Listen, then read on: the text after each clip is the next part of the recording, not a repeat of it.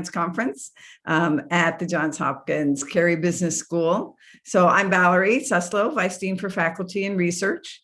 And we are delighted that you could join us. And it is good. It's good to be together again, even if this is a virtual format. So at Carey, as elsewhere here, we are thankfully slowly emerging from over a year of being fully remote due to the COVID pandemic. And as a faculty, we've recently been discussing what over the past year has been new and good and what has been new and bad. And while there is certainly much that is tragic to reflect upon, on the good side has been the ability to bring together experts from around the world for virtual conferences such as this. And there have been incredible new opportunities for research collaborations. And it's energizing to see a convening of so many leading scholars to discuss pressing issues in finance and economics, in particular, as the world continues to grapple with COVID. We are also, for the first time, streaming on YouTube, so that is something new. But for those who are less familiar with the Carey Business School, we're the youngest school at Johns Hopkins. We've been growing rapidly. We have about 2,600 full-time and part-time graduate students, over 100 faculty. And we have a very strong contingent of faculty who are dedicated to finance and economics. But what's truly distinctive as we are building is, about our scholarly identity is that we do take an interdisciplinary approach to understanding the world's most pressing challenges.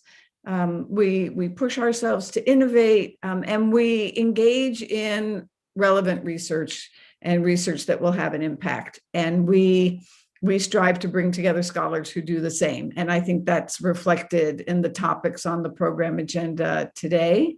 And we also recognize the value of being closely connected to business practice, to important policy questions of the day.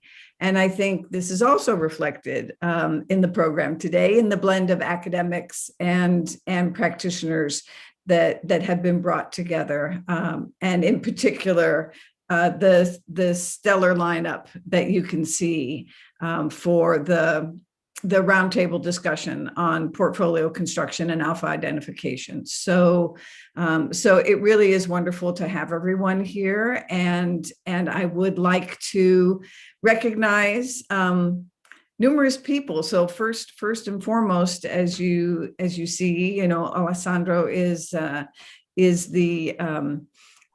master of ceremonies here, but there's an entire conference program committee that's listed on the agenda, and I would like to recognize them for their effort over many months in pulling this program together. And so I will just say broadly, so we have Drs. Bandi, LNF, Pravala, Rabucci, and Uslu who have worked together. A shout out as well to Sarah Tice from the Office of Faculty and Research, who's, as you see, helping to support the conference. And very importantly, I would like to thank, as I have in previous years, Pierre Newell, who's principal researcher for Campbell and Company, and Chris Faulkner McDonough, who's portfolio manager for T. Rowe Price. They've collaborated in helping to organize today's conference, and also both Campbell and Company and T. Rowe Price have provided financial support for the event, as they have since 2018. We greatly appreciate your support to help make this conference possible. It really is very generous of you, and it wouldn't happen without you. And this finance conference is something that it was one of the first conferences, or the first conference that the Carey School began to run when we first began running academic conferences some years ago, and it has been a mainstay for the school. So with that, I will turn it back over to Alessandro to get the program started and introduce the first session. And I wish you all a very productive conference. Thank you, Valerie, and thank you for joining us. Welcome again, everybody, to the 4th Annual Carey Finance Conference. My name is Alessandro Rebucci. I'm the conference organizer and associate professor at Carey. As Valerie mentioned, we have an exciting program. We are organizing 3 paper sessions, a keynote lunch, which will be delivered by Professor Acharya at lunchtime, and then a roundtable discussion. Most importantly, the time allocation, presenters have 25 minutes, the discussant 15 minutes, and then we will have 10 minutes of open discussion. We will collect the first round of questions after the discussion has finished, and the presenter can answer those questions together with any rebuttal to the discussant, and then we will open it up to the floor. The program is exciting, but we have an intense day ahead, so we will try to keep the train running on time. And without further ado, I would like to pass it on to Anna Pavlova, which will tell us whether we have too much benchmarking in asset management. Anna, take it away. You have 25 minutes, and I will let you know when you are 5 and 1 minute away to the end of your time. Thank you. You're muted, Anna. I'm really sorry. You're good. Okay, let me try again. So thank you very much, Alessandro, and thank you for putting our paper on the program. This is joint work with Anil, Natalia, and Jane. And in this work, we're looking at the general equilibrium implications of incentive contracts in the asset management industry. Let me first convince you that the asset management industry is big.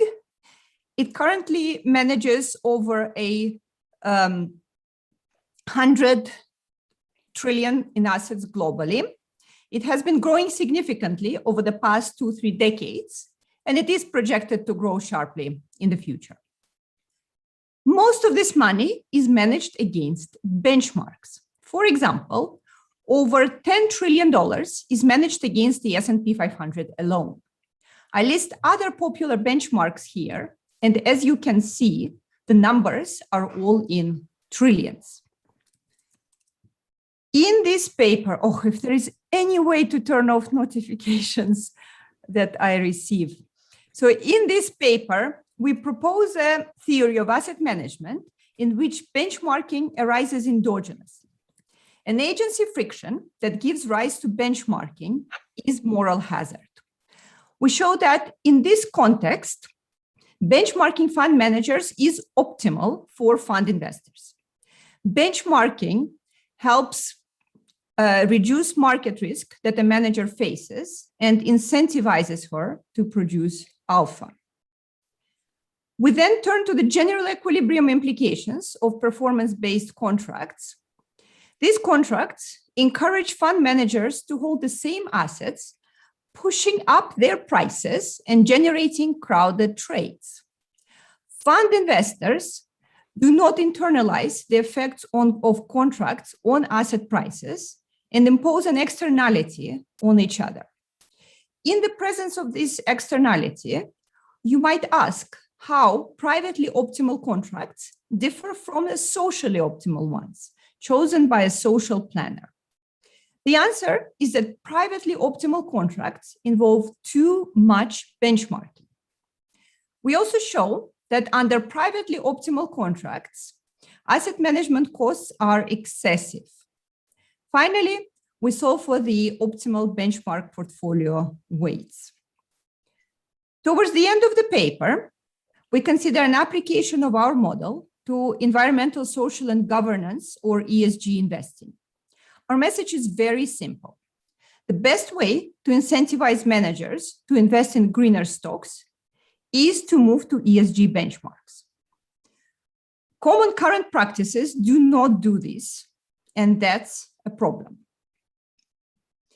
I unfortunately do not have much time to speak about the related literature.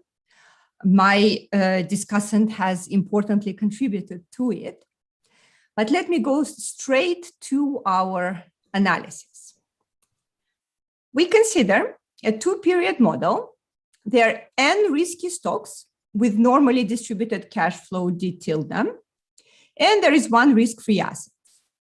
Stock prices are denoted by S. There are three types of investors. The first two types, direct investors and fund managers, directly participate in the stock market.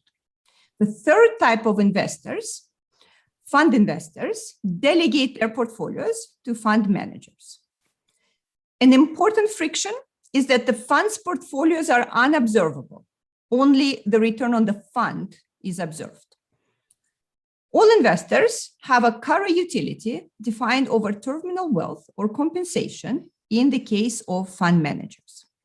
Gamma here is the risk aversion.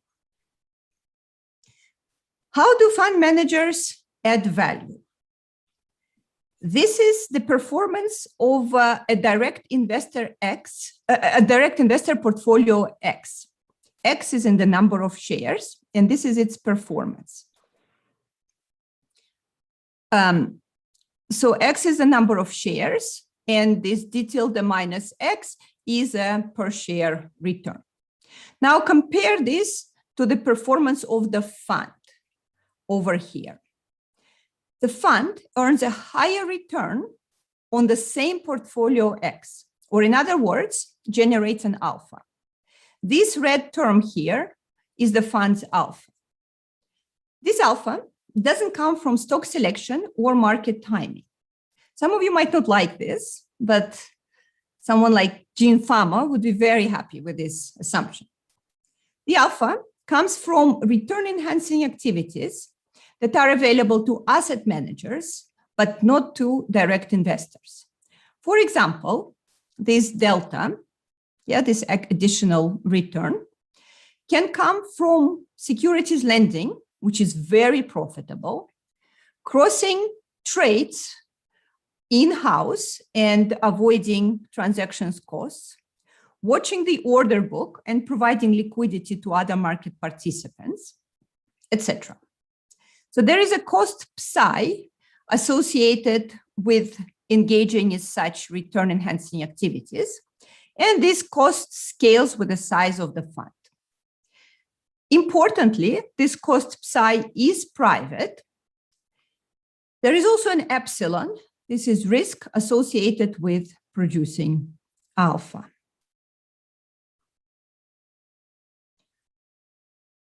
We now have ample evidence on what mutual fund managers' compensation contrast looks like in the US, for example, from this Journal of Finance paper.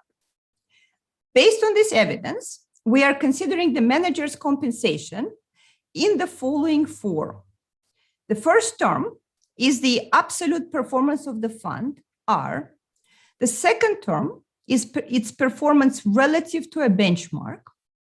And the last term is fixed salary. A hat and B here are pay for performance sensitivities. It is convenient to define A as the manager's total skin in the game. Theta here, which is a vector, denotes benchmark weights. These weights are endogenous, chosen by fund investors or trustees, and so are contract parameters A, B, and C. Direct investors optimization boils down to a standard mean variance portfolio problem. They optimally hold the standard mean variance portfolio in this box here. Fund managers, on the other hand, maximize utility from their compensation. And the form of that compensation contract will, of course, feed into their optimization problem. The manager's portfolios in the bottom box deviate from the direct investor's portfolio in several important ways, which I color code. First, it features additionally a hedging portfolio, here in red, that hedges the manager against underperformance relative to her benchmark theta. And that hedging portfolio is the benchmark itself. Notice that the manager's demand for the benchmark is inelastic, doesn't depend on stock prices. Additionally, they also hold a mean variance portfolio. These are their active tilts away from the benchmark. But the expected returns that they perceive on the assets is not mu, like direct investors, but mu plus this alpha that they generate, the deltas, net of private costs.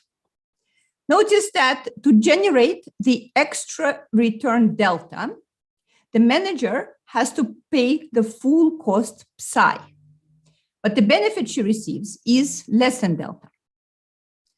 Finally, the manager's risk aversion here is modified by how much skin in the game A she has.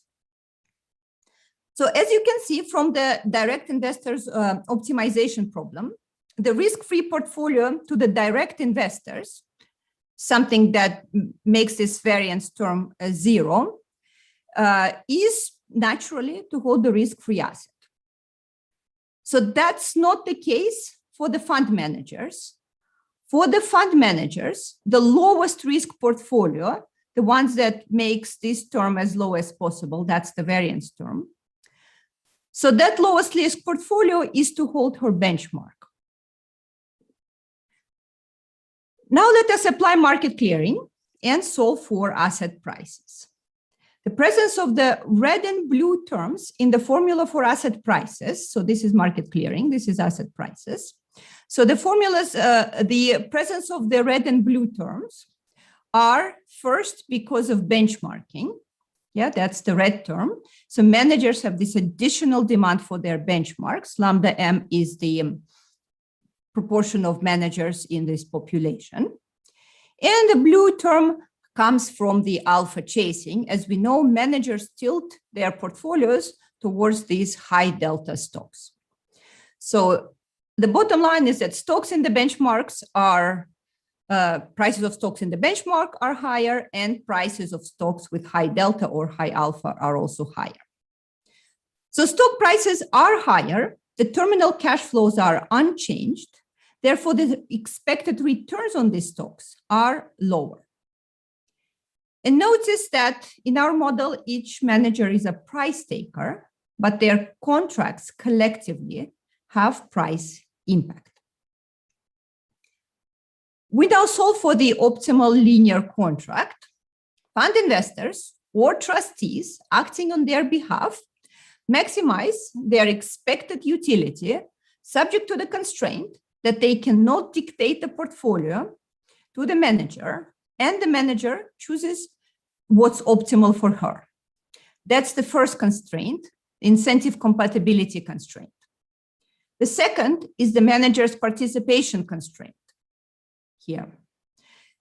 Importantly, both investors and portfolio managers are price takers, and they do not understand that their actions can affect the equilibrium price S in red here.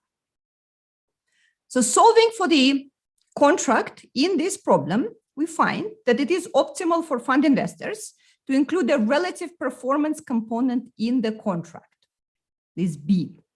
That is, it is optimal to benchmark the manager, just like we observe in practice. The intuition for this result is as follows.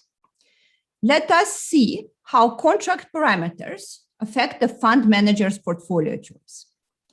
A higher skin in the game A induces the manager to generate more alpha. You can see it from here. Higher A, tilt more towards high delta stocks, generate more alpha. But a higher skin in the game A also exposes the managers to more risk.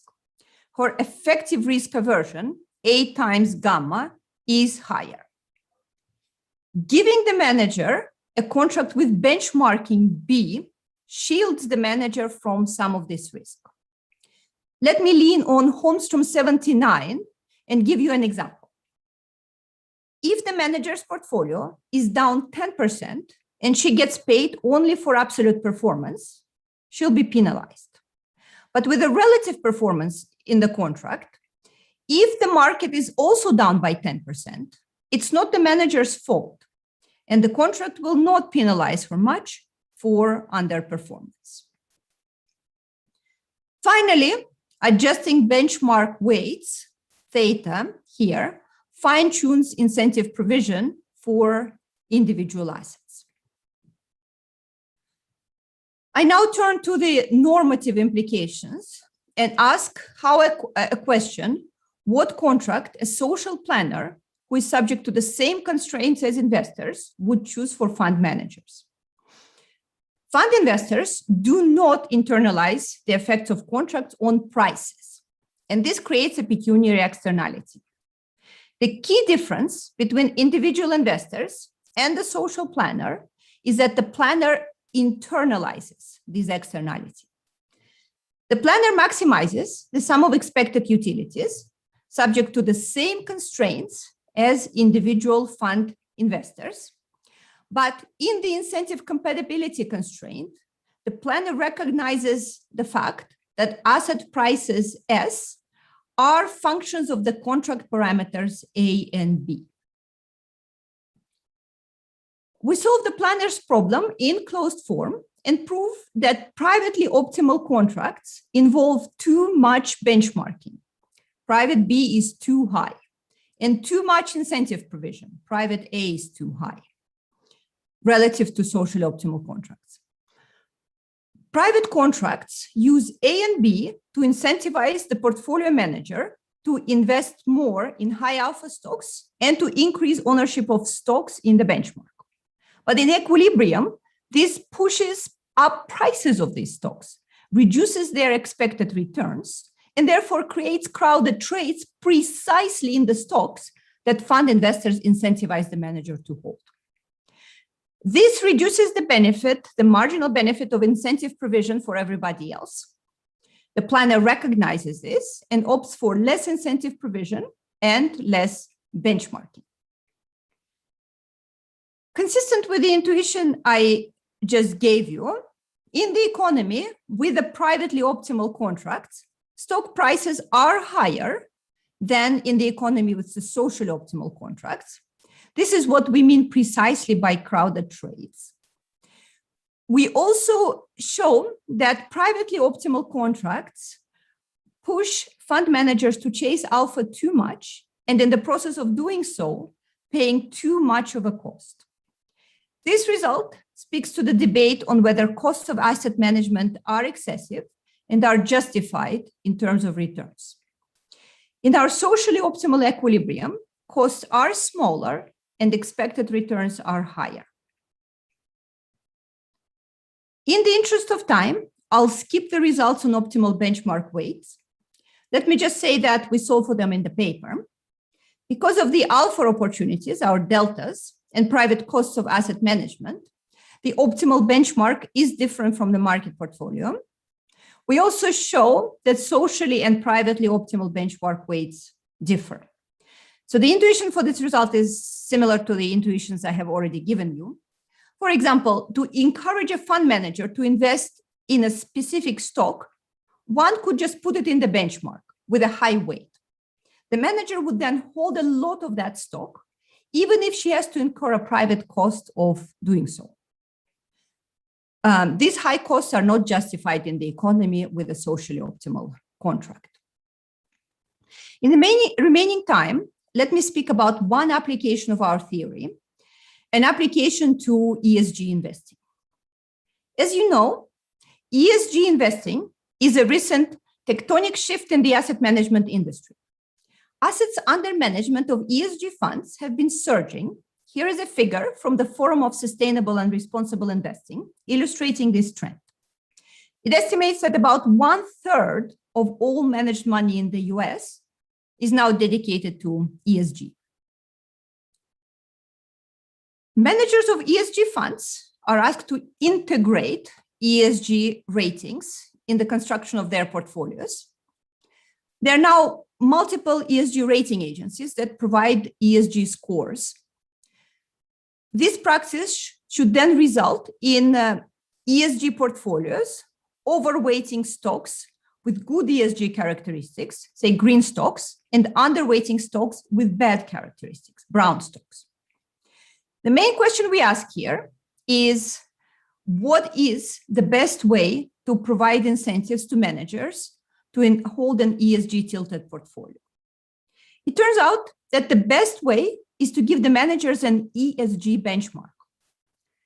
And this differs significantly from the common industry practice of asking the manager to target an average ESG score for the fund portfolio. Here's how we formalize this problem. We assume that fund investors in our model care additionally about ESG characteristics of the stocks they hold.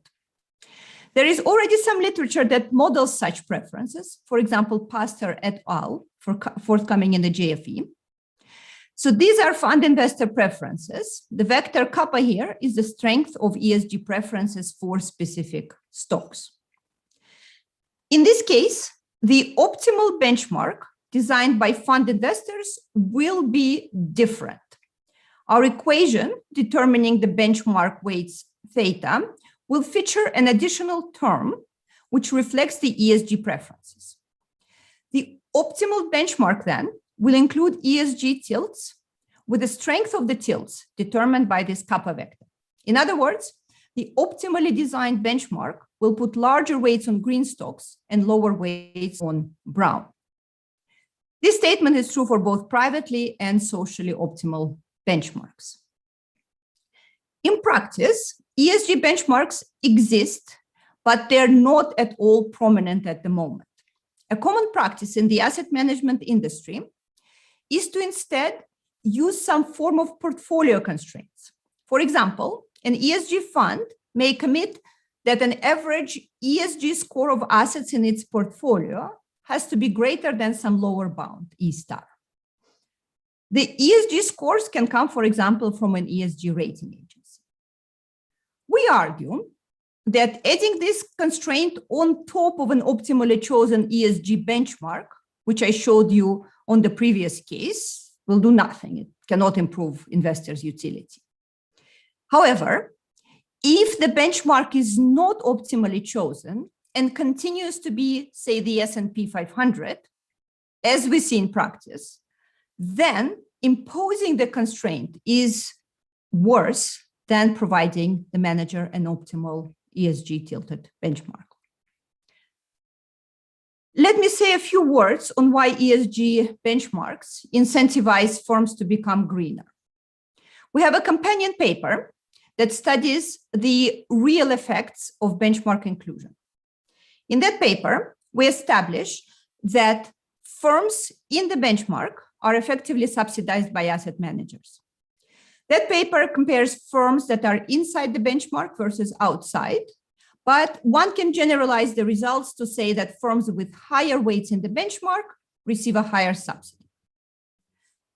We show in that paper that firms inside and outside the benchmark value the same project differently.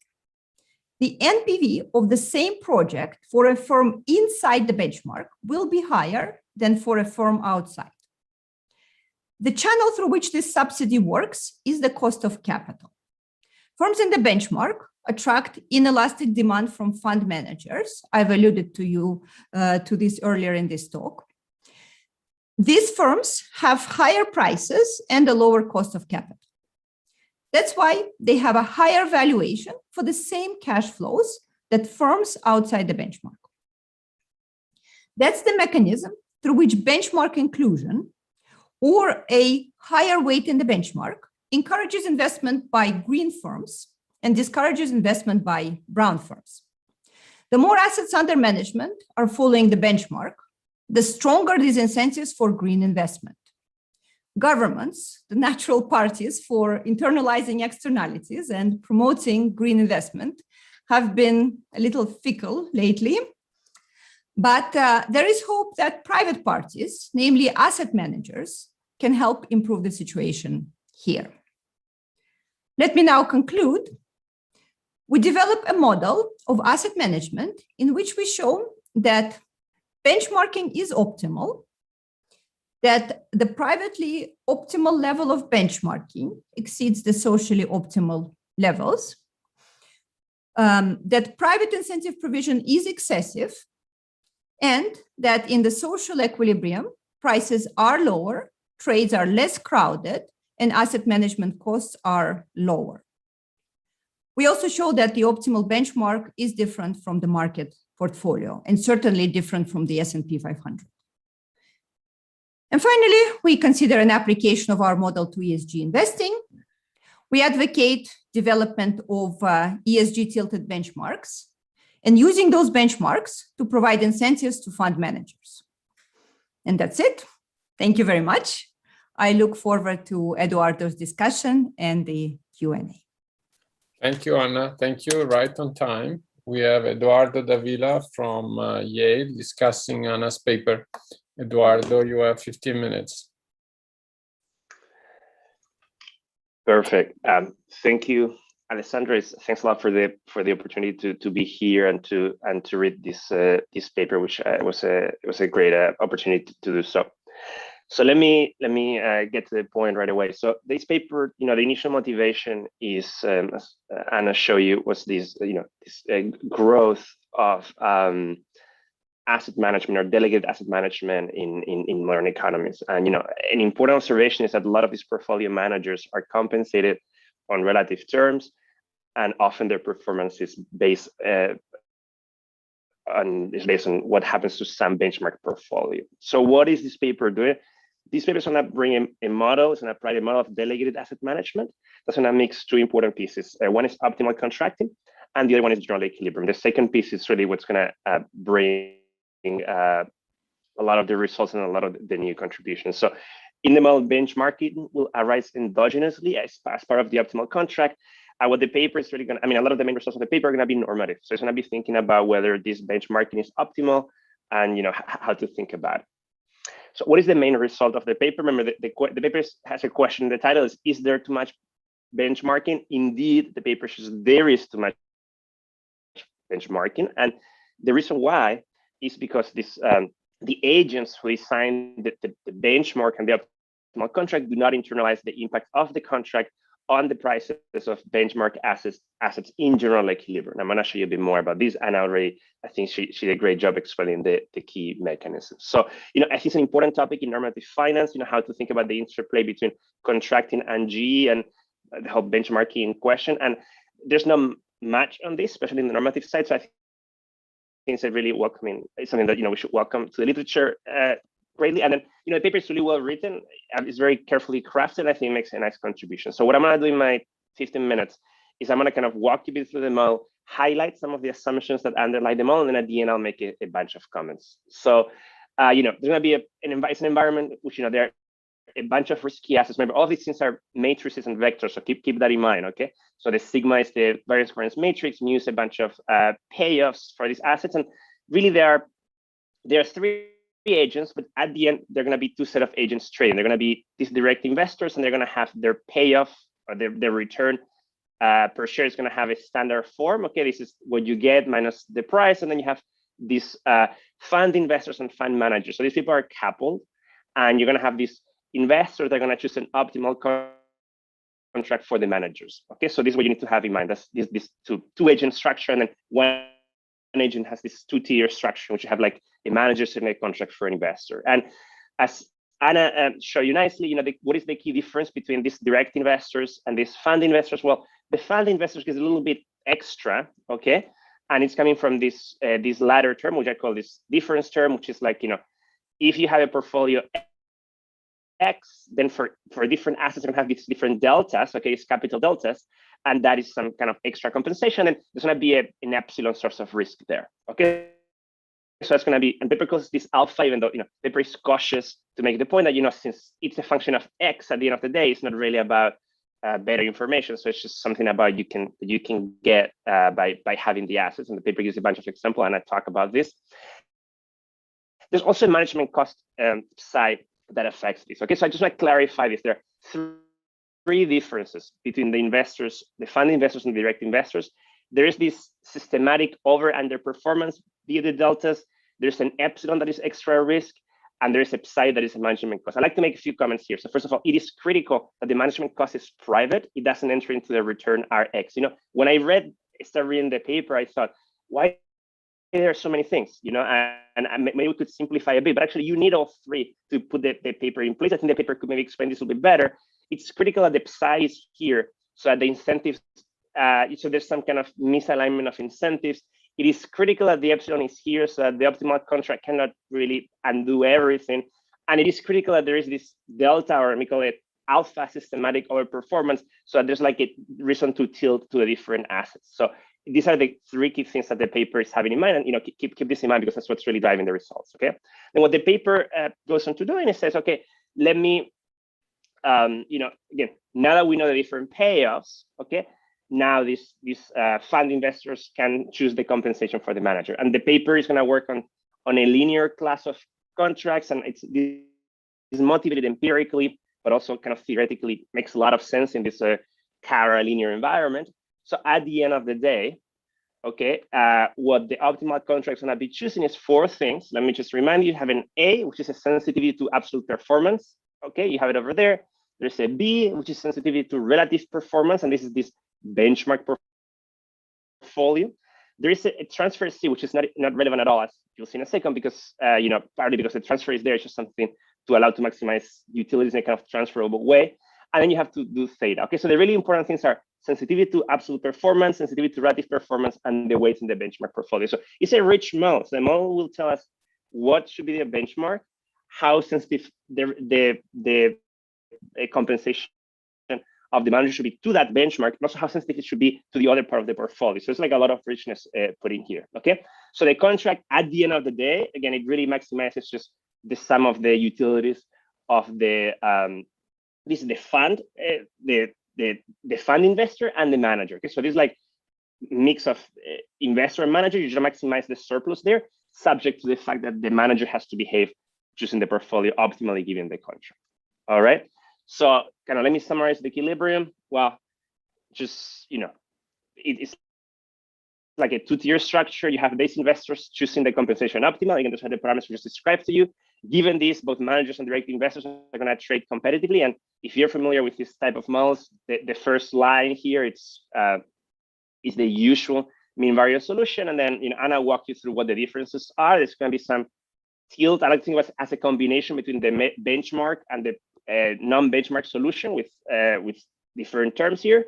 And then once you have this, there's going to be a market clearing condition that's going to make these things equal to the total supply, and that's going to give you the prices. Okay, and kind of these latter terms are the new terms, or the terms that come out of the contracting. Okay, so I just said C is just a transfer. Okay, so in a sense, we just get transferable utility throughout the problem, and I can kind of give you here the positive results that the paper emphasizes.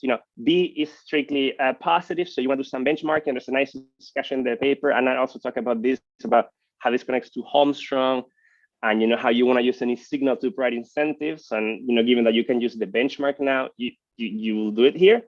And so some results which you give higher weight in the benchmark to the securities in which this like alpha is higher, alpha less these private costs are higher. So I think this summarizes very nicely kind of the structure of the paper and the main positive results. These are not the key contributions. So the key contributions come on the normative side, or at least that's how I see the paper.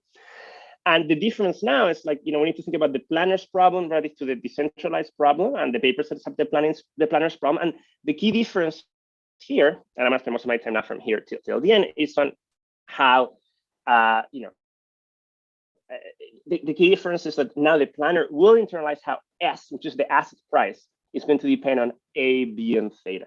Okay, and I didn't show you this, but I'm going to give you a bit of an intuition. Forget about the term necessarily, just focus on what's in the brackets, sort of. And so in the paper, and I didn't talk much about this, but there's a bit of a discussion about like, should we look at the social welfare weights and so on. In this setup, I think it's very natural to just look at maximizing all the surplus, perhaps with an ex-ante transfer, or just thinking about the value in dollars. And if you do that, you get this condition, which is kind of one of the key conditions on the paper, and gives quite a bit of intuition of what's going on here. So we say, well, what is the change in welfare? And this is my notation. When you change theta in this case, or normalized version of theta. Well, there's going to be a private historic condition, which is the same using the decentralized model. And then there are like two sets of externalities, okay? The second term is, the paper doesn't use this language, but I think it's a nice way to put it. There's a pecuniary externality that shows up purely because prices change, and this is going to be zero sum. And the paper calls it perissivity term, I believe, but this is just the usual thing you will get in competitive markets. And these things are zero sum on each trading period. And that's why in this paper, this is kind of really, it's there, but it's washed out quickly. So the key result in the paper is this latter term that you can see here in the second line, which is this, I like to call it frictional or contracting pecuniary externality. Okay, and it's really coming from this interaction between contracting and equilibrium pricing. I like to make an analogy for people who may be more familiar with working on, Alessandro and others have worked on these issues on pecuniary externalities. There is different form types, and one thing that's been highly explored is how to think about when there are collateral externalities and welfare and so on. So in those models, the externality here has a similar flavor to those models, because there you have some, usually it's like an enforcement constraint, and there's a pricing constraint that is not accounted for, and agents don't take that into account. Here it's different. It's a different way. It's not about collateral. It's about how prices in general equilibrium interact and the role of price impact and how this is going to be changing the allocation of risk in the economy, but it has a very similar flavor. And this is the key contribution of the paper. Now, to kind of highlight this and flesh it out. Something important is, like, I gave you just one condition. There are three conditions. I don't have a number of minutes to show you. So for all the other decisions, for A, B, and theta, there's going to be an equation along these lines. Okay, there's always going to be like a private term, some distributive effects that will cancel out, and it's going to be always this frictional or contracting stuff. Okay, so I think, again, I hope this makes very clear the root of externality. Now, what's the paper find? And I'm kind of listing the results. There's the optimal contract has less skin in the game, less benchmarking, lower prices, lower management cost, and the benchmark puts less weight on attractive assets. So I think a summary of this, like, private agents are too aggressive with the benchmarking. And I think all of these are a manifestation of that. You want to kind of do less of the high incentives, less of the benchmarking, and less of the trading, putting less benchmark on whatever is attractive. And this is the thing that sort of the paper kind of, that would be a simple way to summarize most of the results in the paper. Okay. Now I think there's also, by the way, the application. I'm not going to have much time to talk about it. Let me just give my last few minutes, just kind of give you some comments and thoughts on how I see the paper. Okay. So my first comment is of the following form. I think it's super clear. Again, let me just go back. It's extremely clear. Like, this equation really highlights where the externality is coming from, and I think it's all based on some form of kind of decreasing returns to the benchmarking technology. Okay, so that's going to at a very high level. What I think is happening is, like, the agents don't take into account there's this decreasing returns that coming from this changing of the prices. And my prior, when I started reading the paper, is that the direction could be ambiguous. Okay, in particular on prices, I was actually really surprised that all the prices will be lower. Okay, so something that I thought is just Anna could maybe follow up on this, or maybe my logic is wrong. It's like, I wasn't sure, for example, if you were to have a benchmark portfolio in which theta is negative, for example, I would thought that there, if the partner wants a little bit less, it's going to be pushing prices sort of in the opposite way. It's going to be pushing towards maybe shorting a little bit less, and this would call for higher prices. And it wasn't super clear to me why this wasn't happening. So I think I hope Anna can answer this question to me. And more broadly here, kind of, again, at a high level, everything was clear. I mean, this decreasing returns idea, there's like everything is driven by the same decreasing returns nature of the technology. I think it may be nice to kind of maybe formalize it a bit more. I think it would be maybe helpful to kind of put all the resources together. But that's sort of my thought. Again, I'm a little bit, in these models, again, you can get numerically, quantitatively, you can get things to go one way, but my prior is always that things can go in multiple ways, and here they don't. So kind of fleshing this out a bit more, I think will be helpful, at least at this for me. So that's kind of one comment about the main set of results. The other thing have been nice, I think, is like a lot of the solutions are a little bit, I mean, they're clear, but you have all these matrices. So maybe having a simple example with kind of two assets, I think, at least to me, will help me a little bit to flesh things out, or maybe it will be more comparative statics on some of the results. I think would like a nice idea.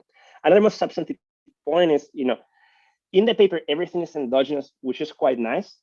But something that I thought it would be also natural to think about is whether, especially the theta, which is the benchmark, is given. Like many times, as I think Anna shared at the beginning, S&P 500, Russell 2000, these are the big benchmarks. And I conjecture that once we fix theta, everything goes through. But also, I think it'll be interesting to kind of flesh this out a little bit more, in which, like focusing differently on the D versus the theta and what happens. That's another thing that would be interesting to explore. And something that, think about benchmarking, people tend to think that the market portfolio is like an important object. And this is something that didn't show up in the paper very much.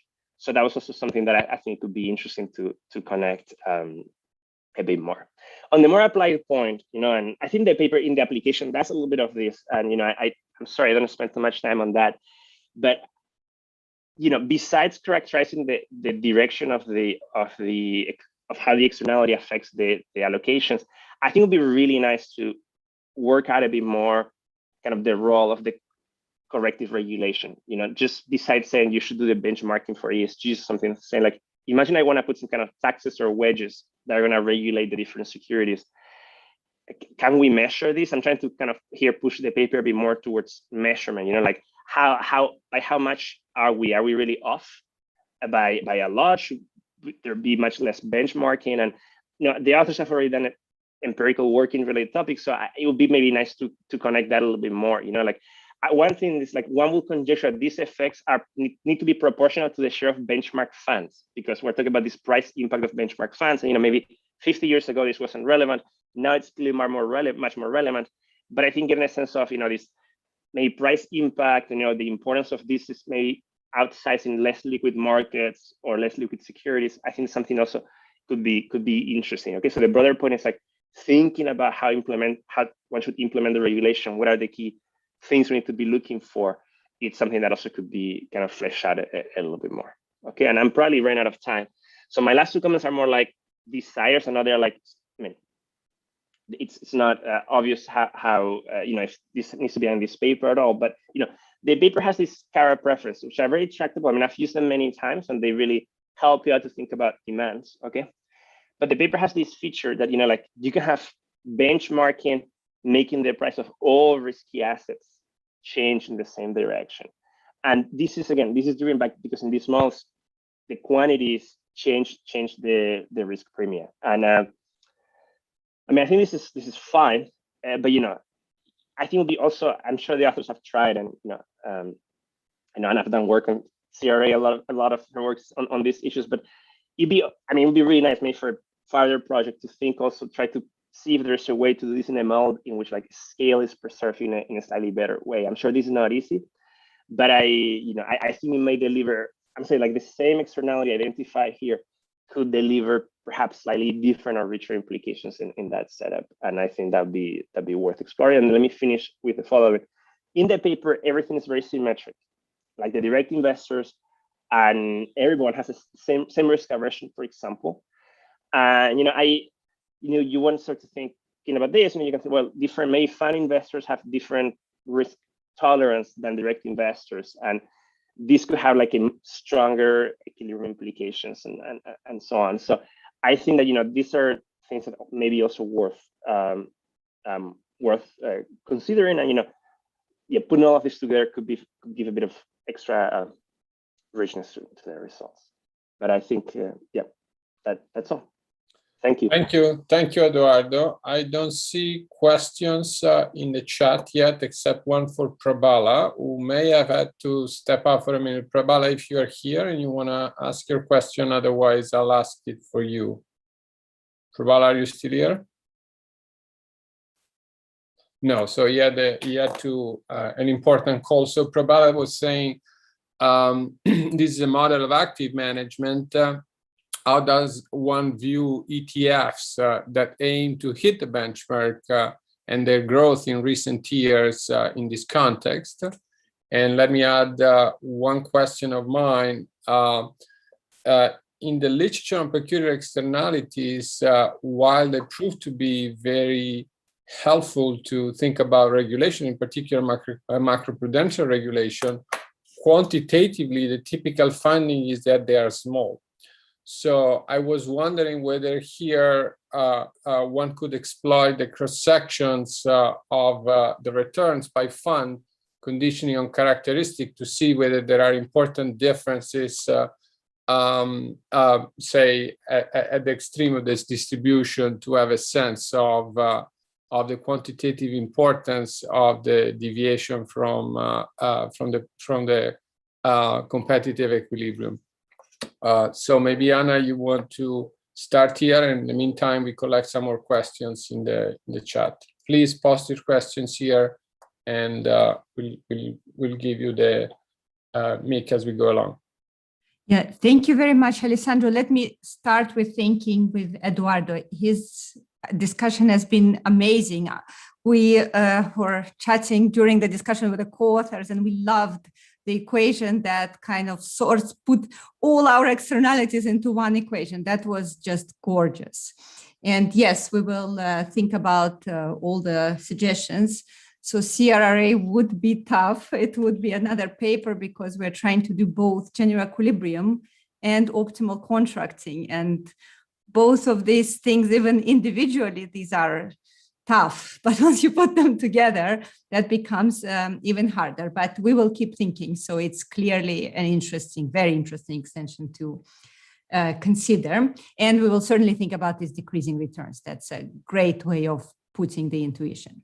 Now, to Prabhala's question, yes, this is primarily about active managers, because we are talking about compensation contracts. And we more or less know what these compensation contracts are from that paper, JF paper that I quoted. We don't have a very good sense as to what passive managers' compensation contracts look like. And this is a great conference to ask this question to the practitioner participants in this audience. If you could give us some sense exactly how they're motivated, then one could certainly think about including them as well. So this is why we did not include them initially.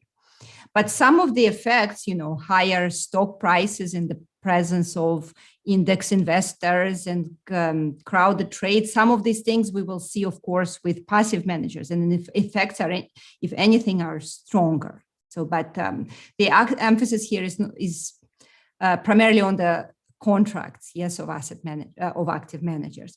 Now, to Alessandro's question about the quantitative effects of these pecuniary externalities. Yeah, so this is something we have not done in this paper. All I can say is that I have another paper with Taisia Sikorskaya that looks at the effects of benchmarking on and heterogeneous benchmarks. We take all 34 US equity benchmarks and the effects of these benchmarks on stocks' expected returns. And yes, they definitely have effect on expected returns. So just what you would expect, stocks that are more benchmarked, they have higher prices and lower expected returns. Thank you, Anna. Any other question for Anna, or whether one of the practitioners want to take up the challenge to help us understand the incentive structure in the ETF industry?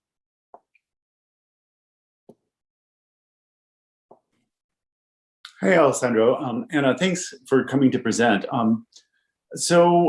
Chris, sorry for interrupting. Do you mind introducing yourself, Chris? Sorry, yeah, I'm Chris Faulkner McDonough at T. Rowe Price, one of the co-organizers with Alessandro.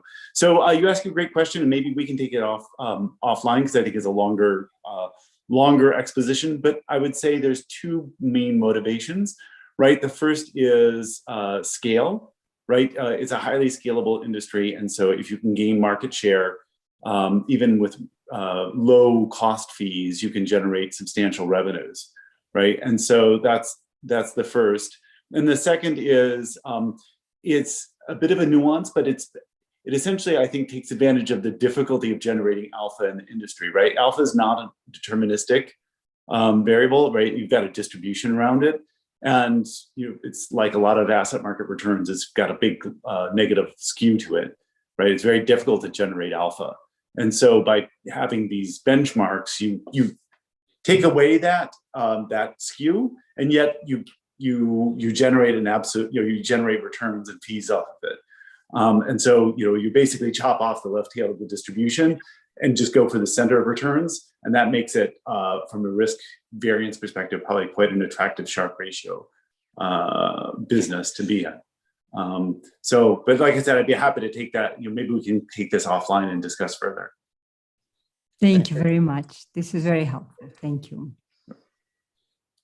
Any other question or comment? If not, we are right on time. We move on to the next paper. So we have Haoxiang Zhu from MIT talking about central bank digital currency. Haoxiang, you have 25 minutes. Take it away. Well, thank you very much to the organizers for including our paper on the program. This is joint work with Rod Garrett of UCSB.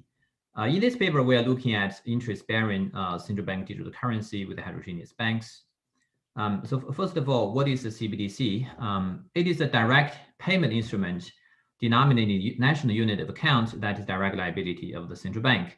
Now clearly, cash is a direct liability of the central bank. The difference, of course, is that the CBDC is digital and one could use it for payments and other functions more conveniently. The BIS has conducted a few studies over the last few years, and clearly the interest among the central banks to either experiment or research into CBDC has increased quite steadily. And the motivation for introducing CBDC are payment safety, robustness, inclusion, and payment efficiency, among others. Between the retail CBDC and wholesale CBDC, the focus has been mostly on retail CBDC. A retail CBDC, think about this as an account that all of us could hold, but it is with the central bank directly instead of the commercial banks. Let me give you a few examples and the further motivation of how the design varies across different jurisdictions. In the United States, the central bank has been doing the research, of course, the Fed, but the Fed is sort of saying, hey, we are seeking congressional guidance. And the US Congress has proposed a few different designs, and this is one of them called Banking for All. As you can see, the 3 bullet point I'm highlighting, the Fed account that is offered, or digital dollar wallet offered by the Fed, would have all the services you could get with commercial banks, and it's going to pay a very attractive interest rate interest that is not below the greater of the interest on reserve and the rate of interest on excess reserves. And finally, if you want, you can go to our post office and also get your CBDC withdrawn. So that's the US design. Okay, you can see it's very convenient and also pays a pretty high interest. Now here's the Chinese design. It's been experimenting already. So in terms of implementation, it seems to be the furthest along. But it is, I guess, humbler in the sense that it is meant to replace cash only. There's no interest, and it's offered through third-party, I guess, payment providers such as commercial banks and the telecommunication networks. In Europe, the Corona design is very similar to the Chinese design. It is a two-tier system, and it does not pay interest, but it is done on a private blockchain rather than on a more of a centralized system. So we can see that different jurisdictions have different designs, and we just want to highlight these two features that we are going to model in this paper. The first is whether the CBDC bears any interest, and the second is whether it has all the services that you could get with the commercial banks. And clearly in this quote by Ben Broadbent, the Deputy Governor of Bank of England, he was making the point that if the CBDC doesn't offer either service, either interest or the actual convenience value, then people would simply keep the money with the commercial banks. So that's kind of our starting point. So what do we do here? In this model, we are going to discuss, or at least examine, is essentially a model of deposit and lending with large and small banks. It is a partial equilibrium model in the sense that we have a bunch of variety things, exogenous things. The key friction here is that the large bank has the convenience value relative to the small bank. So the large bank does possess a market power in the deposit market. In other aspect of the model, we are going to try to fit into the US financial market infrastructure, such as banks are holding a lot of reserves after 2009, and they also earn interest on that reserve from the Federal Reserve.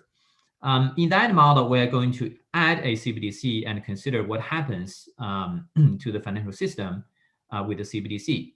So most of the analysis is about the CBDC offered directly through commercial banks. So this is a pretty important distinction in that the CBDC goes through your usual financial infrastructure, so that the convenience value of the CBDC is at least as good as your bank. And we also consider a direct CBDC that is offered, say, through the post office that is independent from the commercial banks. Now, the fundamental trade-off we are going to discover here is, on the one hand, the CBDC interest rate that the central bank could control, put a lower bound on the commercial bank deposit interest rate. That's going to facilitate the monetary policy trend pass-through. As we know in the data, as the Fed raises interest rate, the commercial banks do not pass on the interest rate to the depositors. So the monetary policy transmission is somewhat muted. The CBDC is going to help in that regard. On the other hand, the unintended consequence of introducing the CBDC is that it's going to have a heterogeneous impact on big and small banks. In particular, it is possible under some designs that the CBDC shifted market power or shifted the market share from the small bank to the large bank. So the compositional or competition effect, we believe, is something that is not being discussed enough in the previous literature. I'm going to skip the overview and skip the literature if that's okay, and directly come to the model, okay? So here's the model. We have a large bank and a small bank, literally two banks, and both banks are strategic in the sense of maximizing profit. The bank's asset starting with XL and XS, they are reserves, basically central bank reserves, the exogenous and the large. So this is one of the exogenous things we're assuming.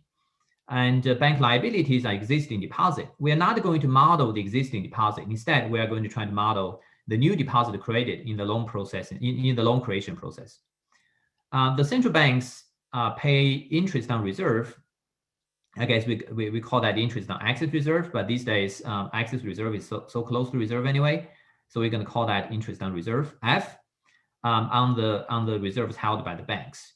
So the banks could actually do nothing just by receiving the reserves, interest on reserve from the central bank. They will be doing quite well. The interest-bearing CBDC is the central bank's liability, but again, we are going to assume that the CBDC is offered through the commercial bank infrastructure.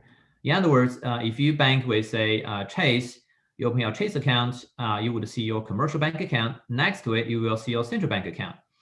And you can do everything with the central bank account that you can do with your commercial bank account. So in that sense, the CBDC is modeled as a close substitute for the commercial bank deposit. Therefore, the interest on the CBDC is going to be a lower bound on the commercial bank deposit interest rate. We are going to call the central bank interest rate to be S. Sorry, the CBDC interest rate to be S. S is going to be smaller than how much the central bank is paying for the commercial banks.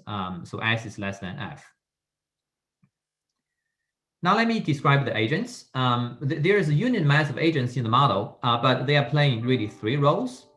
The first role is that the agents are entrepreneurs. Every agent in the beginning of the model is draws a project of quality. We call that Q. And the Q has a distribution, a big Q. Every project requires $1 of initial investment. And if it's successful, it's going to pay $8. If it fails, it pays $0. Now the Qs are different across the different projects. So there would be high NPV and low NPV projects. One assumption we're making here, which is material, is that agent I can only borrow from a bank where she currently keeps her deposit.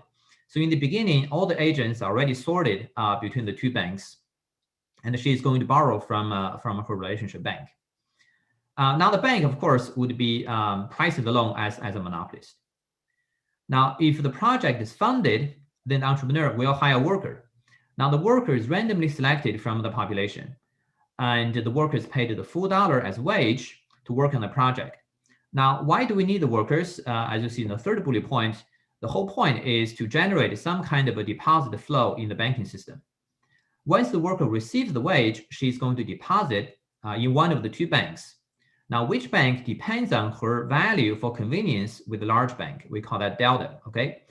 The large bank is more convenient, so delta is generally positive, but the delta has a distribution, so not all workers would have the same value of convenience. Depending on the value of convenience and the level of interest rate offered by the two banks, the worker is going to choose the appropriate bank. Now here we are just putting everything into this timeline. Just to be clear, in the very beginning, the commercial banks and the central banks set 4 interest rate, right? The deposit interest rates are RL and RS, whereas the central bank says the interest on reserve F and the CBDC interest rate S. So they are 4 interest rate. S is the lower bound on the commercial bank deposit interest rate, and every agent would already have a bank. Then there's an endowment of a project. They would go to the bank to borrow. And once the worker chooses the bank, we're going to denote by alpha L and alpha S the market shares of the large bank and the small bank in attracting the new deposit. Okay, I'm going to emphasize that's the new deposit market share. And in equilibrium, we are going to look for the stationary one, and quote unquote stationary one, in which the two market shares for the new deposit is the same as the market share for the existing deposit. And the last period doesn't matter too much. Basically, either the loan pays off or it fails. Let me now discuss briefly the loan deposit creation process. And I think this is a pretty important step in this model, because we do discover a new channel that we believe is somewhat missed in the previous literature. So the top balance sheet is the beginning of the period for the large bank. It got the reserve that pays F. It got deposit paying some deposit interest rate that is determined say in the past. If large bank makes a loan of $1, what happens?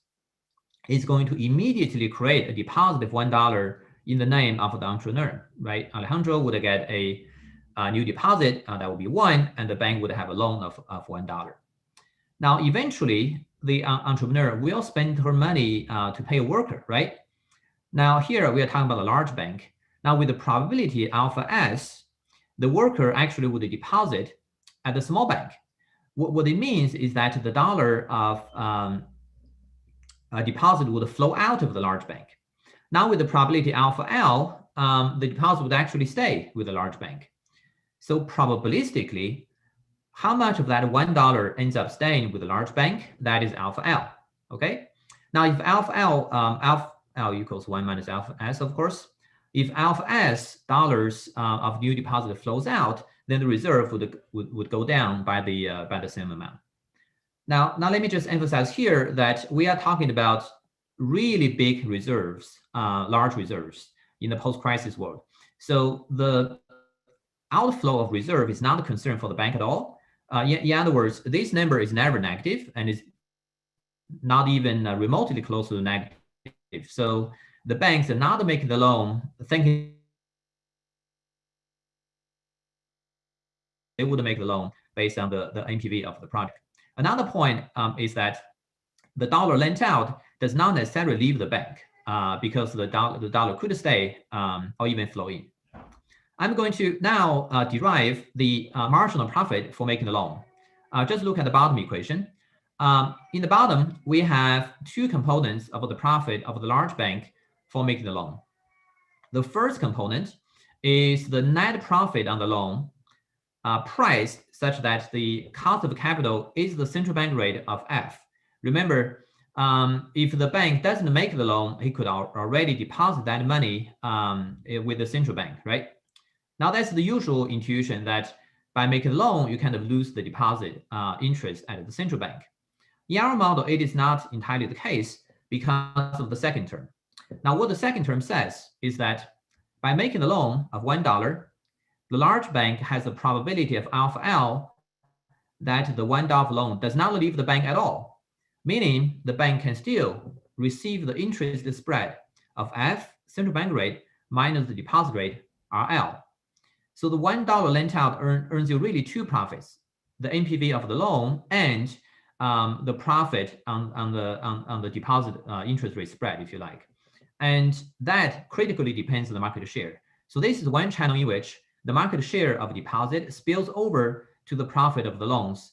And we'll show that the large bank does have a benefit, advantage in that regard.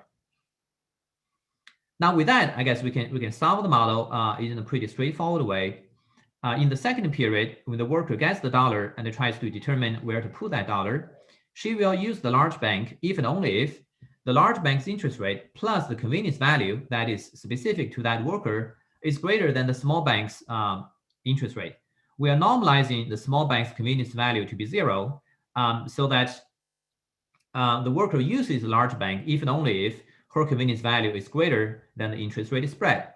And that's going to give us the very natural market share of the two banks in terms of the new deposit created.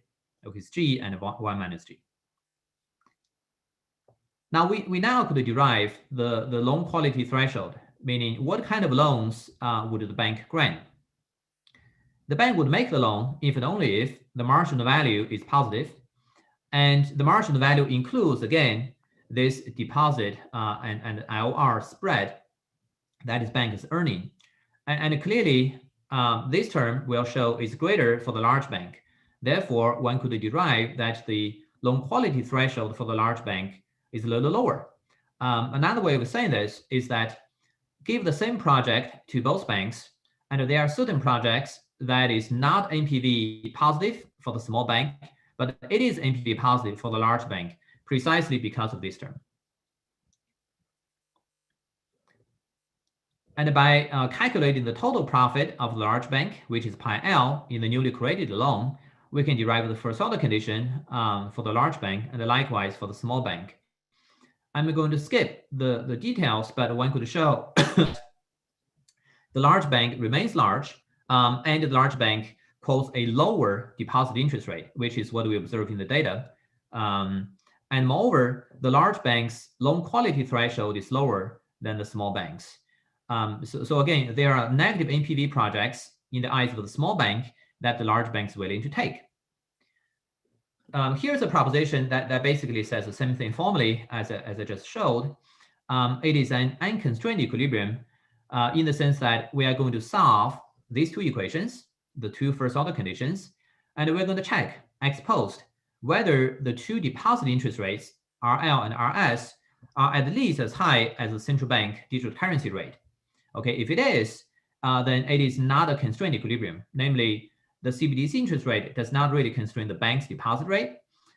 In this equilibrium, we could show that large bank has larger market share in the newly created deposit, but it has a looser lending standard.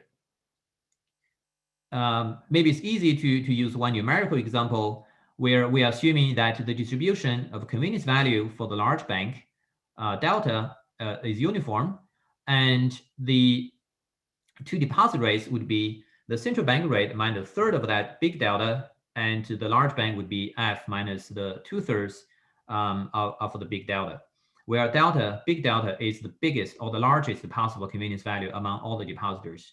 Now, this equilibrium applies only if the IOR, namely the central bank rate, is high enough. Now, what if the CBDC interest rate is binding on the bank's deposit interest rate? One could show that if it's binding, it can only be binding for the large bank. In other words, the large bank is going to offer the deposit rate equal to the CBDC interest rate, whereas the small bank is not constrained by the CBDC rate. In that case, we are going to solve only one first order condition, and we're going to check ex post whether the central bank, the large bank, is okay with simply quoting S as RL. Okay, if this sign is negative, then the large bank does not want to increase the deposit interest rate. Basically, that's very similar characteristics that a small bank offers a higher deposit interest rate. The large bank still maintains the larger market share in the deposit market, and the larger bank has a looser lending standard. In the numerical example with uniform distribution, we can see that the large bank offers the CBDC rate, whereas the small bank offers a rate that is exactly the middle between the interest on reserve and the CBDC interest rate. So clearly, as either F or S goes up, the whole interest rate in the market goes up. In particular, if you hold F fixed, right, and think about S goes up, then both rates would go up, bringing the deposit interest rate closer to F, to the central bank rate. Before talking about the implications, let me stress a few features of the model. Now, the first feature is that the large bank's market power comes from its convenience value. In the sense, that's sort of a rational way to think about why people do not switch out of the large bank despite its low interest rate. In the model, there's zero search cost and there's no switching cost. Okay, there's number one. Number two, the bank's lending decisions do not depend on the level of reserves, on the level of deposit. In other words, how much money you have as a bank does not really affect your lending decision at all. Again, this is because we are in the age of large excess reserves. Number three, lending decision depends on NPV and the opportunity cost of funds. This is kind of obvious. And the twist is that the deposit market share actually varies. It affects your opportunity cost of funds because every dollar lent out may come back and still earn you the interest on reserve. And that probability is higher for the large bank. So for the large bank, the opportunity cost of funds is lower in that sense, precisely because of a deposit market advantage. Finally, in this model, I guess it's pretty generic, the dollar lent out is equal to the amount of new deposit created. So if you think about the model iterated many periods, which we're not doing here in this paper, but one could, in that dynamic version of the model, we would see deposits accumulate over time as the economy grows. Hao Xiang, 5 minutes. Okay. So let me, with this model, let me just skip the first bullet point, but directly go to the impact of interest-bearing CBDC. So the exercise we're doing here is to think about fixing F and change S, and let S to go up. Remember, S is the rate on the CBDC, whereas F is the interest on reserve. Now, it turns out it is quite nuanced. In the constrained equilibrium, where the large bank pays the same rate as the CBDC rate, if we increase the CBDC rate, of course, large bank rate would go up.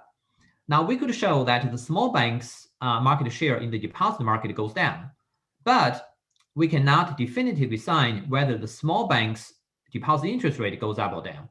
It could go up, it could go down. The intuition is that as the central bank digital currency rate goes up, the small bank could decide to compete with the large bank because the large bank now offers a better deposit rate. Alternatively, the small bank could say, well, let's not compete as aggressively. Instead, let's try to profit from the consumers who do not care about the convenience value so much, right? So either way could happen. And we have explicit numerical example showing that, things could happen. Let me just skip this example. One could also, in a sense, kill this ambiguity by putting some structure on the distribution of convenience value G. In particular, if G prime over G is decreasing, then the increase in the CBDC interest rate will lead to a higher deposit interest rate of the small bank, a higher loan quality threshold, and a lower loan volume by the small bank. Let me just show you this chart to get a sense of how the model of the economy moves as we add the CBDC. Here, we are adding the CBDC that pays the interest rate of 2%. And that interest rate is only paid if the central bank is paying the banks more than 2%, right? So F is greater than 2%. In that case, we introduce the CBDC. Obviously, with the CBDC on the left, we see that there's a lift up of deposit interest rate, and the lift up is certainly bigger for the large bank, whereas it's smaller for the small bank. And another feature is that by increasing the CBDC interest rate, it's going to shrink F minus S. Now this number goes down.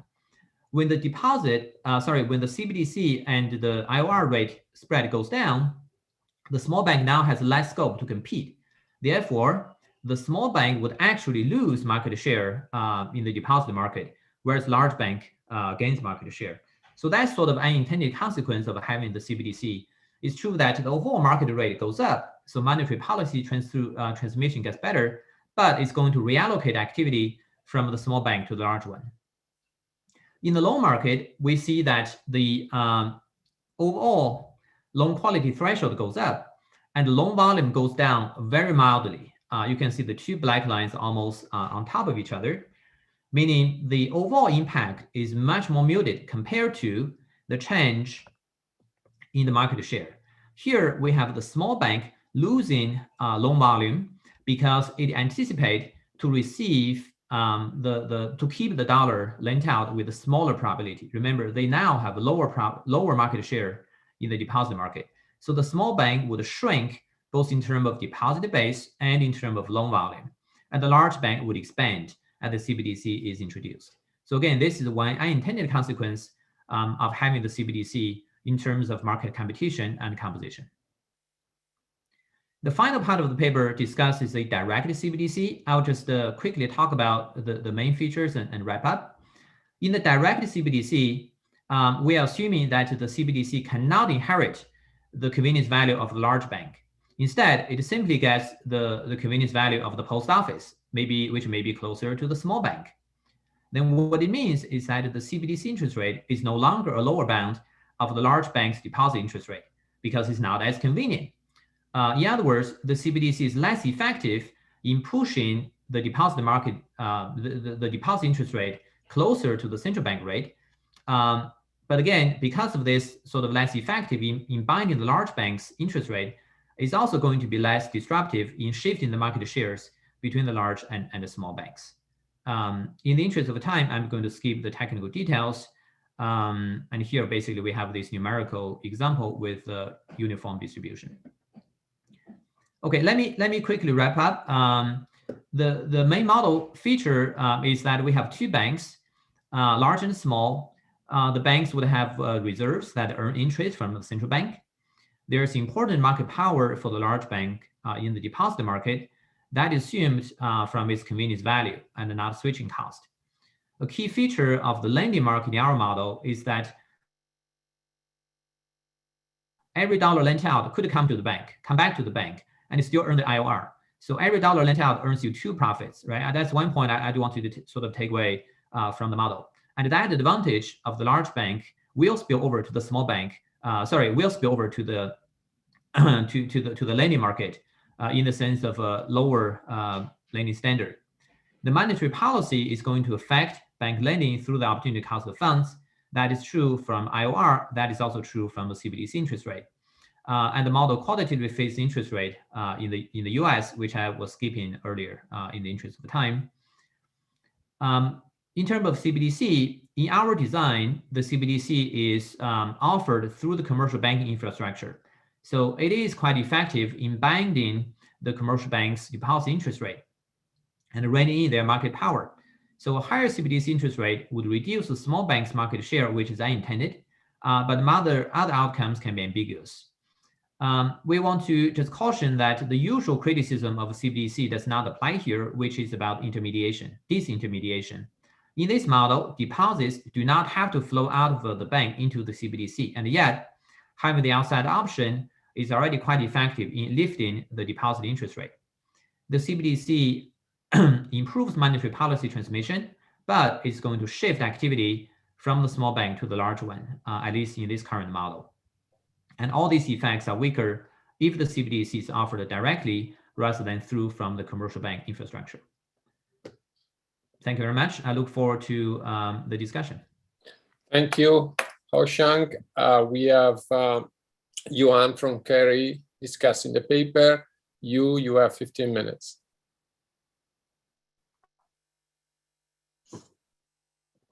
Okay, thank you. It is my great pleasure to discuss this excellent paper by Rod and Haoxiang. So the core of this paper is, like, in one sentence, this is a very timely paper on extremely important topic, CBDC. And the core of the paper is a deposit market competition model between the large bank and the small bank. So in the model, the large bank has a natural advantage over the small bank in that it has a convenience yield. Now, both banks have access to the same investment technology. That is, they can put their money into central bank and earn this interest on reserves. So So as you can see, because the large bank has advantage over the small bank, so in equilibrium, the large bank gonna offer a lower deposit rate to depositors than the small bank does. Both banks also face zero lower bounds on interest rate. Therefore, like the equilibrium have two cases, one in which the large bank gonna offer zero deposit rate and the small bank's interest rate slowly increase with IOR, and the other equilibrium and the other case where the IOR is high enough, and then both banks gonna pass on this IOR to depositors. And this feature, this two-case feature of the equilibrium is actually very well supported empirically from the US data before 2000 financial crisis and after 2000 crisis. Now, what the paper then does, the main part is to introduce a CBDC. And specifically, that CBDC is offered through the large bank technology. That is, it inherits the convenience yield of the large bank. Now, as a result, the CBDC rate in this case is 2%, effectively serve as a lower bound on the large bank's deposit rate. So as you can see here, both banks increase their rate, but the increase is actually larger for large bank, and thereby decreasing the relative deposit rate difference between the large bank and small banks. And because the convenience yield offered from the both bank, the difference between the convenience yield is actually fixed throughout the model. So you can see with CBDC, the large bank increases market share. So this is the core mechanism of the model. Now I'm going to discuss other parts of the model, and in the meantime, I'm going to give my comments. My first comment is on the interaction between the deposit and the loan market. As Haoxiang has just said, this paper provides a novel mechanism through which this deposit market competition going to translate into a lending market competition. Now, specifically, the model has three timelines. So at time t equal to 0, both banks going to set their deposit rate before lending. So here, this shows the balance sheet of the large bank. So it's deposit and reserve, both of which are exogenously given in the model. Now, in the second stage, there are going to be a group of entrepreneurs asking loans from each bank respectively.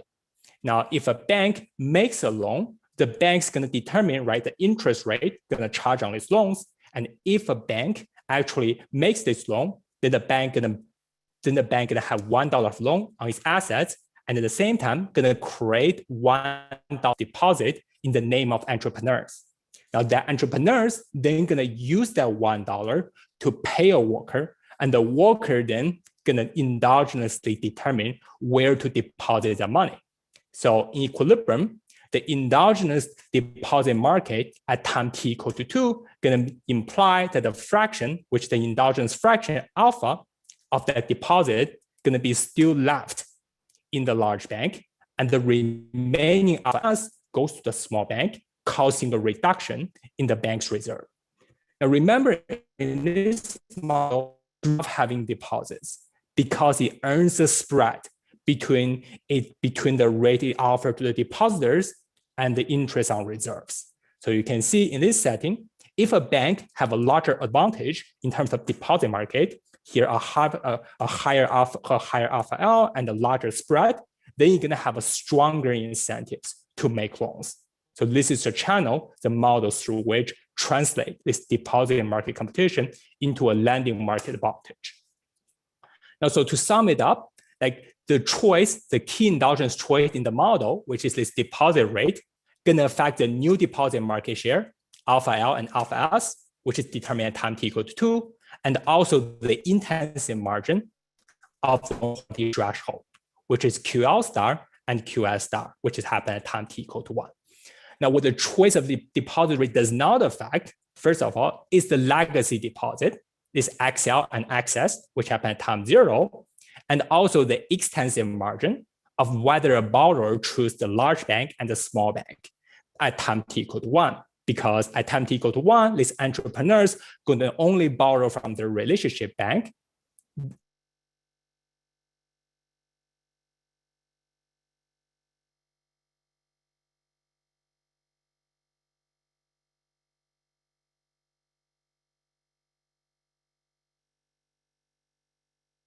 I think his U is frozen.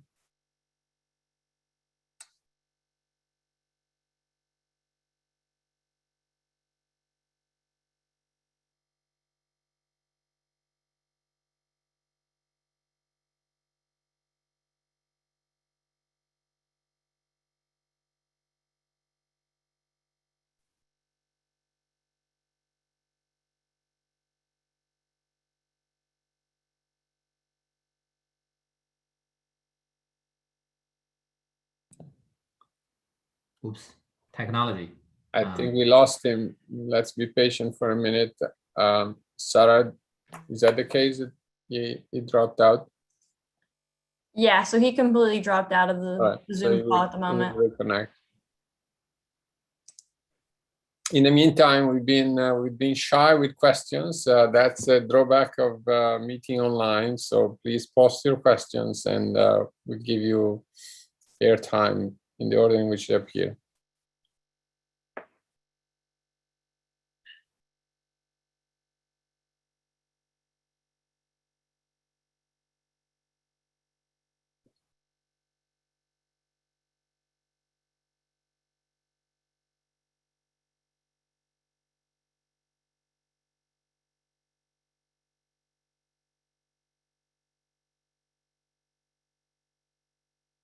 I'm terribly sorry. My It's all right. It's all right. computer just restarted itself for no reason. I don't know why, but I'm terribly sorry for this. Don't worry, it happens. This is one thing happens when everything's on remote. So anyway, so you can see here, right? Let me continue. So you can see in this model, the deposit rate choice not going to affect the legacy, not going to affect the legacy deposit.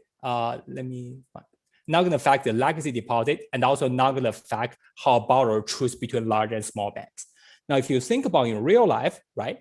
If you are actually a depositor and you understand that sometimes later you're going to be a borrower, and that being a borrower going to face different rates from the large bank and small banks. So if you're forward looking, then when determining where to deposit your money, you're going to be taking into account not only the current deposit rate and the convenience yield, but also the future lending rate offered by these two banks, which are different. And currently, this trade-off is not in the model, and I think it could be modeled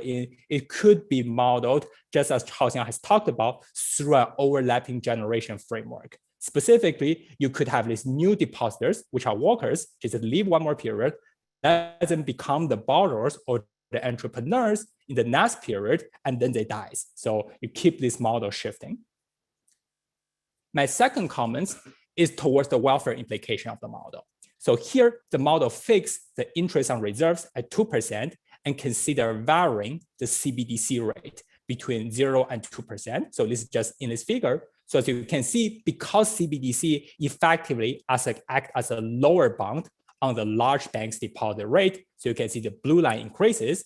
The red line, which is the small bank's deposit rate, tend to increase, but there are cases where it actually decreases, as Haoxiang has showed. But generally speaking, the distance between the red line and the blue line gonna shrink.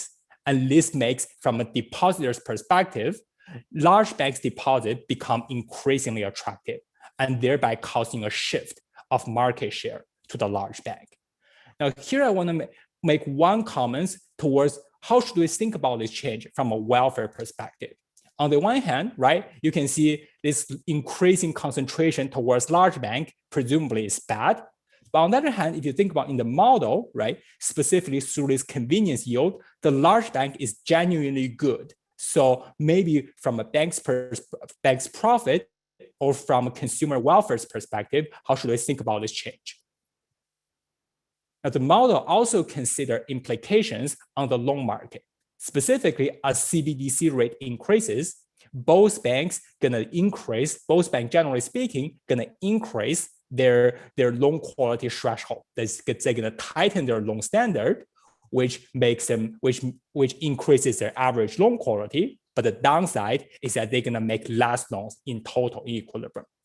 And here the paper talks about the change in market share. I think there's one interesting point on the comparative advantage between the deposit market and loan market. Specifically, if you look at the model, the deposit market share of the large bank and small bank are respectively alpha L and alpha S. Both are endogenous given the model. Now, for the loan market share of the large and small bank respectively is alpha L times this 1 minus Q. This Q is exogenous distribution, and this QL star is this blue line, is this loan quality threshold. Whereas for the small bank is alpha S times 1 minus QS. Now you can see QL, this blue line, is below the below the right line. So this 1 minus QL star is actually greater than 1 minus QS star. So you can think about in this model, although the large bank has advantage over small banks in both loan and deposit market, from a comparative advantage perspective, the small bank's comparative advantage is more in the deposit market, and the large bank's advantage is more in the loan market. So here, suppose the central bank really cares about the asymmetry between these two markets. It cares about, for example, it doesn't want the large banks to make more loans compared to its deposit. For example, if it cares about this asymmetry, then you can see increasing CBDC rate gonna decrease the difference between QL and QS and gonna shrink this relative imbalance. Now, my last comments regards the equilibrium usage of CBDC. As you can see in equilibrium, no depositors need to use CBDC. Now, this only serves as an outside options to both banks when they offer rates. So this equilibrium is effectively the same as the equilibrium without CBDC, but just a universal minimum deposit requirement of S.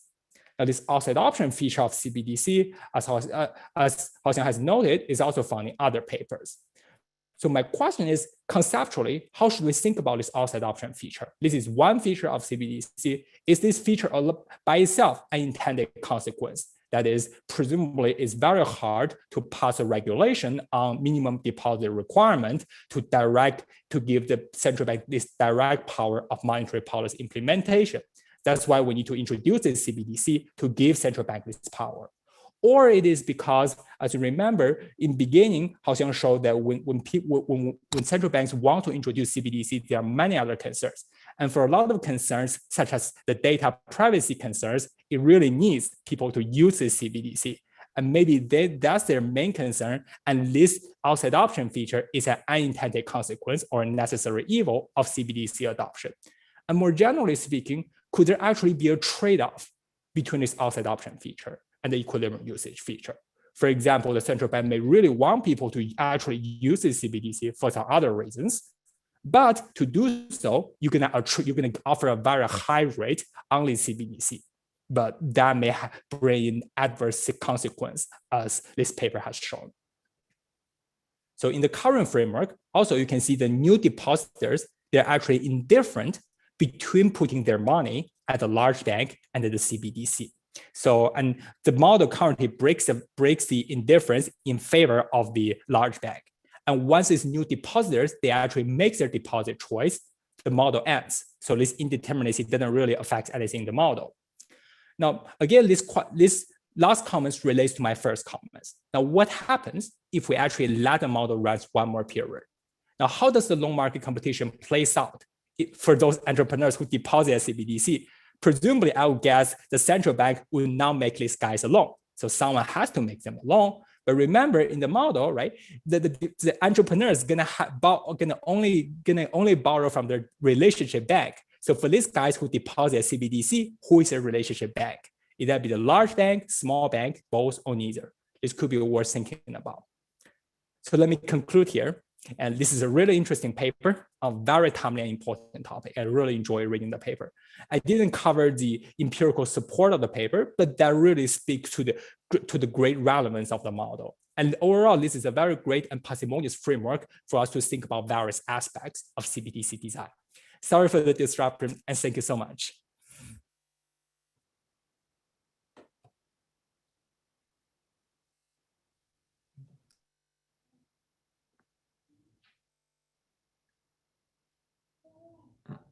Alessandro, you're muted. Sorry, I am muted. We have a question. Thank you, Yu. We have a question for Zhao Gang and then one from Semi. Do you want to mute yourself in this order and ask the question yourself? Yeah, just a quick question. So I think it looks like the unique feature relative to a lot of other models to introduce this I/O structure between the bank competition. Larger banks have market power, while small banks have no market power or low market power. So that's going to imply that from the perspective of the central bank, they're going to have their decision affecting the competition I/O structure of the market. Like that will have some I/O type of wealth implications. So I think you have a section regarding directly introducing CBDC that kind of doesn't affect that. But are you focusing on that, or do the current proposals of different central banks care about this problem at all? So, okay, let me address this. Also, take the opportunity to thank you for the excellent discussion. I think this discussion really covers some of the materials that I didn't get a chance to cover. So thank you very much for that. Let me address the point about market share that you made and also Zhaogang made. What we are doing here is to spell out all the consequences, but we are not really assuming any utility function of the central bank. We are taking the view that, look, here are the consequences, and if you really care about monetary policy transmission as a central bank, then it seems to be quite a positive thing to introduce the CBDC. If you really worry about shifting market shares, maybe we should take slower steps. So we should try to keep it kind of agnostic about the central bank's preference and let the central banks decide. Let me also quickly comment on the point about overlapping generation and a dynamic model, which I think is a great suggestion. We also thought about it, but in the end decided, oh geez, maybe that's going to be a longer paper. In that model, if we had the period running over and over, in the design that the CBDC is offered through the commercial bank, it actually doesn't matter whether the depositor put the money with the central bank account, because the central bank account is still processed through the commercial bank, right? In that sense, the commercial bank has all the information about all my payments, so there's no information lost. So in the next period, I could go back to the large bank and say, look, I've already put my money in the JP Morgan central bank account, so JP Morgan lend me money because you have all my data anyway. But that said, I think that's a very interesting exercise, especially thinking about the dynamics as the rate start to move around. I think the consequence would be really interesting to analyze. Okay, so thanks a lot. Sami? Hi.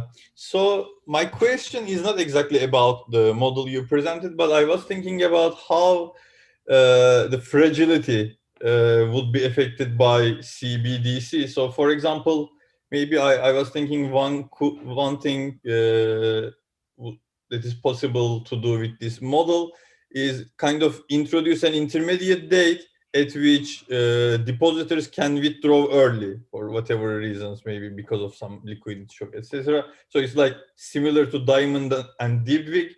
So then it will be possible to study the probability of a run and how CBDC affect the probability of a run. So for example, when IOR increases, are we gonna see that the probability of run increases because there is more severe competition from non-bank sector, or will there be room for any non-monotonicity? Do you have any speculations on this? I can speculate. I think my number one speculation is that the CBDC has the deposit insurance, essentially, right? Unlimited deposit insurance. And we know that in Diamond Dybvig model, I think that's what also said in the paper, that if there's a deposit insurance, then the run incentive is much weaker, because they worry about not being able to get their money back. But with deposit insurance, they get their money back, maybe with a small delay. So I think my first speculation, CBDC reduces run probability by putting in the deposit insurance. Now, in terms of the market share and as IOR changes, I need to think about that further. I think my intuition is that as IOR increases, the small bank gains market share in the model, and it's sort of hard. It's hard to say, because then we have to think about the Diamond Dybvig model with different banks, right? They are of different sizes, and as far as I know, I haven't seen a lot of those models, but maybe I haven't searched carefully enough. But thanks, great suggestion. Thank you. So do we view this as deposit insurance because this CBDC is basically given through the bank's infrastructure, or would it be still deposit insurance even if it was direct CBDC like the US proposal? It is a direct liability of the central bank in all the central bank designs, CBDC designs. As long as it is a central bank liability, yes, you get insurance. I mean, the reason we got a commercial bank deposit insurance is that money is not the central bank's liability. It's just a promise by JP Morgan to pay you back. I think we got one more question. Yes. Suzhang. And I also, let me ask you also a clarification question. In general, CDBC is thought as being peculiar in that is not necessarily going to replace cash or change deposit, but it can be actually having characteristics that is in between the two. And if I understand you correctly, in your model, you focus on CDBC as an alternative form of deposits. So as I think you noted, in principle, you could achieve that just out of regulation.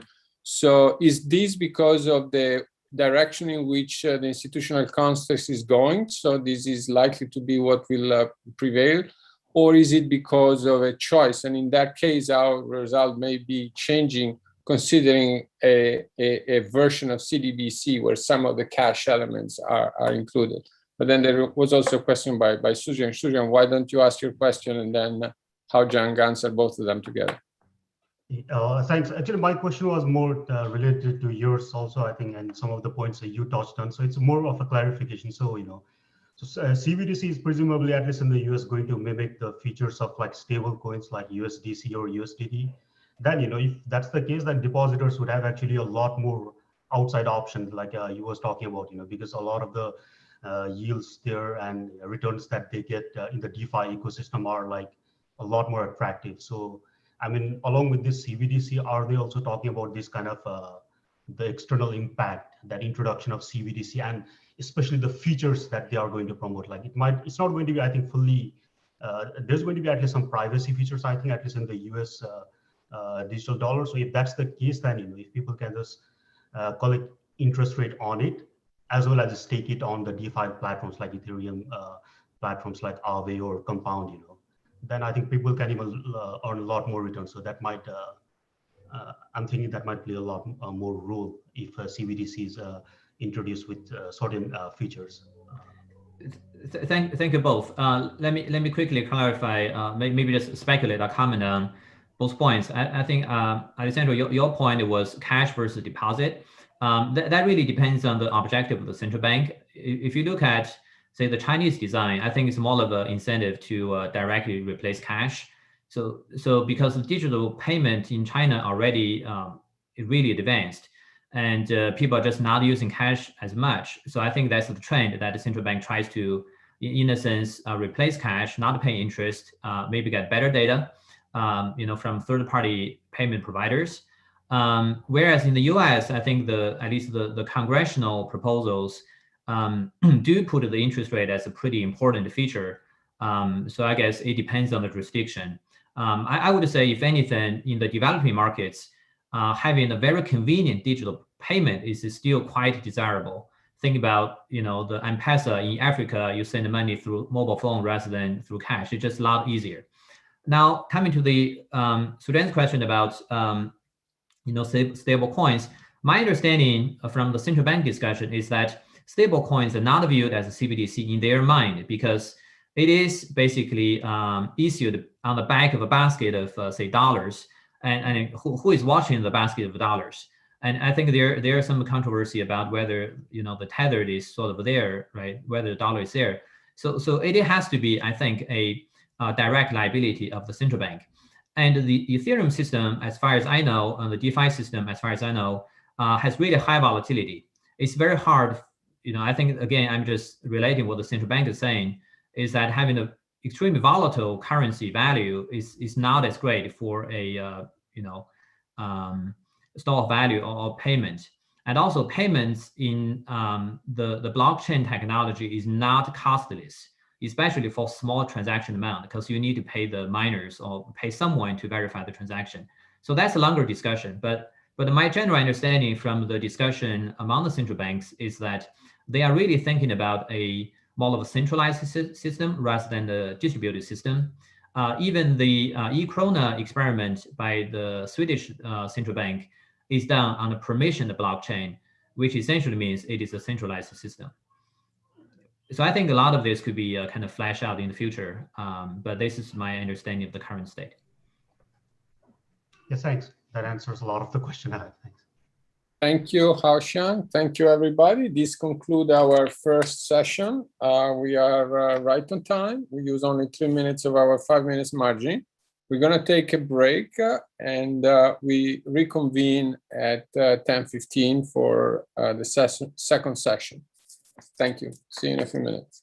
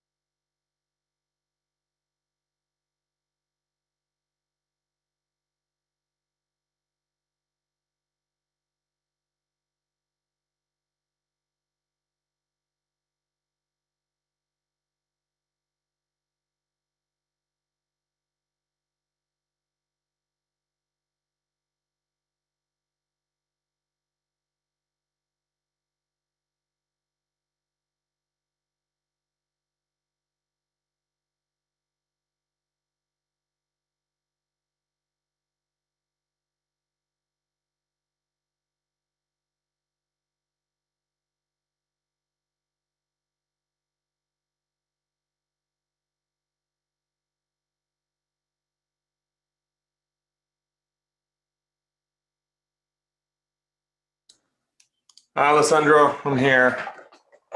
Hey, Andre, how are you? Can you guys hear me? Yes, yes. Hey, Nick. This is Zhao Gang. Hi, Zhao. How are you doing?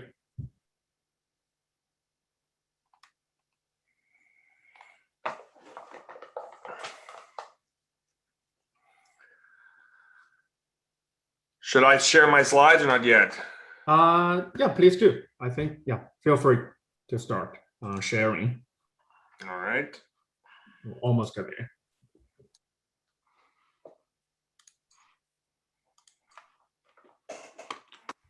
How's that look? Pretty good, pretty good. Okay. Should we start, Alexandra?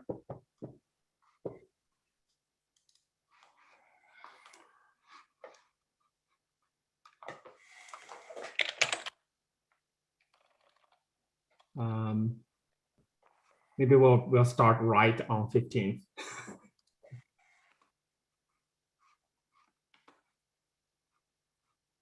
See people coming back. Yeah, everyone's coming back from a break. Good, good. So I think Alessandro, when he comes back, he'll take over.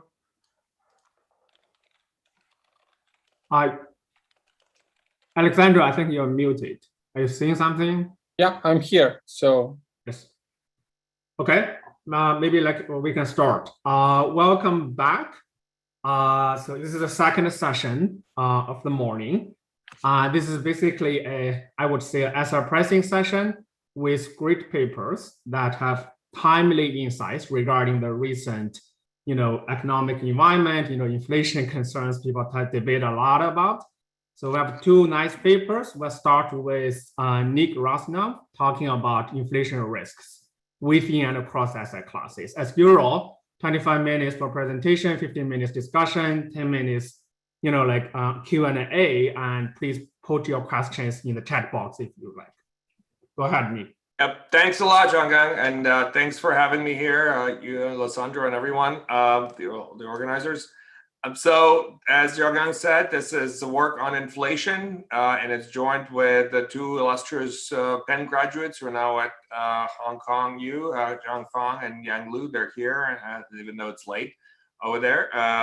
Maybe if there are questions in the chat, maybe they'll answer as I go. So, as Zhanggang said, inflation has become kind of a hot topic recently, even though it's really one of the classic topics in asset pricing. What is the role of inflation risk? What is the price of inflation risk? But for a couple of decades, we kind of forgot about inflation because it was so low, and now there are worries about inflation picking up. So we wanted to revisit some of the classic questions that literature and kind of tried to answer back in the day, back in the 70s and 80s, but didn't really answer conclusively, we think. And the questions are, well, what are the assets that are kind of protecting investors against inflation risk? Or are there really any good inflation hedges? And what is the price of inflation risk, and how costly is it to hedge against inflation if investors are worried about it? Now, the conventional wisdom that you hear a lot in the industry is that there are these things called real assets, right? That they're real because they're insensitive to inflation. The nominal price level changes, and so in that sense, they provide a hedge against inflation. So you can think of real estate or commodities or foreign exchange being as such assets that kind of a natural inflation hedges. So if you're worried about inflation, you should invest in those. Now, what is the cost of that? Well, empirically, the price of inflation risk has been kind of hard to pin down. In the equity literature, there are estimates kind of that are all over the place. And the only really place where we know that there is a significant price of inflation risk is in nominal bonds, right? That's one of the kind of explanations for why we have a term premium. But even there, the magnitude is kind of debatable. Not everybody believes that all of the term premium is just kind of due to inflation risk. So what we're going to do, we're going to take in kind of a new look at the inflation by focusing on the components of inflation. In particular, we're going to decompose inflation into kind of headline inflation into its main components, core and non-core. Some people call it crust. really energy and food, but we're going to primarily focus on energy. I'll make it clear why. And we're going to look at the broad cross-section of assets. We're going to look at 8 asset classes, and we're going to look at inflation risk within and across asset classes, as our title says. Now, let me just briefly preview the key findings. What we find is that the core inflation, which is the kind of the bulk of the consumer basket, is really hard to hedge against. There's almost no asset that reliably hedges against inflation, core inflation risk. Whereas energy inflation is pretty easy to hedge. Pretty much most of our assets load positively on energy inflation. What I mean is what we call real assets like stocks, currencies, commodities, REITs. They all reliably hedge against energy inflation, but not against the core. Now, in terms of the cost of inflation hedging, the price of inflation risk is reliably negative for core inflation. So as you would imagine, if you think inflation is a bad thing, they should have a negative price of risk. And it's pretty consistent both within and across this wide range of asset classes. Whereas the energy inflation risk is kind of ambiguous, close to zero, typically insignificant, but maybe slightly positive. And there's a little bit of evidence that it is possibly positive. Now, the interesting thing that comes out of this decomposition is that in addition to the kind of the price of inflation risk that we identify, we can also shed new light on the sort of recently debated time-varying correlation between stock and bond returns. The fact that they used to be positive in kind of the 20th century, really, and have been negative in the 21st century. What we show is that this switch in the correlation between bonds and stocks can be attributed to the different importance of these core versus energy components of inflation in the 20th century versus the 21st century. And that kind of helps explain why those correlations have changed sign in the way that I'm going to explain. Now, we also write down a pretty standard new Keynesian model that features both core and non-core goods to kind of highlight that what we find is not so surprising from the standpoint of, again, a pretty standard new Keynesian model. So it shouldn't be surprising once you kind of consider the key properties that differentiate core inflation and energy inflation, which is basically the kind of the monopoly power in the core goods sector and the sticky prices in the core goods sector, which is not really present in the energy sector. I'm going to skip the literature in the interest of time. I have a lot of material to cover. So let's begin by just looking quickly at the properties of inflation time series. So we're going to start with headline inflation and split it into its 3 components: core, food, and energy. The key points to note is that the core is 70% of the basket. So that's the biggest component of headline inflation. And energy is the smallest, is under 10%, but energy is also by far the most volatile. And because it's so volatile, even though its contribution to the basket weight is small, it could contribute quite a bit of inflation and inflation volatility. Another important point is that core inflation is very persistent. And so even though we're going to look at innovations to core inflation, they're very highly correlated to innovations to future expected inflation. So it's not straightforward to distinguish between the two. Whereas energy and food are not particularly persistent. And in fact, that's kind of the reason that typically when it's said that the Federal Reserve looks primarily at the core inflation, precisely because it's less volatile and more persistent.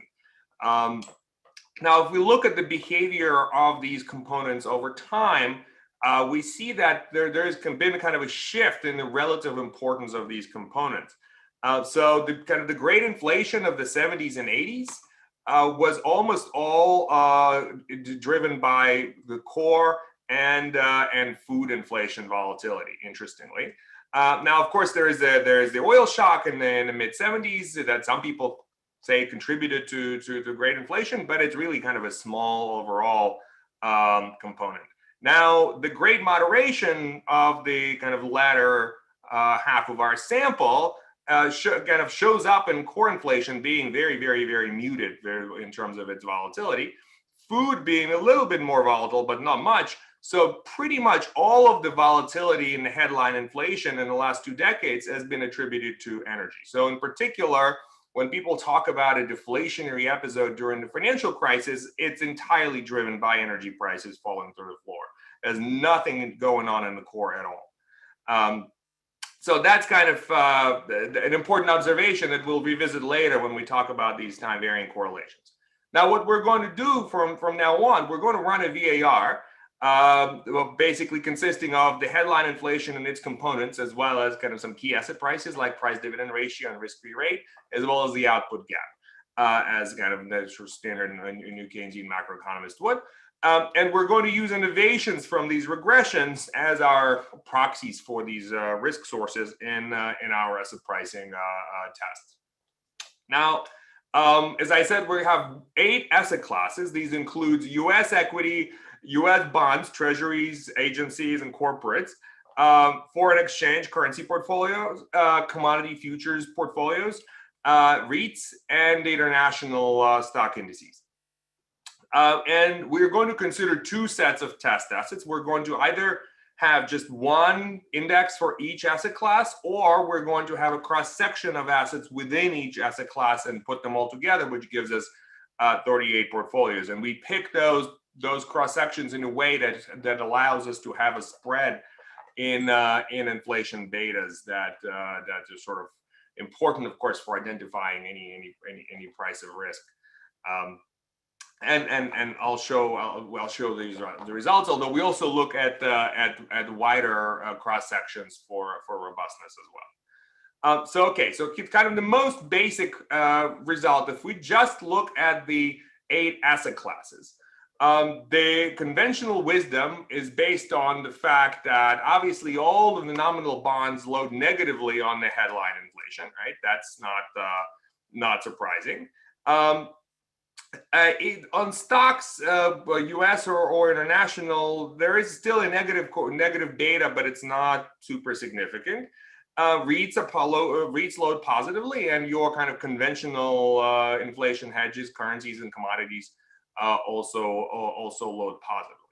However, once you split inflation into core and energy, you see that every single asset class loads negatively on core inflation. Now, these betas are not significant for currencies and commodities. They're also small. For commodities, you could say basically 0. For currencies as an asset class, it's maybe close to 0. But everything else is kind of reliably negative, even REITs. Whereas if you look at energy, energy does show up, of course, negatively in the nominal bonds, less so interestingly in corporates. Which might have to do with the default risk properties, but it's positive for equity. It's positive for REITs. It's of course positive for commodities and foreign exchange. So the conventional wisdom about kind of inflation hedging properties of different asset classes seems to be driven by the properties of energy inflation, but not the core inflation. And again, remember that the Fed generally worries a lot more about core inflation because it's A, persistent, B, at 70% of the consumer basket, even though it's kind of less volatile quarter to quarter than energy. Now, what is the kind of the implication of that for the wider cross section? So if we were to plot the average returns on each of these asset classes or portfolios within these asset classes against the betas. Now, of course, you depends on whether you have 1 beta or 2 betas when we're decomposing the inflation into core and energy. You see that for headline inflation, it's kind of a cloud. There's really no particular relationship. Whereas if you do this with core and energy, and so here on the x-axis, it's not the betas, it's a predicted return basically from the Fama cross-sectional regression that incorporates both the effect of core betas and energy betas, you see that this very strongly kind of a 45-degree line picture. We're kind of very pronounced.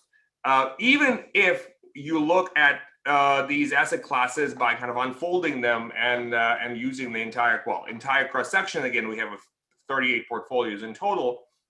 You still see that, of course, maybe it's not as perfect as when you just use the one portfolio per asset class. It's still pretty reliably a straight line with maybe a couple of outliers here and there, which suggests that the prices of core and energy risks can be probably pretty reliably identified from these cross sections of assets, which is what we do by writing our Macbeth regressions, kind of standard asset pricing procedure. Now, again, we do it either with just the headline inflation or with the two factors, core inflation innovations and energy inflation innovations. And you see, again, for headline, there's nothing there. It's basically zero, and that's not significant. The sign flips. Whereas if you decompose into core and energy, you get essentially the same estimates of the price of risk using either the 8 aggregated portfolios or the 38 disaggregated portfolios, basically -1. And the same thing for energy, except for energy, it's positive and maybe not quite significant. For core, it's very significantly negative. For energy, it's positive, but not particularly significant. So what does it say? Well, it says that hedging against core inflation is not only hard in the sense that you don't have really that many options, but it's also costly because you pay this negative net risk premium, even if you are able to construct a hedging portfolio. And these results hold up if you control for a range of macroeconomic factors. Whatever your standard candidates that you would put in the asset pricing regression, you can throw them in there. It doesn't really do anything. So these results are actually quite robust. Now, as I said, we also look at this cost of inflation hedging within each asset class, right? So we can run these Macbeth regressions within each asset class, and within each asset class, in fact, we can increase the number of portfolios that we use to just generate more spread and betas. And in addition to reporting the average kind of risk premium that we get from these Macbeth regressions, we can use the betas, the time series betas in the Macbeth regression work as basically the OLS coefficients work as weights of a factor mimicking portfolio, right? That's a standard interpretation of the Macbeth cross-sectional regression slopes. Their returns on a portfolio that loads it has a loading of 1 on a particular characteristic or particular beta here and 0 on everything else. So basically, we have a portfolio that has a beta of 1 on core inflation, say, and 0 on energy, or vice versa. And we can compute Sharpe ratios for these portfolios. So what we see is that, of course, the magnitudes are not exactly the same, but they're all pretty consistently within, within a couple of standard errors of -1 for core inflation, and are all very significant. Well, in some asset classes, more significant than others, maybe, but pretty much significant in all of them, and all imply negative, very strongly negative Sharpe ratios of magnitudes that are reasonable for core inflation risk. Whereas for energy, it's kind of all over the place. In some asset classes, it's positive. In some asset classes, it's negative, kind of like what we saw based on just the betas evidence, sort of not surprising.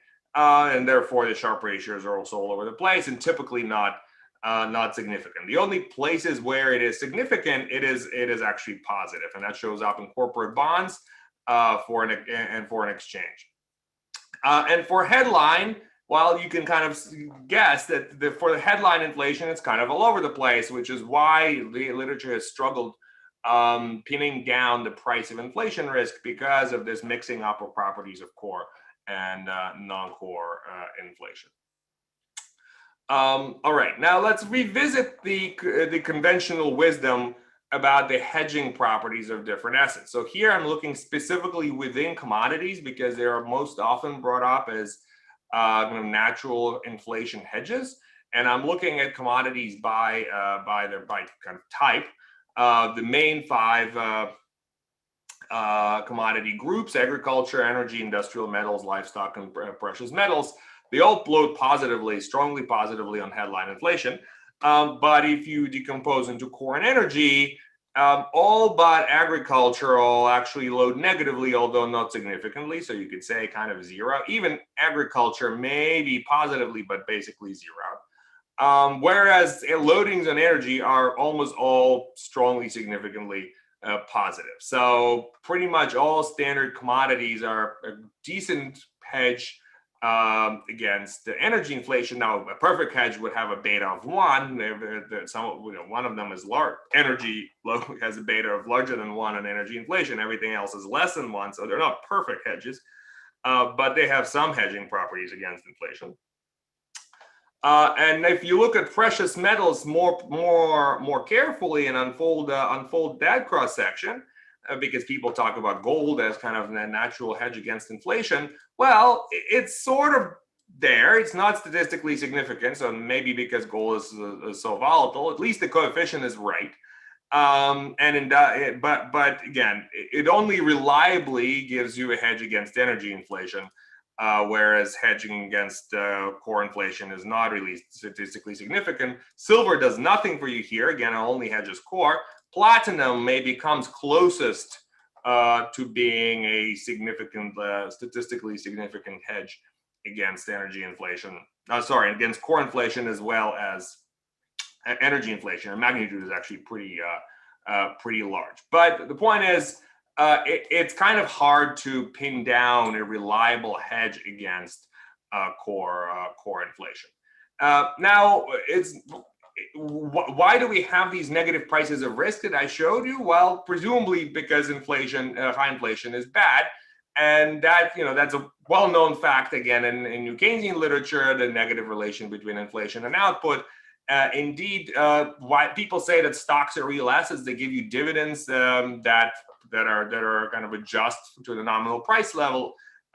Is that true? Well, not really. So not only does inflation have a negative effect on future growth, 1 quarter ahead or 1 year ahead or even longer, it also has negative effect on corporate dividends, and especially strongly so if you look at core inflation. Once again, if you look at energy, energy inflation is basically unrelated or maybe even positively related to corporate dividends.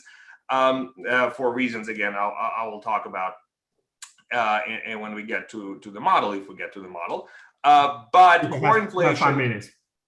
Okay, very negatively relates to future real quantities. I'm not going to talk about the role of the discount rate versus cash flow shocks, but basically this says clearly there is effect of future cash flows that comes from high inflation. There will be a discount rate shock potentially as well coming through the Taylor rule and or inflation risk premium. Again, I don't have time to get into that today. So I wanted to talk about this time varying exposure of different asset classes to inflation and the role for the time varying correlation between bonds and stocks that has been debated in the literature. If we again look at the correlation, the betas between stocks and treasury bond returns on headline versus core and energy inflation in the 2 subsamples, basically the last 4 decades of the 20th century versus the first 2 decades of the 21st century, what jumps out is that the betas of stocks and bonds on core inflation were negative before 2000 and remain negative after 2000. In fact, for anything, the most interesting thing is that for treasuries, it's the least kind of reliably estimated in the last 2 decades. But again, we only have 20 years of data here. Where there is a change is the beta of stock returns with headline inflation that is driven entirely by the changing sign of its beta with energy. So what this says is in the 20th century, stock returns have been co-moving very positively with energy prices, which was not the case before. And that explains why stocks look kind of like real assets and again in the last 2 decades, even though if we look at core, they're clearly not.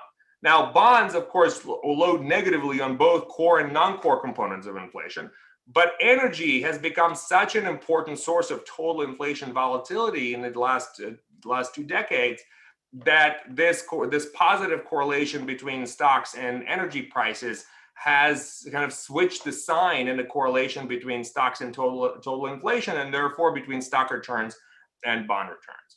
What this suggests that is that if in the future we see the core inflation again kind of rising in its importance or increase in its volatility, the positive correlation between stocks and bonds might come back. So even though bonds have been a reliable hedge against stocks in the last 2 decades, this might not last if we are to see inflation return to its kind of 20th century behavior.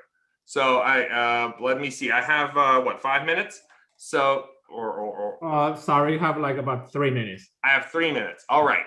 Okay. Well, I'll go very quickly through my last sets of results. Now, the reason core inflation is different from energy is that because core prices are sticky, whereas energy prices are not. And in fact, we see that we get similar results if we use prices of sticky goods or cyclical goods in place of the core inflation. And this is a key feature that we add to kind of a standard new Keynesian model where instead of just having a composite goods price showing up in the CPI, we have a composite good that consists of a composite core good and an energy good. And energy good is subject to both supply and demand shocks. Here we have a kind of a preference shock there. Now we model the core goods in the standard as Kimball aggregator way, where they're going to be changing markups. Changing aggregate markups is what drives aggregate core inflation. Again, it's a standard trick in new Keynesian literature. But energy inflation is not going to be affected by that. Energy inflation is going to be driven by exogenous supply of energy goods and demand from consumers. So it's going to be just kind of coming out. Energy comes out of the ground, and prices determine that equilibrium. And there is kind of monetary policy rules. Very simple. There is a Taylor rule that just targets inflation, since there was really the output is here driven only by markup shocks. There's no labor frictions and things like that, so you don't need the output gap targeted in the Taylor rule.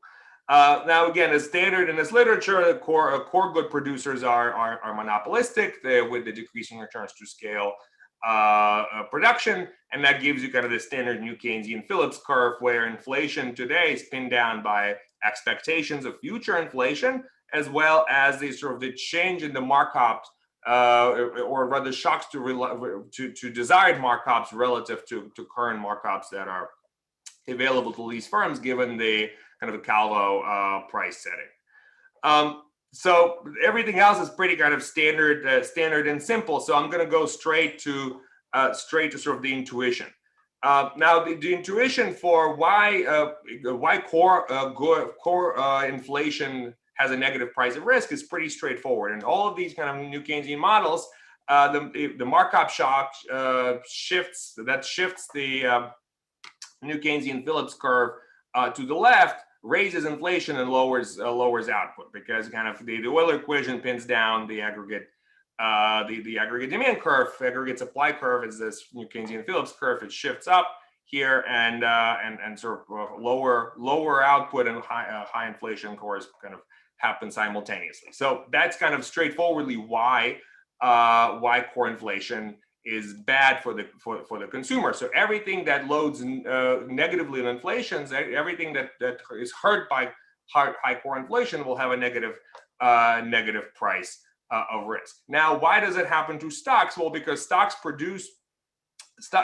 basically here claims to corporate profits. Since when core output goes down, inflation goes up, the dividends paid by the firms producing the core goods goes down. At the same time, the discount rate goes up because of the Taylor rule. So both the cash flow shocks, that kind of the downward cash flow shocks and upward discount rate shocks both push down stock returns, right? So again, stocks here are definitely not real assets when it comes to core inflation. They're hurt by high core inflation. That's why they show a negative price of core risk. Bond returns, that's straightforward. I don't have to, I think, explain why, because these are nominal bonds. For currencies, you might be a little bit puzzled, like what's going on? Why, how come a currencies are negatively related to domestic inflation? Well, that's because here, again, inflation hurts the domestic consumer, raising their marginal utility relative to kind of everybody else's marginal utility. Kind of we hold everyone kind of the outside out of the country consumers' marginal utility fixed. If that's the case, the increase in the real exchange rate here is greater than the increase in inflation. So the effect, the net effect on nominal exchange rate is that actually the domestic currency appreciates rather than depreciate, which is why currencies as a group at least load again negatively on core inflation shock. And as far as commodities, here in the model, commodities are basically kind of just energy. But when core output falls with rising inflation, it becomes relatively more scarce, and the substitution is such that the value of the energy good becomes kind of less. Think about what happened last March. That was, of course, an extreme event. But when the consumers, for whatever reason, here could no longer consume, the price of energy kind of fell through the floor. Nick, we are almost running out of time. I'm almost out of time. Okay, so why is the effect different for price of energy inflation? Well, the price of energy inflation is driven by energy supply shocks and energy demand shocks in the opposite direction. But it turns out that energy supply shocks and energy demand shocks affect consumers' marginal utility in the same direction. And which direction it is depends by the relative substitutability of core and non-core goods within period and substitutability of consumption across period. So as long as the energy and core goods are less substitutable intertemporally than consumption is substitutable intertemporally, we will have the positive effect of the shock dominates, which means that the marginal utility of core goods increases following either energy supply shock or energy demand shock. Now, given that the energy demand shock and energy supply shock drive the price of energy in different directions, on net, we kind of get an ambiguous effect. The price of energy could be positive, could be negative, or if these two shocks are roughly the same in magnitude, it will be zero. So kind of one interpretation for why the sign of energy inflation and stock returns, for example, changed over time, or why the volatility changed, is that in the 2000s, maybe it was the supply shocks, in the 20th century, it was supply shocks that dominated energy prices. But in the 2000s, it's been the demand shocks that have been dominating energy prices. And kind of that switch is responsible for the change in the correlation. Now, I know I'm out of time, so I'm just going to, everything else is basically flows from what I just explained. Now, again, this is a qualitative exercise. There's not a quantitative model that meant to pin down any quantities. We're just kind of providing the logic for why we find the results that we find in our empirical analysis within a very simple and standard macroeconomic setting. Just to summarize, we find that kind of long positions in stocks, nominal bonds, currencies, commodities, REITs, international stocks do not hedge against core inflation, which is the main component of inflation and inflation basket. And even though this is the kind of the component of inflation that the investors seem to care about, since it has a reliably negative price of risk. Energy inflation is relatively easy to hedge, but the price of risk is more ambiguous and seems to be positive, at least in the recent decades. But this may be, again, the kind of the changing role of demand and supply shocks in energy, as highlighted by our model. Now, thank you. Hope I didn't go too much over my time, and looking forward to what Andrea has to say. Great, thank you. Andrea Madeleine from Boston University will discuss. I need to unshare. Yes, right. There you go. Andrea, please go ahead. Yep, thank you.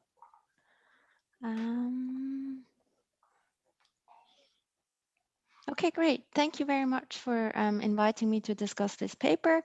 So I will have 3 comments. The first one is echoing what Dongo wrote in the chat is how should we measure these inflation shocks? My second comment will be on if we change the way we measure these inflation shocks, do the results persist? And the third comment is going to be an econometrics comment, which is on weak identification if we estimate prices of risk. Okay, so I think it's always good to start an asset pricing talk with a communist statement. And here I have one which says, the way to crush the bourgeoisie is to grind them between the millstones of taxation and inflation. Now, we don't know whether it was Keynes or Lenin who made this statement because Keynes was interviewing Lenin in London and one of them said it. So now, why is inflation bad?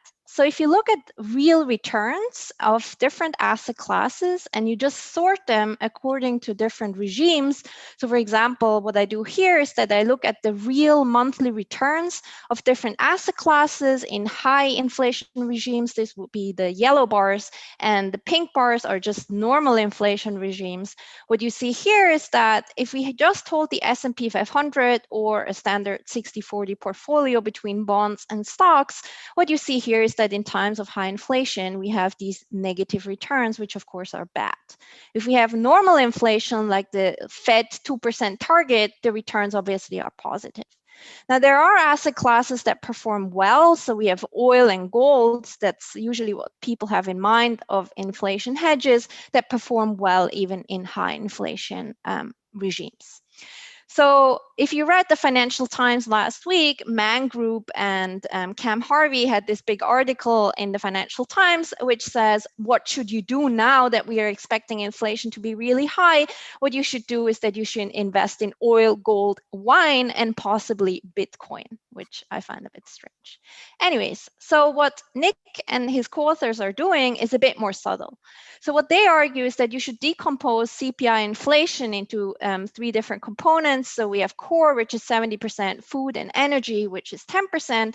And what they do is that they look at the price of risk or the hedging properties of these different components rather than just the CPI inflation.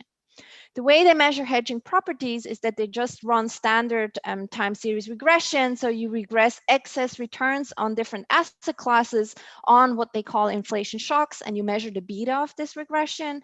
And to measure how much investors are willing to pay in order to not be exposed to inflation, you can just run standard Fama and Macbeth regressions, and you estimate the lambda, which tells you the price of risk. Okay, so this will be the main result that they have in the paper, which tells you that headline inflation is not priced. Okay, so this will be the price of risk of headline inflation.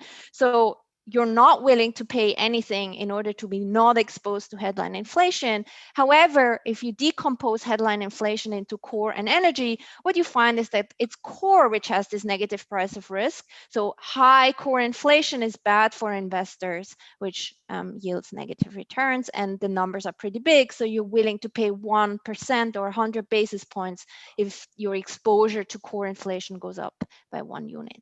Energy inflation, on the other hand, has an insignificant price of risk. Okay, so they obviously have other empirical results, which I won't discuss. They have a model, which Nick presented in the last 3 minutes. If it's okay, I don't want to talk about the model. Okay, so let me get to my comments. So my first comment is, how do you measure inflation shocks? And this echoes what Dongo was writing in chat before.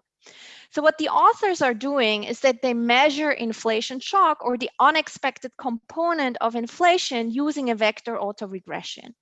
The way, so this vector autoregression looks as follows. So YT is just going to be a vector which consists of headline, core, food, and energy inflation, the risk-free interest rate, the price-dividend ratio, the aggregate stock market, and output gap. And what you then do is that you just estimate the system, and then you get the inflation shock from these residuals.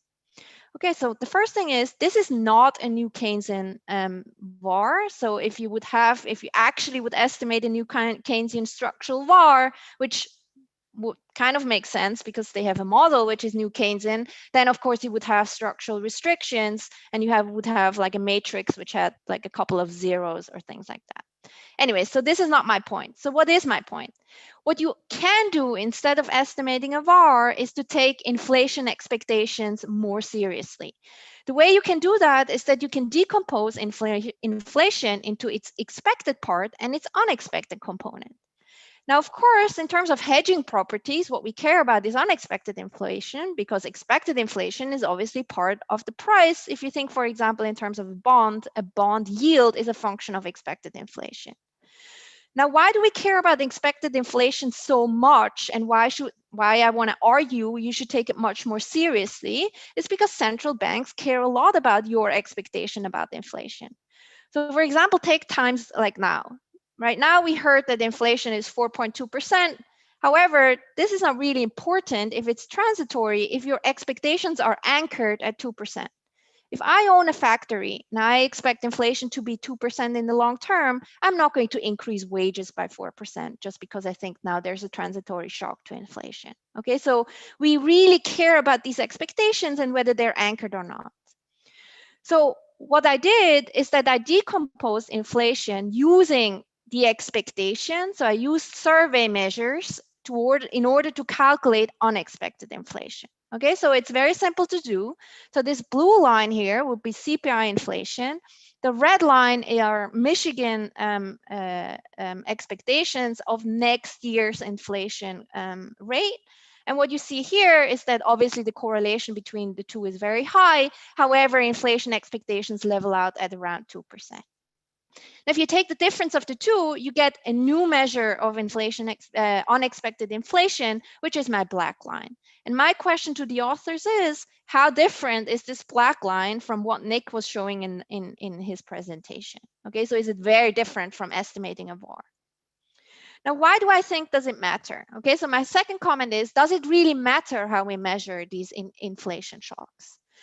Well, what I did is that I took my new inflation shock and I just reran Fama and Macbeth regressions, and I just estimated the price of risk for unexpected and expected inflation using different test assets. So I was using stock portfolios, bonds, option portfolios, commodities, and foreign exchange portfolios. And this is what I get. Okay, so what I give you here is the price of risk of different portfolios. So here you would have the Pharma French 25 stock portfolios, US bond portfolios, which are sorted according to duration, option portfolios, which are sorted according to moneyness, commodity portfolios, and foreign exchange portfolios, which are according to the interest rate differential. And what you see here is that there's a significant price of risk, which is very large for both the expected and the unexpected component for stocks, bonds, and options. Now, why does this matter? Well, this result matters because one of the points that Nick is trying and his co-authors are trying to make in the paper is that headline inflation is not priced. But what I find here is that if you use, in fact, a different measure, you find that the unexpected component for headline inflation is, in fact, price. Now, so one thing is I did not use the same test assets and I did not use the same time span. So obviously my results could be different from theirs just because I use different asset classes. Okay, so so my question would be, how much does the method they use matter for their results? Okay, so my last comment in the last 5 minutes would be on weak identification. So why do I think weak identification matters in this case? So when we measure the price of risk, or when we try to make an argument why factors are priced in the cross-section of assets, we usually have 3 different types of issues. The first one would be obviously model misspecification. The second issue we usually have as econometricians is that the time series is too small relative to the cross-section. The third thing is poor identification. Now, why is poor identification particularly pronounced when you estimate prices of risk in the cross-section of different assets? Well, it's because we have different, the factor structure of these assets is going to be different. If I look at the factor structure of foreign exchange, it's very different from the factor structure of bonds, and it's going to be very different from the factor structure of stocks. So if you estimate prices of risk across 3 or 5 different asset classes, you have to deal with different volatilities and different factor structures, which is going to make an identification very hard. Okay? So just to give you an idea of what I mean is these are the estimates of the first stage betas that the authors have in the paper for core inflation. And what you see here is that the dispersion of the betas, if you look at the x-axis, is not very big for certain asset classes. So for example, if you look at commodities, the dispersion is not that big. If you look at the stock portfolios, the dispersion is not very big.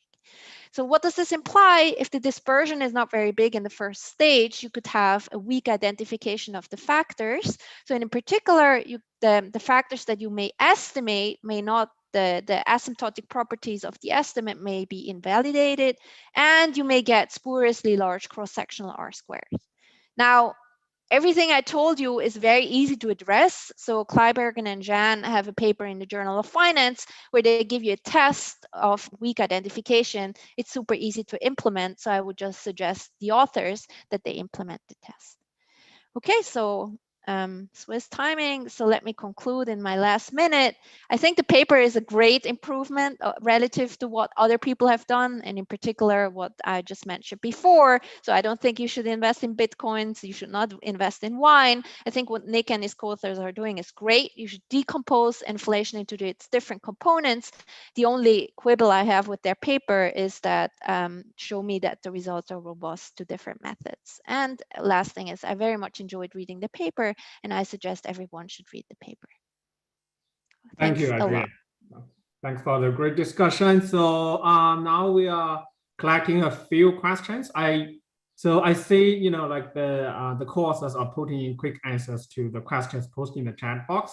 So let me do this. Let me ask each person to see if they still want to speak up about the question, or maybe they don't want to speak up because they feel the questions are answered. I'll start with Dong Ho. You still want to repeat your question, or you feel it's fine?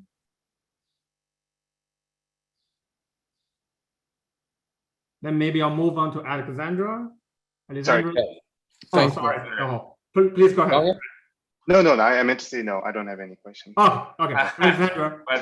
But thanks for your point. I mean, point is well taken. We have to try more things just to show this robust, as Andrea also said. Yes, one point I was raising is robustness to the PCE, which take into account the changing in the basket. And I understand from your co-author that you already done some of that.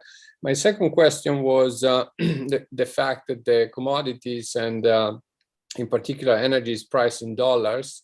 So there is an implicit hedging mechanism for the producer, which may imply that the Philip curves for those producers is different. I was wondering what implication it may have for the results.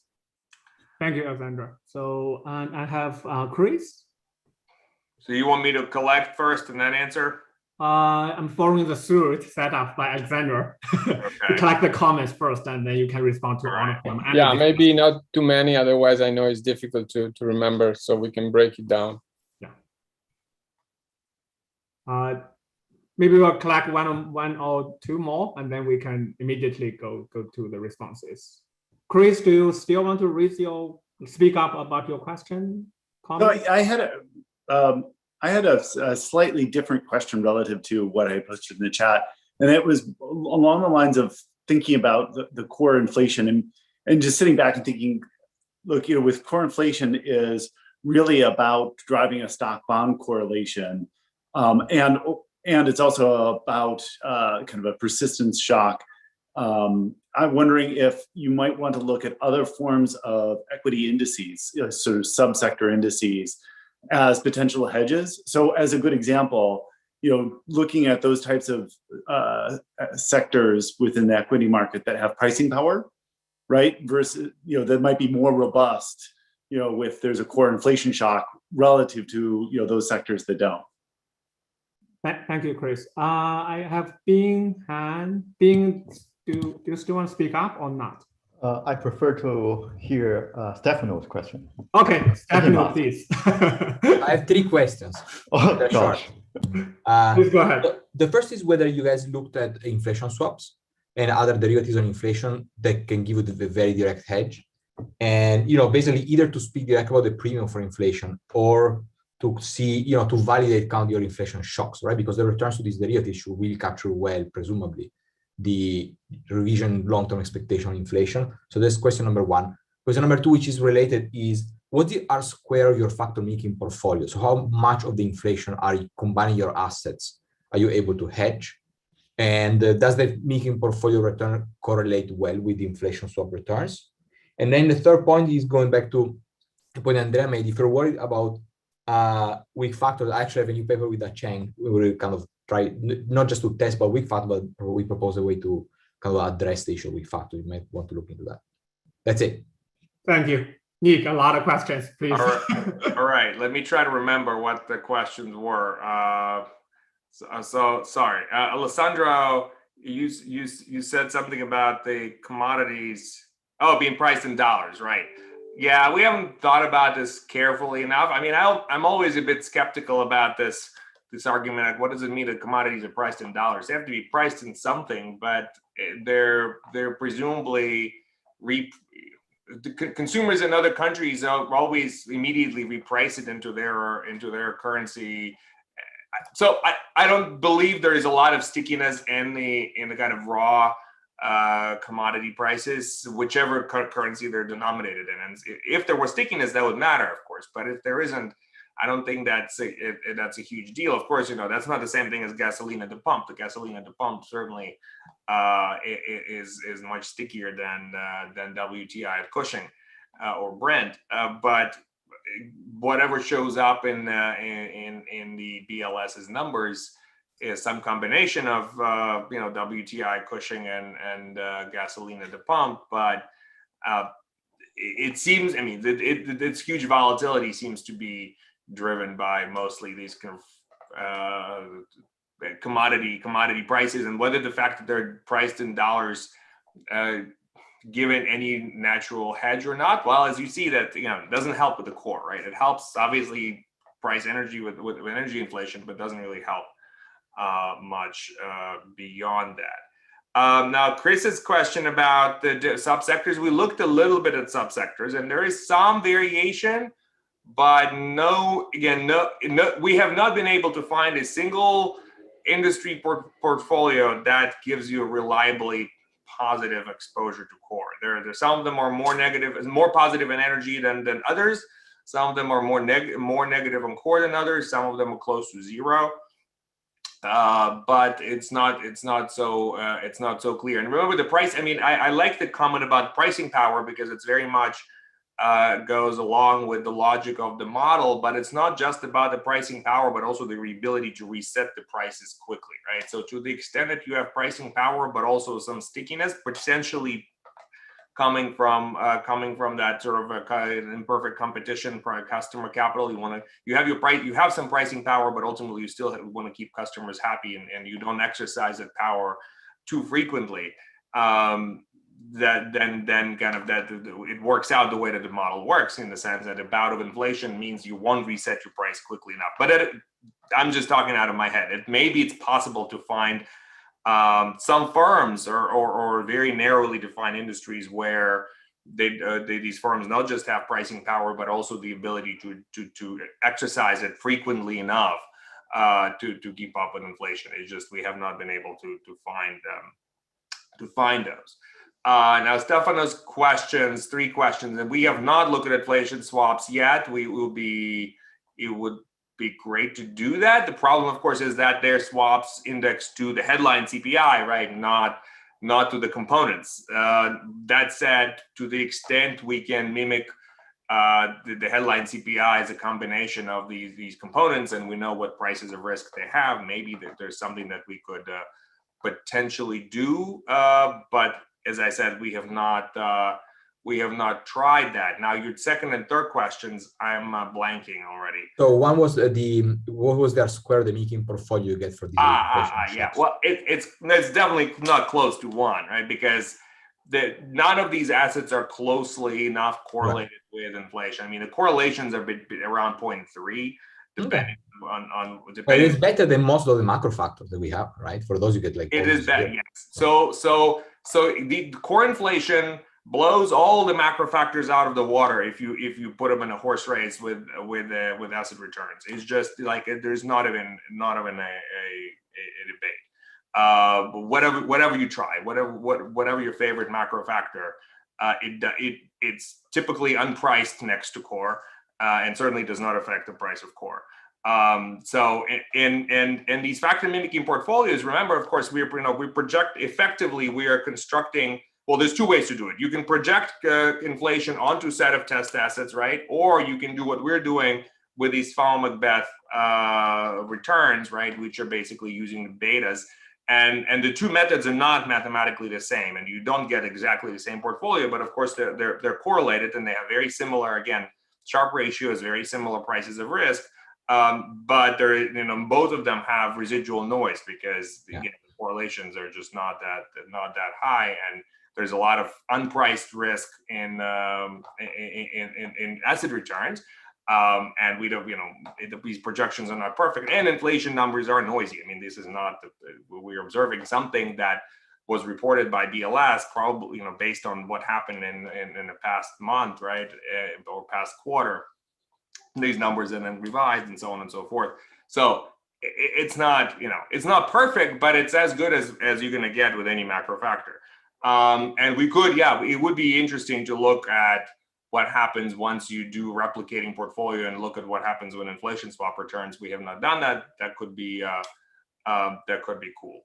And do I get to thank Andrea for the very nice, thoughtful discussion? And I mean, the comments are very well taken. We haven't. Maybe I overclaimed a little bit to say that there's, you don't get anything for headline inflation. It's not quite that. People have found negative price of risk associated with headline inflation. It's just that it's not robust. It depends on how you do it. I think if you do it this way, which we haven't considered, but we could, you find something more or less reliable. But people have done it in so many different ways and found kind of results all over the place. Our point, rather, is that for core inflation, it is pretty robust. No matter which way you do it, you find robustly negative price of risk. When you look at headline, because of these weird properties of energy, in some cases it messes you up. Maybe not. It might be sample dependent, method dependent, and so on and so forth. That said, we could look at expectations. That's an interesting thing to do, just because what we see is that core inflation seems to be important for future headline inflation expectations. And what I'm guessing shows up in the survey data is that people see the core inflation numbers and they use that as their anchor for expectations of future headline, which is kind of right statistically.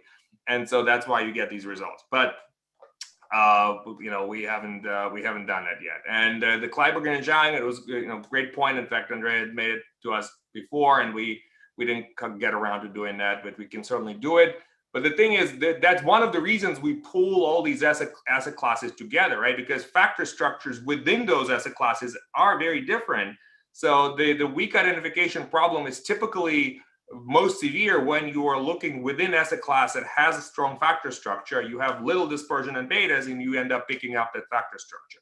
We have 8 different asset classes. They'll all have their own factor structures that are very much unrelated to one another. And I think that gives us quite a bit of power to identify this. It's true that when we're doing it within each asset class, then we have this weak identification problem for sure. That is absolutely true, and we should deal with it properly. That's a well taken point. So thank you very much. Thank you, Nick. That's a very impressive handling of the high time I give you, collecting so many questions at the same time. Thanks for that. Yeah. It's not that early anymore, but Okay, now I think we can move on to the next paper, manufacturing risk-free government debt. Presenter is Mindy Xiaolan from Texas. Great, thank you. Can you hear me well? Yes. Okay, great. Thank you very much for the organizers for the invitation and putting this paper in the program. This is a joint paper with Zhenyang Jiang from Carey, who is actually in the audience today to handling tough questions, and Hanno Lustig from Stanford and Stein van Nieuwenberg from Columbia. We all know that governments around the world provide massive insurance to their taxpayers. What do we mean by that is during recession, we see governments increase spending and lower tax payments or tax rates.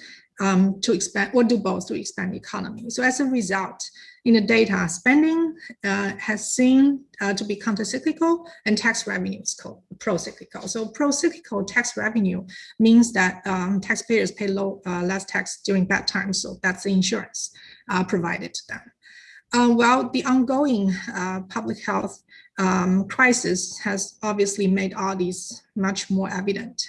We see countries like OECD countries and US governments has massively increased their spending and borrow much more debt from the public. And the question is, how much of this countercyclical fiscal policy or debt policy can government implement while ensuring the bondholders keeping the debt risk free and at the same time keep providing insurance to their taxpayers? And in this paper, we find that there is actually a trade-off between ensuring the bondholders and the taxpayers at the same time. And we find this trade-off, it's almost inescapable, meaning if government wants to keep their debt risk-free or ensuring the bondholder, as we've seen in the paper that, in the data that the risk premium on the US government bond is really low, then they will not be able to provide insurance to their taxpayers. So we will characterize the properties that the cash flows, meaning the tax revenues or surpluses, must have in order to manufacture a risk-free debt. So we want to be very clear from the beginning, what do we mean by risk-free debt? It means that the entire government debt portfolio has a zero beta. So its valuation should be immune to the economic fluctuations, to macroeconomic shocks. It's not just, it doesn't just mean that the government bond is default-free or the willingness of the government to pay back the debt. So default-free debt is not necessarily zero beta, right? Because its valuation can still fluctuate before the expiration. We're gonna analyze this trade-off at the beginning, actually in the utility framework. This welfare analysis in the spirit of Lucas 1987 basically tells us that if we want to manufacture a risk-free debt, keeping the debt risk-free, there's actually a large welfare cost for taxpayers. But given the interest of time, we actually not going to talk about most of that in this presentation. Instead, we're going to focus on a simple but empirical relevant as a pricing model. In this model, we feature the permanent shocks to output. We find that risk-free debt is almost always a knife edge case.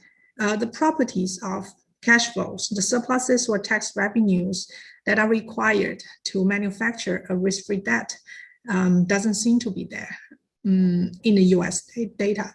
In other words, the government debt is not a risk-free debt, risk-free indeed. So when thinking about discounting cash flows or surpluses, one shouldn't discount surpluses at the risk-free rate.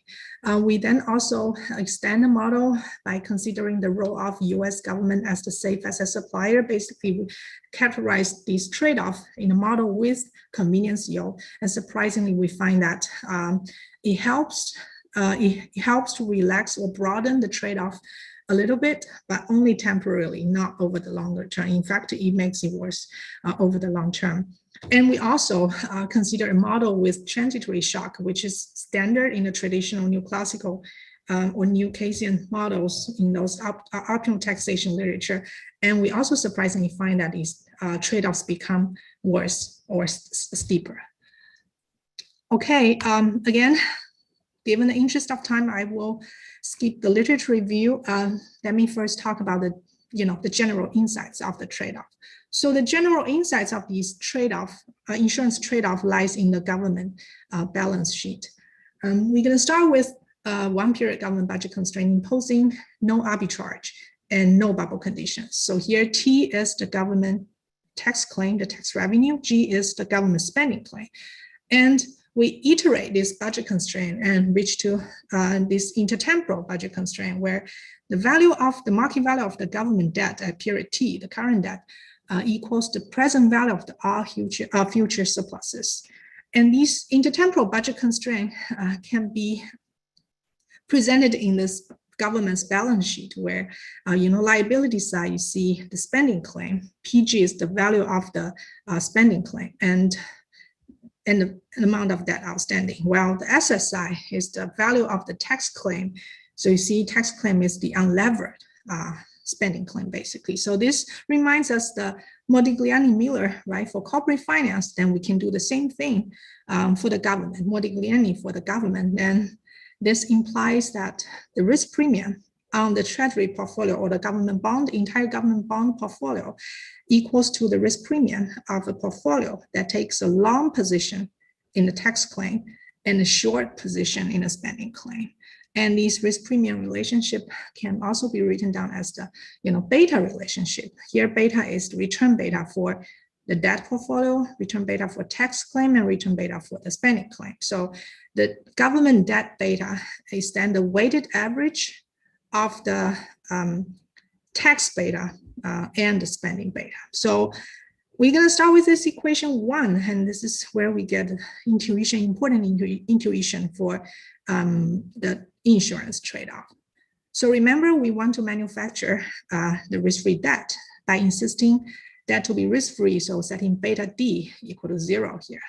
And by imposing beta D equal to 0, this gives us a tight restriction on the relationship between the tax claim beta and the spending claim beta. So we know that the amount of debt outstanding is positive, and with DT greater than 0, we will have strictly from this restriction that the beta of the tax claim is lower than the beta of the G claim. So thinking about, intuition is thinking about an economy where the aggregate, the output shock risk is the only source of the aggregate risk. Then we know that government spending is countercyclical. That means beta G is low. So from this restriction, beta T should be even lower than beta G. So that means tax claim should be more countercyclical, and government should raise tax rates in bad times in order to make the debt risk-free. Okay, so this means less insurance goes to taxpayer, because remember, taxpayers are shorting the tax claim. So there's already this trade-off. If you want to keep the debt risk-free, and basically you need to have less insurance provided to the taxpayer. Conversely, if one insists on insuring the taxpayer by lowering tax rates in bad times, that means there's no way we're going to set beta D equal to 0. So the debt portfolio has to be risky. So this is our general trade-off. Now we're going to turn to simple economy. In this benchmark economy, we're going to assume that government commits to a certain process of the debt to output ratio while manufacturing risk-free debt. Okay, we'll insist on debt to be risk-free, and let's see what kind of properties of the surpluses and tax revenue one need to achieve the risk-free debt. So we're going to start with constant debt to output ratio. So this economy features, as I highlighted before, a permanent GDP shock. And the spending for simplicity, we assume spending to GDP ratio is constant, and the debt to GDP ratio is also constant. And government issues one period risk-free debt where interest rate is RF here. Okay, so that's the simple setup. So implied by the government budget constraint, we can, trivially write down the process of the tax revenue and the tax rate. We already can see that tax rate is countercyclical here. And given that the spending to output ratio is constant, then in this very simple benchmark, surplus to output ratio is also countercyclical. And what does this mean? This means that if we insist on manufacturing risk-free debt, there's no scope for insuring taxpayers in this benchmark model. Well, it's worth to know that government can actually run the deficit on average in this model if interest rate is low enough. And however, there's a fiscal cost comes with this deficit, which is lack of insurance for the taxpayer.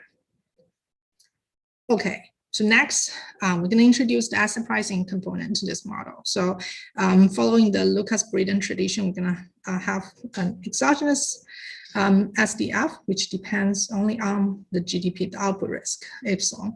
And gamma here is the market price of risk, or the maximum shock ratio of this economy. So with the SDF, we can compute the return beta of tax claim, G claim, and then recover these beta restrictions we had before to keep the debt risk free. So this is consistent or the same as what we find earlier with closed form where beta T is less than beta G. So tax claim in this economy must be safe and tax rate has to rise in bad times. This means no insurance provided to the taxpayer.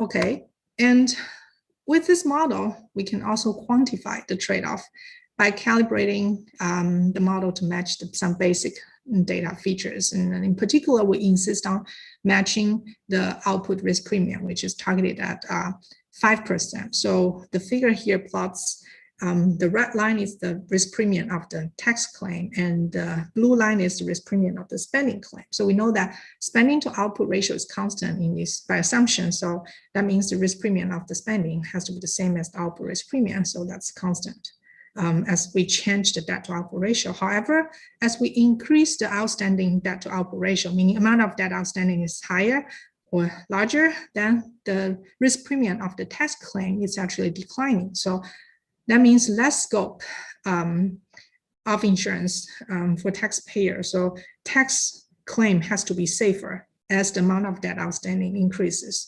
And if we increase the amount of risk in this economy, meaning increase the targeted risk premium in this economy, gamma equal to 2, then you see this trade-off is actually steeper. Well, of course, we're interested in a more realistic example to think about counter-cyclical debt to output ratio. So now you allow government to issue more debt in response to a bad shock, right? So we analyzed a few auto regression examples, and then given the time, we can only present our preferred case, which is AR2. Well, we prefer this case is just because these AR2 process actually matches the data feature of the debt to GDP ratio very well in terms of the autocorrelation function and the partial autocorrelation function. So we estimate this AR2 process of the debt to output ratio to match the data, and the lambda here governs the cyclicality of the debt to output ratio. So basically, our estimation tells us lambda is positive. That means debt to output ratio is countercyclical, and lambda is way greater than sigma. And this process is also stationary. Both phi1 and phi2 are outside of the union root. So first, let's discuss the conditions to satisfy the transversality condition. So when the debt to output ratio, the locked debt to output ratio is stationary, the transversality condition for budget constraint is no longer the standard testable condition in this model. So the standard testable condition says that in order to have transversality condition satisfied, the interest rate should be, risk-free rate should be greater than the growth rate. However, in the model with the permanent output risk, well, the transversality condition is satisfied if and only if the risk-adjusted discount rate should be greater than the growth rate. Well, the reason is now the debt to output ratio is stationary. So the debt strip in the very long end inherits the permanent risk in the GDP. So you're discounting the surpluses now using the risk-adjusted discount rate instead of the risk-free rate. So in this economy, transversality condition is likely to be satisfied if you have a very large output risk premium, or you have a very large unlevered equity risk premium. So this is now the risk-free rate compared to the growth rate is no longer a necessary or sufficient condition for the transversality condition to hold. Okay, so with that, let's now look at risk-free debt. What kind of dynamics for surplus and output ratio implied by the risk-free debt model? So we're going to look at the impulse response of the surplus to output ratio, which is in the left figure, and the right figure is the impulse response of the debt to GDP ratio. So you'll see that in response to a negative output shock, government can essentially run a few period of deficit at the beginning, but eventually the surplus has to be positive to repay the debt.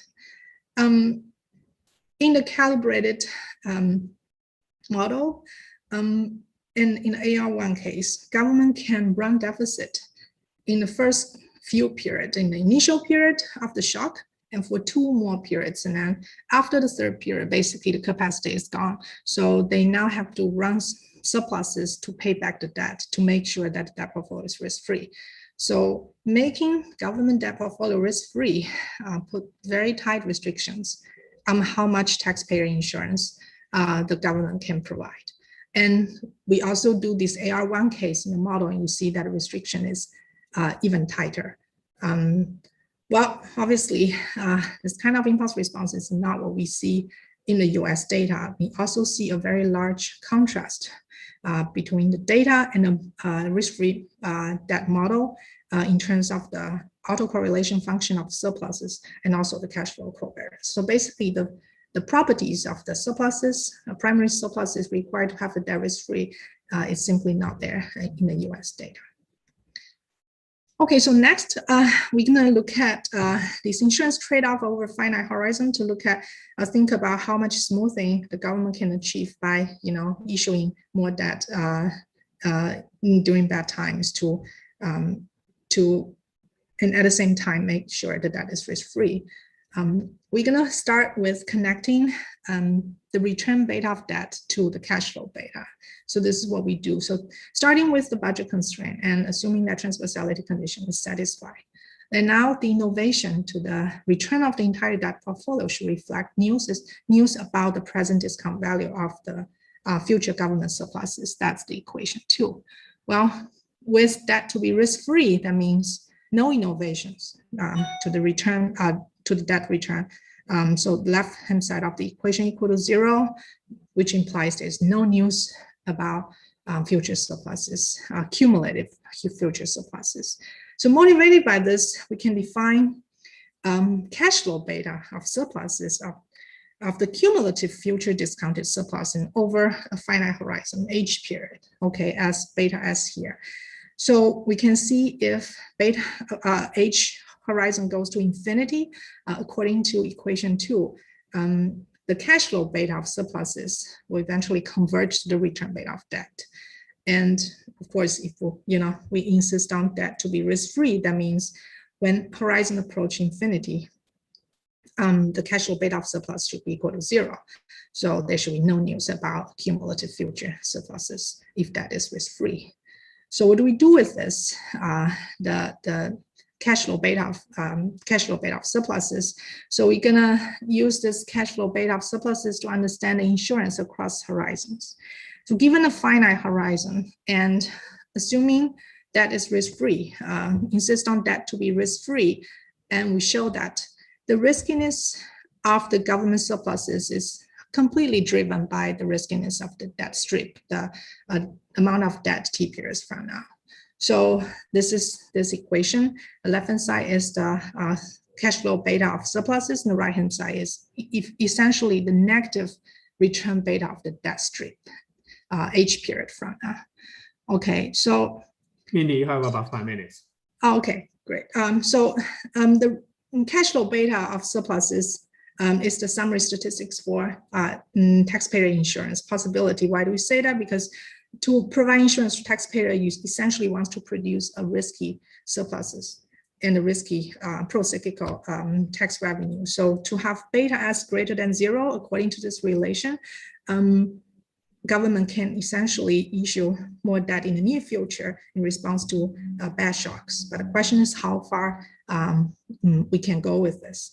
Well, again, if we look at the very extreme example, debt to GDP ratio is constant. Basically, there is no scope to insure a taxpayer in the both short and long horizon. The reason is, if you look at the sign of the cash flow beta, it's governed by the risk premium, the left risk premium of the economy, which is positive. So the left figure shows the cumulative risk premium of the surpluses, and which is negative throughout the whole horizon. So surplus is quite safe because you need a safe surplus to offset the large positive risk premium embedded in the debt strip in the future. So if government spending is countercyclical, and there's no scope to insure taxpayers. Well, in the more realistic example, AR2 example, so you see now we have some adjustment. Government can spread out some adjustment over time. Initially, a surplus beta can be positive. Surplus can be risky because debt strip is a hedge initially. Well, as time goes by, the debt strip in the far future inherits these permanent risk in output. So the risk premium of the debt strip becomes positive, then you need to have a negative surplus risk premium to offset the positive risk premium to make sure the debt to be risk-free. And this example shows that government can actually provide some scope for temporary insurance to taxpayer looking at about 9 years in the AR2 process, and then it will go away. So given the time, I want to quickly mention 2 more extensions we do. Both we find that there's actually worse trade-off in the model with convenience yield and transitory shock. So convenience yield is often believed to be, the resolution of, of the making the debt risk-free. So U.S. government can receive seigniorage revenue due to its convenience yield. So we're gonna introduce the convenience yield term K as a fraction of the debt. This basically means that the government can pay, the amount of interest payment the government does not need to pay due to the convenience yield when they issue debt at higher price or lower yields. So we can rewrite these intertemporal budget constraints. So now in the asset side, you will see this present value of the seigniorage revenue. And the beta relation will also be modified with this additional beta K term. Okay, let's assume that beta K is 0. Then we already see some the trade-off is relaxed a little bit because the present value of the convenience yield is positive. So, well, more interestingly, we know that in practice, in the data, convenience yield is actually counter-cyclical. Beta K is negative. If with negative beta K, that basically gives us more scope to insure taxpayer and the bondholder at the same time. So again, how long can we do that? Well, we go back to these analysis across different horizons. Now the cash flow beta of surpluses have this additional term, that's the seigniorage beta. Well, with seigniorage beta being negative over short horizon, and it's possible one can expand the taxpayer insurance. Well, again, at the same time, keeping the debt risk-free. And then this is what we see in the AR2 example. Yes, in a very short run, the seigniorage claim can be safe, and beta K is negative. So government can provide short-run insurance to the taxpayer. And in fact, for larger the convenience yield, the kappa to be higher, it's a black line here in the short term, you see more scope of insurance to taxpayer.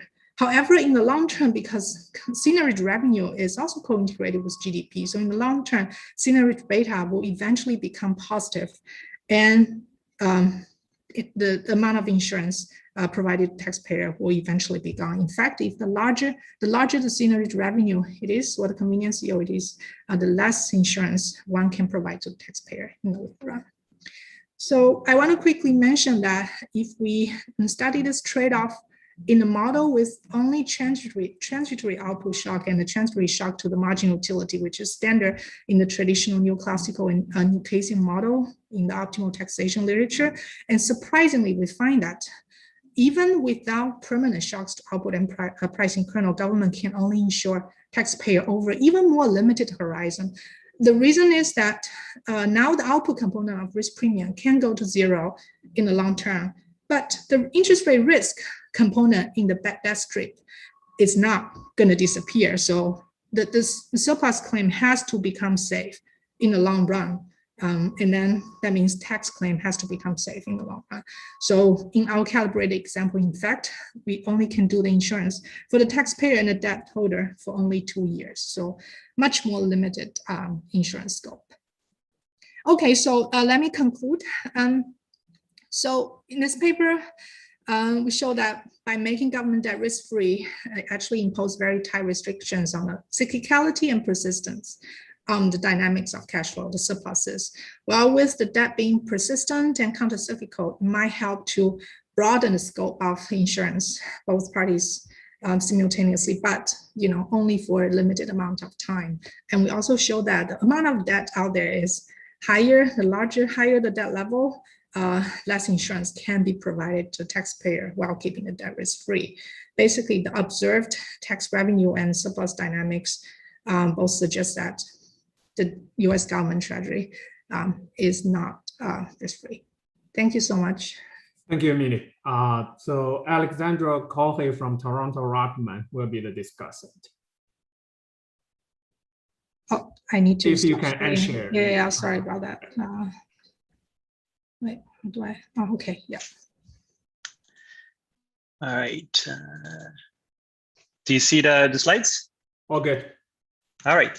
Well, thanks. I'd like to thank the organizers for asking me to discuss this, very interesting and intriguing paper. I really had a fun time reading it.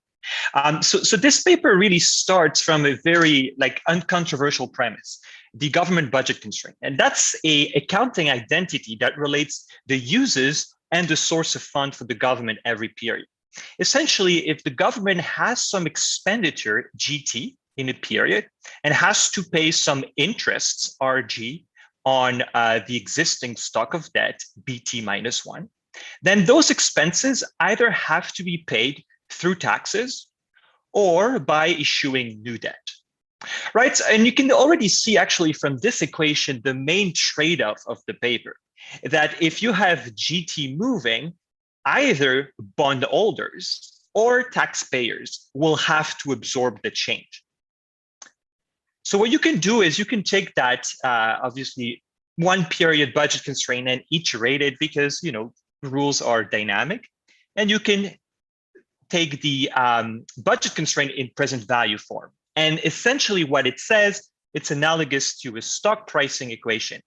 The market value of debt, BT, has to be equal to the present discounted value of where that value is coming from, which is coming from the tax claim.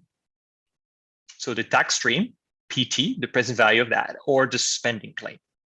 All right, so and really the key contribution and really the key novelty of this paper is to recognize that the pricing kernel here is not some risk neutral agent or risk-free debt, but it does price those cash flows, with the risk inherent in those cash flows, okay? So you can take this equation, and since the value of debt is a portfolio composed of two components, then you can look at the return on that portfolio or the expected return on that portfolio. And what it says essentially is that the expected return on the bond portfolio of the government should be a weighted average of the expected return on the tax claim and the claim on the government spending.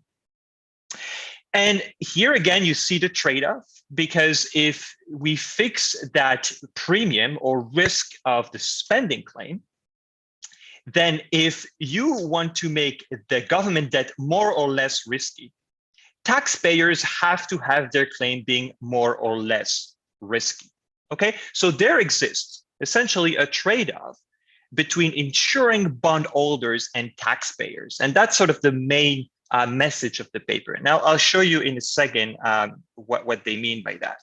All right, so government expenditures typically increase in downturns. The government wants to support the economy through fiscal expansions. And so what this means as well is what happens to taxpayers. Well, if taxpayers want to be insured, we also know that the government will try to reduce taxes in downturns. So if the government increase spending and reduce tax, it has huge deficits. So these deficits have to be financed. The only way to finance these deficits is to turn to bondholders and ask them to give money in bad times to finance those deficits. Because we're asking some agents to give out money in bad times when the price of risk is high, it's going to be risky from their perspective. So if the government wants to hedge tax holders by reducing tax in downturns, it has to make the government bondholder risky. All right, and so you can see here, if this is negative, this is positive, it must be that the government tax claim, so the government bond claim is risky. Now, is it even possible to make debt risk-free?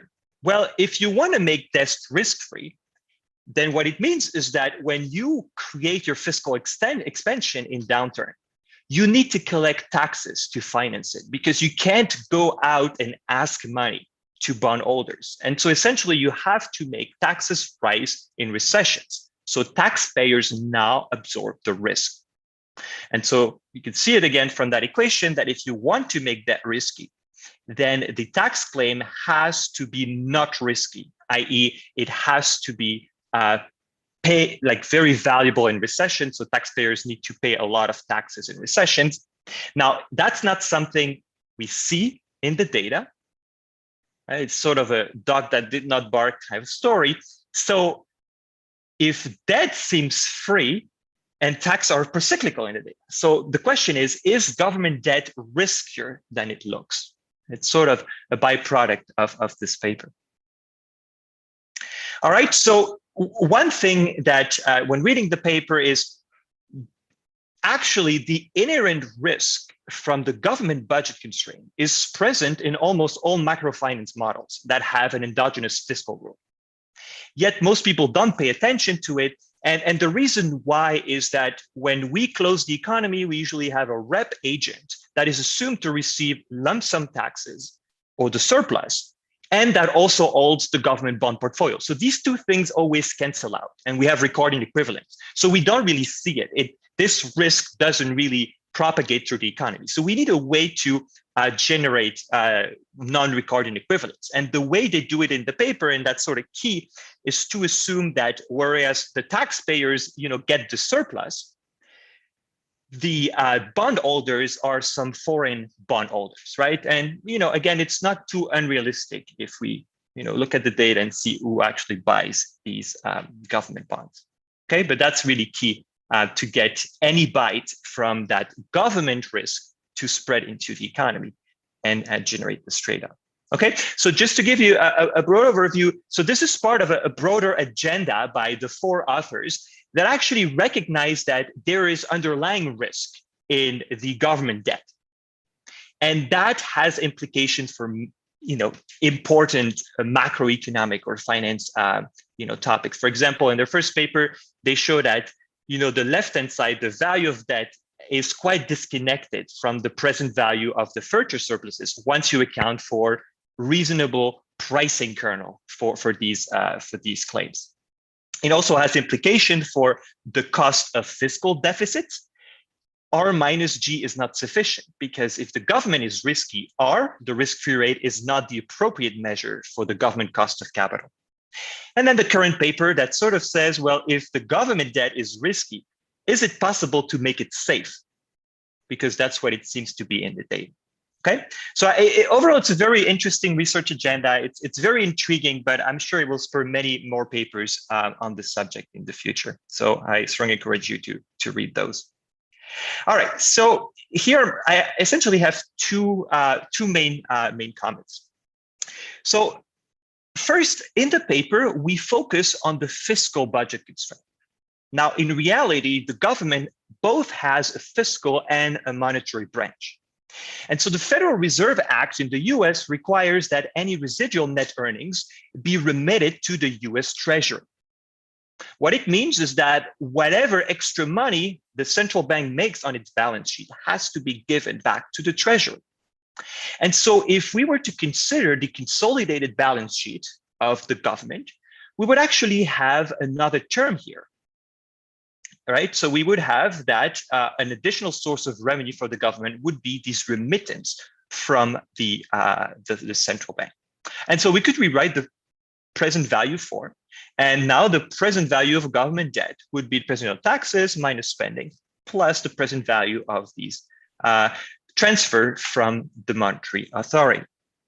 Now, the whole question is, how risky are those remittances? Alexandra, you have about 5 minutes. Oh, 5 minutes. Okay. So if those remittances are risky, which is likely to be the case because the Fed issues money-like securities such as excess reserves and invest in mortgage-backed securities, corporate bonds, or more recently, corporate loans through the mainstream lending program. So it's very reasonable to think that these remittances are a risky claim. And those have become more important over time, right? So if you look at the Federal Reserve balance sheet, you can see that it's grown quite significantly in the COVID pandemic, nearly doubled. And these remittances now, like I don't have the most updated data, but as of 2017, they accounted for about 3 to 4% of total receipts from the government. And so the question is, once we account for these surpluses from the central bank, what does it mean for the trade-off? Well, if those are risky, then it would increase the risk of government debt and would make manufacturing debt even harder. And I think an interesting paper, like as a follow-up would be who's paying for the Fed put, because the monetary authority is actually insuring financial market participants against recession or market freeze. but that increased the government debt portfolio risk. And so who is paying for it? Is it bondholders? Is it taxpayers?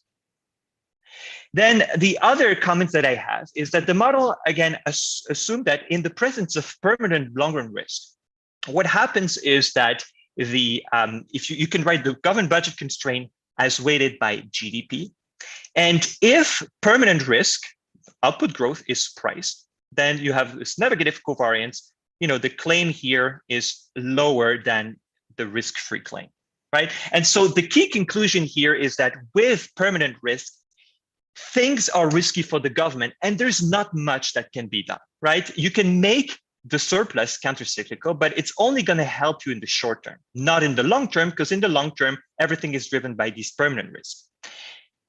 They look also at convenience yield, and the same thing happens. It only helps in the short term. So long-run risk limits tax hedging possibility. So my comment here is that this is under the assumption that GDP growth is exogenous. But what if distortionary taxes could affect this permanent risk endogenously, right? So if GDP growth was impacted by this distortionary taxes, and we can think of an endogenous growth model with investment. Now, in such a framework, if you make countercyclical surplus, then you reduce distortionary taxes in bad times and you support growth in bad times. And that would tend to essentially increase or make less negative the covariance between the pricing kernel and the permanent risk. Essentially, you make recession less worse. And so would that provide a hedging for long-run risk? And I wonder how much that would relax the trade-off that we talked about in the paper. And just to show that things are not looking great for this trade-off, and things are getting worse, because if we look at the data and we compare the return on the government debt portfolio, which I computed following Hall and Sargent, and we compute the beta of that claim, you can see that it has become negative. So now debt is not risk-free; it's actually a hedge for bondholders. So that means the taxpayer would even have to take more risk if that's something that's going to keep going in the future. And so that's going to make this trade-off even stricter between the two. And what doesn't help as well as government debt has been reaching historically high. So this paper is all the more topical for these reasons. All right. So to conclude, it's a very nice paper, very intriguing, that highlights an important trade-off that's overlooked in many macrofinance models, how the inherent risk in the government budget constraint can spill over and affect the economy and welfare. And I guess one of the key takeaway we can take is that US Treasury debt might not be as safe as it looks. And I look forward to seeing more implications of this important puzzle. Thank you. Great, thank you, Alexandra. I haven't seen any questions put in the chat box. One way we can do is, like, Mindy, you can maybe quickly respond to Alexandra's discussions, and then we can open up the whole discussion. Okay. Alessandro, thank you so much for the great discussion. So yeah, all the points are well taken. And I like the idea of thinking about the permanent shock being endogenous, and then maybe, the potential endogenous hedging for the long run risk. But I guess the question is more quantitatively, right? With the presence of the permanent risk, what we try to make the point is, one reason we didn't go to having a very complicated model is because we believe this trade-off is very general, just in a very, very simple setup. So as long as there's this permanent output risk embedded in its long-run debt strip, so eventually, you have to have the surplus being a hedge to offset this risk. So it will eventually be safe, meaning when the cash flow be safe, meaning there's less insurance to go to taxpayer. But I think it's definitely worth to think about this, can relax this trade-off for sure. I agree with you. And another point is also very interesting, thinking about this consolidated budget constraint. And now, as you said, qualitatively, the question is who is paying for this? Who is paying for this RCB? I guess it's the receipts from the central bank, right? So I think if we want to model this more carefully, we need to even think about a budget constraint for the central bank. And then there's this synergy revenue from the money creation probably. And then thinking about intertemporal, when we discount all these cash flows, and what's the condition in the long run.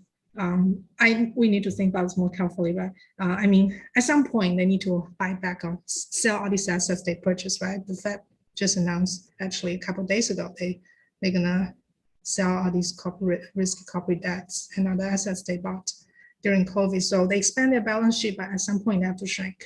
But I agree with you looking at the trends, especially after financial crisis. That's basically what we see in the data too. The governments keep running huge deficit, since crisis, and then there's more transfer from the central bank to the treasury. But again, the second thing is quantitatively is this component, this part large enough. So I'm looking at the data you're showing, it's from 1% to 2% to 3-4%. So that's kind of related to our first paper. So whether this can, quantitatively help to resolve these entire puzzles to have this balance sheet actually hold. But thank you very much. This is very great discussion. Thank you.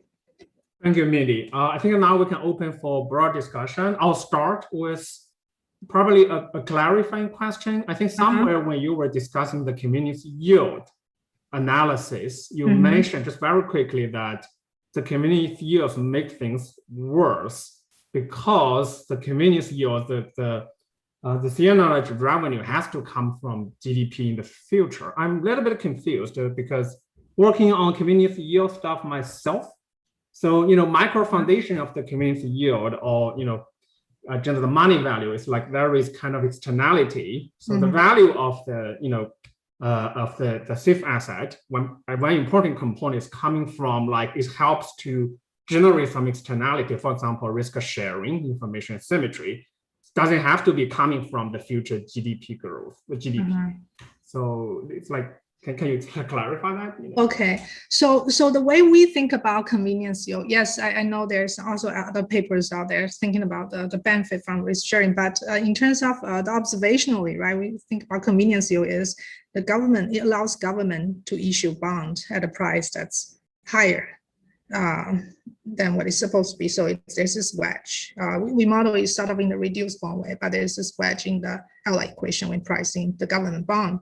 And what that means, the yields on those bonds issued by the government who carries convenience yield, it's going to be lower.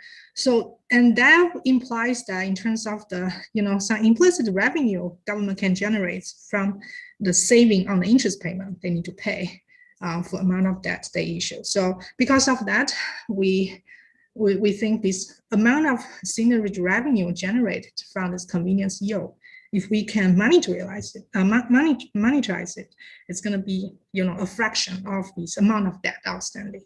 So then, if the debt to GDP is a stationary process, and then that implies that sort of convenience yield or the revenue implicitly generated from those convenience yield is going to be also co-integrated with GDP.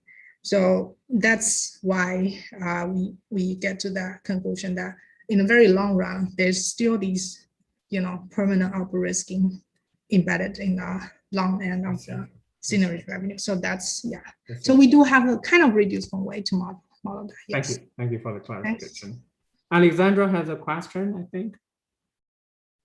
Yes, I very much like the paper. I think it's a starting positive analysis, very useful to address a very difficult question. How do we discount it?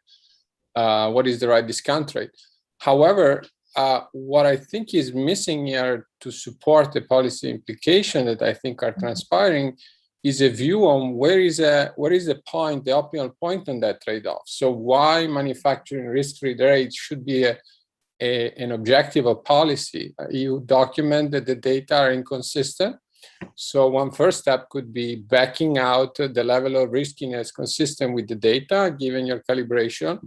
And a second step is to evaluate that, for example, in a very simple OLG framework where depending on whether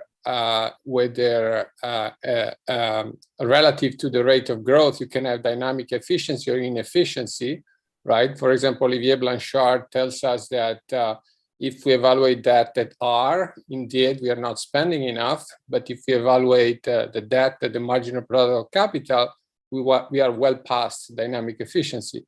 So I think there is a possibility here linking to what Alexander was suggesting to try to pick a point on that trade-off. That's the great question. And yeah, one thing we actually didn't do, as you said, is we didn't try to say, you know, the risk-free debt is the optimal level of the riskiness should be in the debt portfolio. It's more of a positive analysis because we tend to think that, at least from the data, right, observationally, the government debt portfolio carries a really low risk premium. It's like 110 basis points if you look at the post-World War II sample. So, we've seen a lot of discussions on, you know, or using government risk-free rate to discount those cash flows in all these traditional neoclassical models in this optimal taxation literature. And then we try to make point that this is inconsistent with, in terms of this welfare analysis, we didn't do the full Ramsey model and thinking about this dynamic efficiency, but in plan tend to, you know, shift all these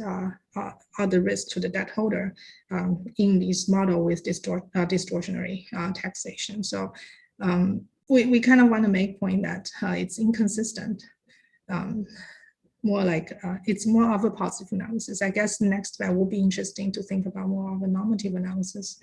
What's the optimal to analyze the entire trade-off and find optimal point of trade-off. Yeah, thanks. Probably the last question, Vadim. Yeah. Mindy, hey, good to see you. So I think this may just help resolve my confusion, me just kind of talking through this.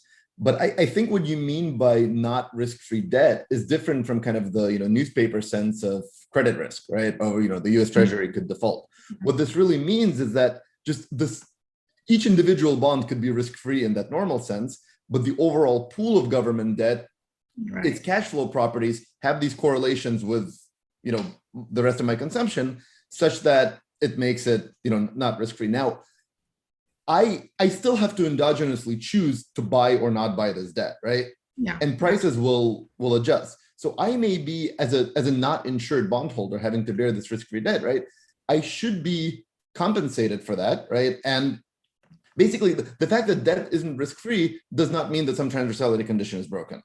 Mm-hmm. So from this welfare perspective that Alessandro was talking about, maybe I, as a bondholder, am completely okay holding a bunch of risky government debt if I'm just paid for it at the time, or if I need to buy more of this in bad times, I just do it at a good price. So that's not a bad thing necessarily, right? Like me having to bear this cost is not something that the government, as its objective function, has to eliminate. Well, but so I think I try to get to what exactly one asked. But if you think about a representative agent, right, and this guy has to buy more debt because the government tend to issue more debt during bad times, and then this is when their marginal utility is high. So this is the time they need to pay to purchase the bond. So the way we think about the entire debt portfolio being risky, yeah, I agree with you first that it's not about individual 5-year bond to be risky or not. It's about the entire bond portfolio to be risky. So you should think about strategy that it's a representative investor who invests in the entire government bond portfolio. He's getting all the redemptions and coupon payments of all the bonds, and whenever there's new bond issue, then this guy is sort of obligated to purchase it.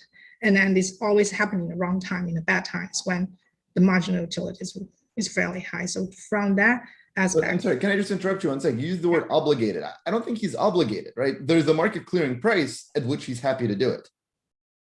Okay. Yeah, but this price need to, okay, I agree with you there on that too. Yes. Yeah. So there's this a price that price all the other cash flow streams and then also price these tax and spending streams. Agree with you. Yeah. Yeah. Good. I think we're like 2 minutes out of time, but it's a great discussion. I thank you all, the presenters and discussants, for the great efforts. I thank everybody participating. It's a great session, great experience. I learned a lot. Thank you. Thank you, Jogang. Just a quick announcement. We are going to break for 15 minutes, but presumably that's not enough for lunch. So we will continue our lunch over the keynote presentation. if you can kindly hide your camera while you finish your lunch and then come back up. I apologize for the rudeness of my request, and we'll have the keynote next. Thank you very much, and see you in a few minutes.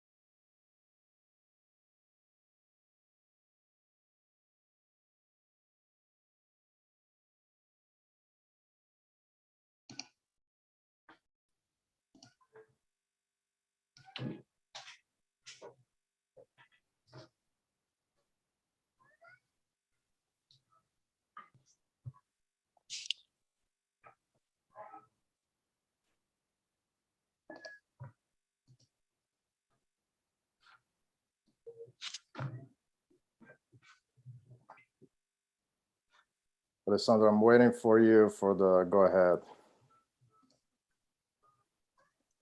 You're muted. Yeah, we have a few seconds and then we can start. Yeah.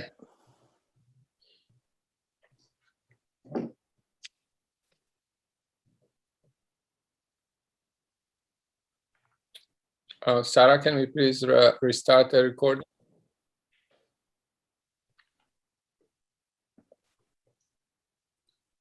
Go ahead, Federico. We are ready to go? Yeah. Go ahead. All right, perfect. So welcome everyone to the keynote presentation. Our keynote speaker today is Viral Acharya. You know him well, or you know of him well. So I think I can afford being fairly brief. Viral is the CV Star Professor of Economics at NYU Stern, a school that he rejoined, I should say, after a long stint from assistant professor to full professor at the London Business School. Let me just be brief here. Listing all of his accomplishments would, I think, require a bit more time than we have for this session. So I will just give you a few highlights. He was the Deputy Governor of the Reserve Bank of India from 2017 to 2019. He was the Director of the Indian National Stock Exchange. He has been an economic advisor to the Federal Reserve Banks of Chicago and Cleveland. He's a research associate in corporate finance at the MBER. He's a research affiliate of the CEPR. He is also a research associate of the European Corporate Governance Institute. Arguably, he is the author of more papers than most of us can write in a couple of lifespans. So I'm just gonna quote from his short bio. His focus has been on the theoretical and empirical analysis of systemic risk in the financial sector, an inquiry that has made him cut through several strands of the finance and economics literature. I will not mention all of his recognitions, from Best Paper to Rising Star to Distinguished Referee Awards given by a variety of institutions. So let me not abuse any more of your time. Viral, the floor is yours. Great. Thank you so much, Federico, for the kind introduction. I think Federico could have just said he's all over the place. And I think this paper is very different than anything else I've researched, so it's going to completely fit in with the spirit of that. One thing I should mention before I start is that I just spent 6 weeks in India. I came back late last week dealing with family health emergency. And I think it has changed my perspective on how much one should value vaccines for.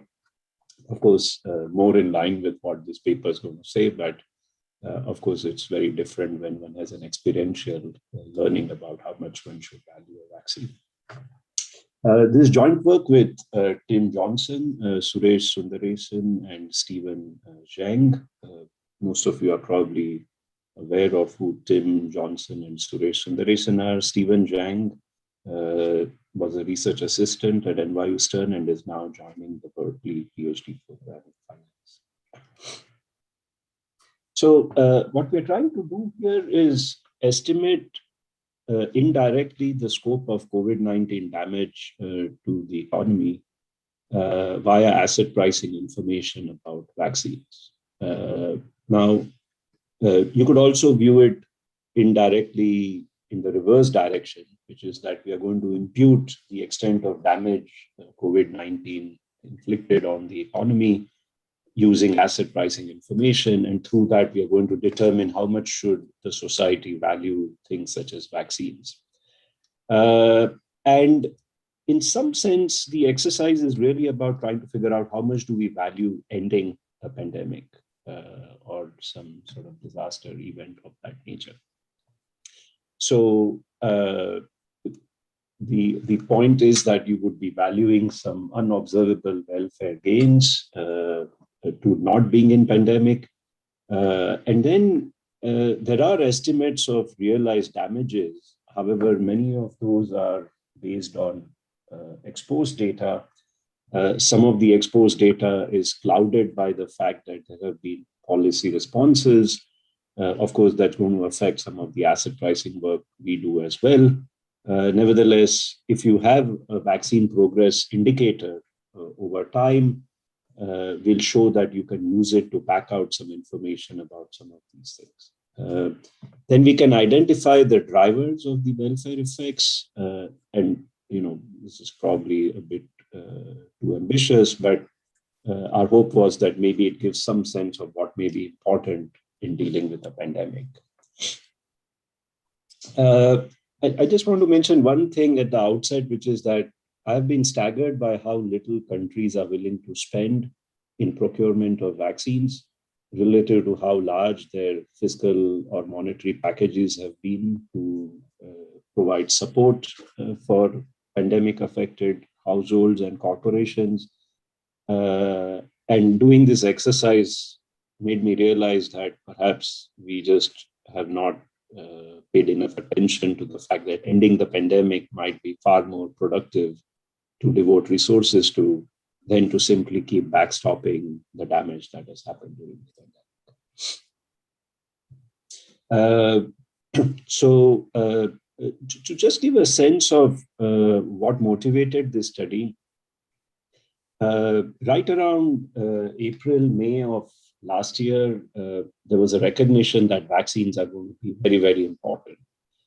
Jay Powell mentioned that, he expects the economy to fully recover only once a vaccine has arrived.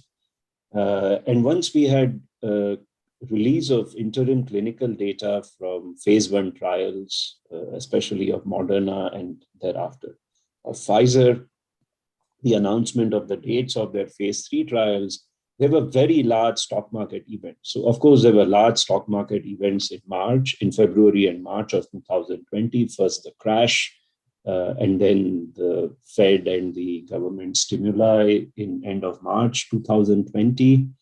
But there were also large events in May, July, and many of these large events had to do with a common factor for a lot of stocks, which seemed to be good news about progress in the development of the vaccines. So this is a quote from an article by Matt Levine in Bloomberg, where he talks about the fact that when Moderna released positive interim clinical data from phase 1 trials, it was just on 45 patients for 45 subjects, the market gained about $1 trillion. And of course, there was a cross-section of airline stocks and others, cruises, etc., being impacted far more beneficially. So we're going to build on this hypothesis, especially from the second piece, that stock markets contain valuable information for gauging the value of ending the pandemic. And that's what we mean by a cure in our paper, even though maybe there's a subtle difference between a cure and a vaccine. And in particular, our empirical main point is going to be to develop a vaccine progress indicator in time series and relate it to the stock market response.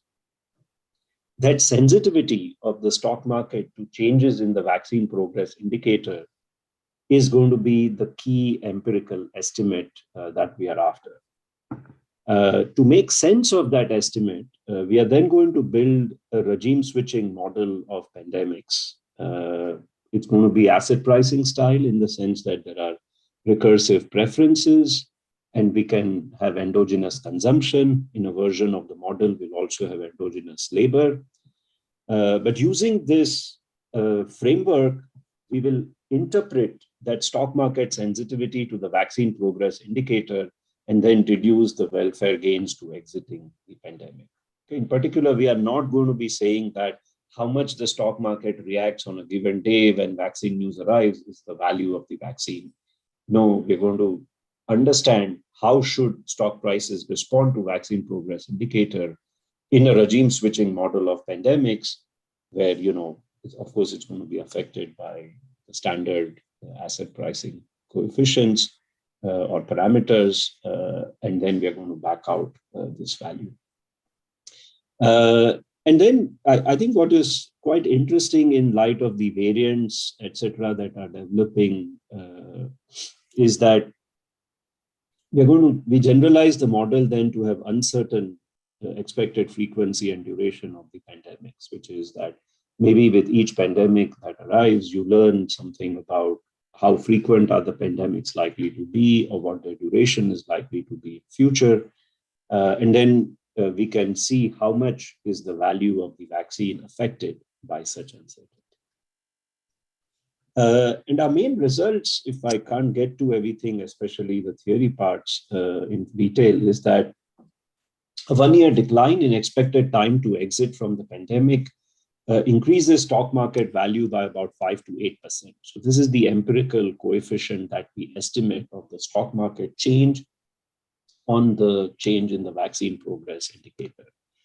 And if you do some back of the envelope calculation, that suggests that the vaccine progress itself from March to October may have accounted for 1/3 of the market rally over that period. Of course, not all of it. There's probably fiscal, monetary, and other stuff going on. We then use this 5 to 8% estimate to implicitly pin down the pandemic parameters in our structural model of the pandemic. And that then translates into the value of ending the current pandemic as being 5 to 15% of wealth. If you want some $1 trillion numbers, these are very large. It's about, in fact, $5 to $15 trillion over a 3-year period at the beginning of the pandemic. So that's about $5 trillion per year. Vaccines are more valuable when labor externality is worse, because agents don't internalize that their consuming is creating contact intensity and exposure for others.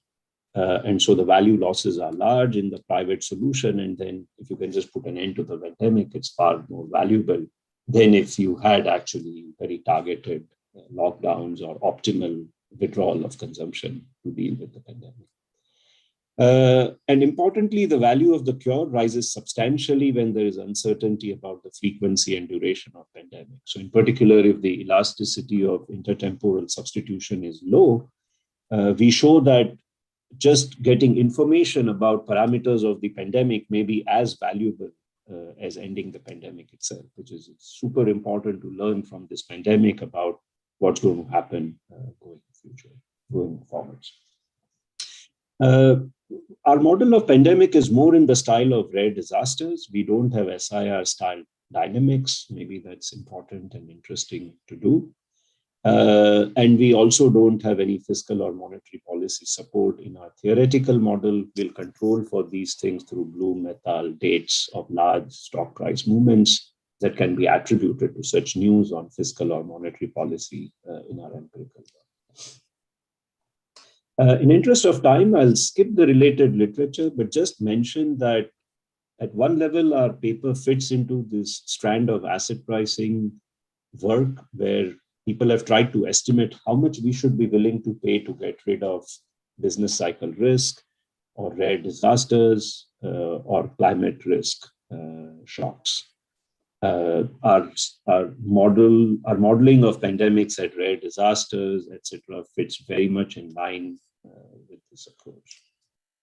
On the other hand, our papers related to the sort of COVID-19 related papers, maybe the closest one are the Harrison Hong et al. Papers, which tried to embed an asset pricing framework with disease dynamics. They basically take the pricing kernel as given, consumption as given, and then they use information on earnings forecasts and revisions in those to essentially back out some information on the arrival rate of vaccines and so on. Our approach is slightly different, you will see, but clearly the work is somewhat complementary there. Okay, so the roadmap is, I'll first show you the empirical work, how we construct the vaccine progress indicator. Then I'll show you our general equilibrium model of repeated pandemics. Then I'll show you the mapping from the empirics to the model. That will lead to some estimates of the value one should attach to the vaccine as a society. And then, we have these extensions, as I mentioned, of labor externality and learning. Okay, so what is a vaccine progress indicator? It's basically something we're going to use to describe the state of the pandemic. Some people describe the state of the pandemic in terms of the number of cases, the fatalities that one has observed, etc. Since we are interested in when will it be over, our notion of the state of the pandemic is about how close we are to the deployment of the vaccine. By mid-2020, there were 250 vaccine candidates. We have timeline of individual progress of each such candidate from the London School of Hygiene and Tropical Medicine. We are very grateful for them for sharing with us the data. They also have data on clinical trial success and development of vaccines at the time of prior pandemics, such as the MERS, SARS, H1N1, and so on. We also update this data through a variety of other sources wherever there are some gaps. Now, so what does it mean to describe the state of the pandemic? Now, each vaccine trial, of course, has several states of its own development. The absorbing state perhaps being failure, the first state being preclinical trials, where it's on non-human subjects, then phase 1 on a small number, typically tens, then phase 2, where the subject population expands to a few hundreds, and then phase 3, which is to do the efficacy analysis, where you do it on tens of thousands. And then there's application, approval, and eventual deployment. Now, of course, this is true for each vaccine. At any given point of time during a pandemic, there are several different vaccines which are under trials. And so we need to aggregate the state across these vaccines. And so what we do is we try to build a statistical model of expected time to first successful deployment. And we were inspired to do this basically by some exposure we had in the credit risk literature to a first to default option. So there are these basket products in credit risk markets where the basket would have several names. They are transitioning through ratings in their credit quality, and there is a first one that eventually defaults. And that triggers the event as far as this credit product is concerned. Now, how do you therefore describe the relevant state of the world for that credit product? You do it by calculating something like a simulated expected time to first default, which in our case is the time to first successful deployment. That becomes then an aggregate statistic combining information across different vaccines. And actually that analogy is quite deeply buried into the way we go about doing things. So that just shows you the number of candidates that were out there. They grew to be very large by the time we were doing this work. So what you need is that you need to essentially have transitions across states. So in particular, you need a probability of success or upward state transition. So you are, just as in a credit market product, you are moving across ratings. Here, a vaccine is moving across its stages. So pi is this probability of transitioning across vaccine stages. And then, that would translate into how many years you are expected to spend in that state. And so using both past data on vaccine progress and some of the data that we have in sample, we try to estimate these years that you would spend in each state. And then indirectly that maps into the probabilities of transitioning to the next state. Now, there's some heuristics that are involved here, but we've tried to anchor it as much to our data that we have on the actual vaccine progress. And there are two independent indicators of expected times in these phases or to the eventual deployment. And then ultimately we benchmark our calibration to those estimates as are shown. Now, if you had this kind of information, you can run sort of Gaussian copula kind of simulations. Now, of course, these candidates are not independent. Some of them are trying to develop the vaccine with the same strategy to develop the vaccine, either it's an adenovirus or an mRNA kind of technology. Some of them are within the same institutes. And therefore, one has to recognize that there is some probability in these there's some correlation in the transitions across the states. Once again, we take a heuristic approach of a baseline correlation, and then we bump up these correlations if it's a shared institute or a shared strategy.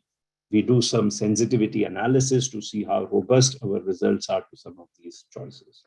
But essentially, you can imagine us running a Gaussian copula simulation of this type on each day, where candidates start at their actual state in our data. We draw 259, that's the total number of candidates we have, multivariate normal random variables. That's just basically to do the Gaussian copula. We draw 2 per each in order to figure out whether you're going to move out of your current state or not, and what's the time basically for that.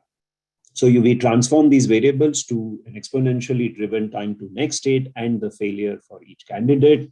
If the candidate fails, then that's out of the simulation. If the candidate has a time to next state, which is less than the time to failure in the draws, then that candidate circles back into the simulation, and it's now going to progress to the next state, for which we will draw 2 random variables again. And then of the candidates that eventually reach the deployment state, so we are progressing all the way then finally to the approval state. And even if you are in the approval state, we don't attach that you will necessarily deploy with 100% likelihood. We just give you a 95% likelihood because of some distribution delays, etc. Then of all the candidates that are deployed, we calculate the minimum time to deployment. Then we repeat this for 50,000 runs on each day, and then we get basically an average time to deployment for that day in an expected sense, along with some distribution around it, etc. Now, all the data we have is collected with hindsight, and when companies report the success of their trials, it may be dated. So as you can see on the right side, we have a module that then takes real-time information from FactSet, etc., to generate news about the vaccines that is coming out. And then we use that news to adjust these core calibration of the state transition probabilities. So I won't be able to get into the full details of that, but we have to classify the FactSet news that we have over our sample period into positive and negative news. And then we classify it further into types of positive and types of negative news, such as announcing the next state, moving ahead of schedule, or on negative sides, there being a pause or being behind schedule, or there being a negative regulatory action, etc. So all of these, we then map into adjustments in these state transition probabilities in order to calibrate further on each day the expected time to arrival of a vaccine. And this is important because ultimately we are trying to link stock market return to vaccine progress indicator. So if our vaccine progress indicator is not reacting to news that is arriving in the market, but is not yet reported by the company to our data set, then we have a problem, because we'll be running a stock market that's responding to news on a vaccine progress indicator that's not responding to this news. And so this module is also somewhat important. So what do you get at the end of this? We basically get a vaccine progress indicator using our Gaussian copula simulation, which looks like this. That's the thick blue line. It shows that it's inverted in years. So when you are at below on the y-axis, that's high years to completion. So that's 4 years at the beginning of the pandemic. And then you can see that we reach about 0.6 years to deployment of the vaccine as an estimate in our vaccine progress indicator as of October 31st, when we wrote our draft. At that point, it was 0.6 years until deployment. So it said that by May 2021, you would have had deployment of the vaccine. Maybe we are sort of somewhere there, 50 to 60%, no, not all the way there. But at least that was our prior on October 31st. And you can see there are some very sharp movements in this vaccine progress indicator on several days. Okay? So just want to show you a couple of things visually first. The black line here is the stock market performance, the S&P 500 index performance, the cumulative return. And you can see that the market is crashing through most of March, and then it rebounds.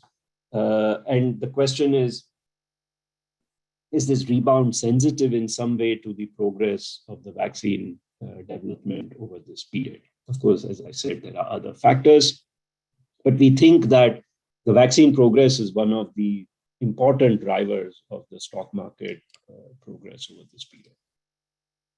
And then essentially, there are specific events. So on March 16th, Moderna and CanSino start their phase 1. There's a bunch of news in April on CanSino, Sinovac, and Oxford AstraZeneca, as well as BioNTech Pfizer. Perhaps the biggest news, some of the biggest news is on Moderna starting phase 3 trial in July 27. May 1st is Oxford AstraZeneca starting phase 3 trials.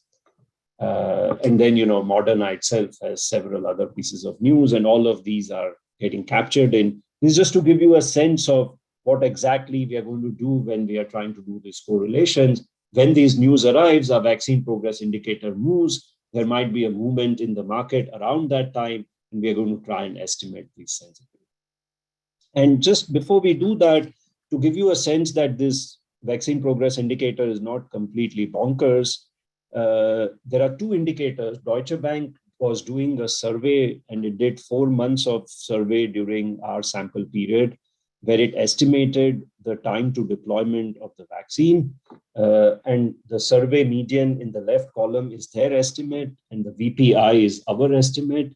We were a bit, by and large, our VPI indicates a faster deployment of the vaccine than that survey, the Deutsche Bank survey indicated. There was also this betting site called Super Forecasters, and through which you could also extract the survey medians. And there you can see the VPI was projecting an earlier deployment to start with, but by September, the Super Forecasters was actually projecting a faster deployment. But we think that these numbers are sort of in the spirit of these surveys. Okay, so the next step is to then run daily regressions of stock market returns on vaccine progress.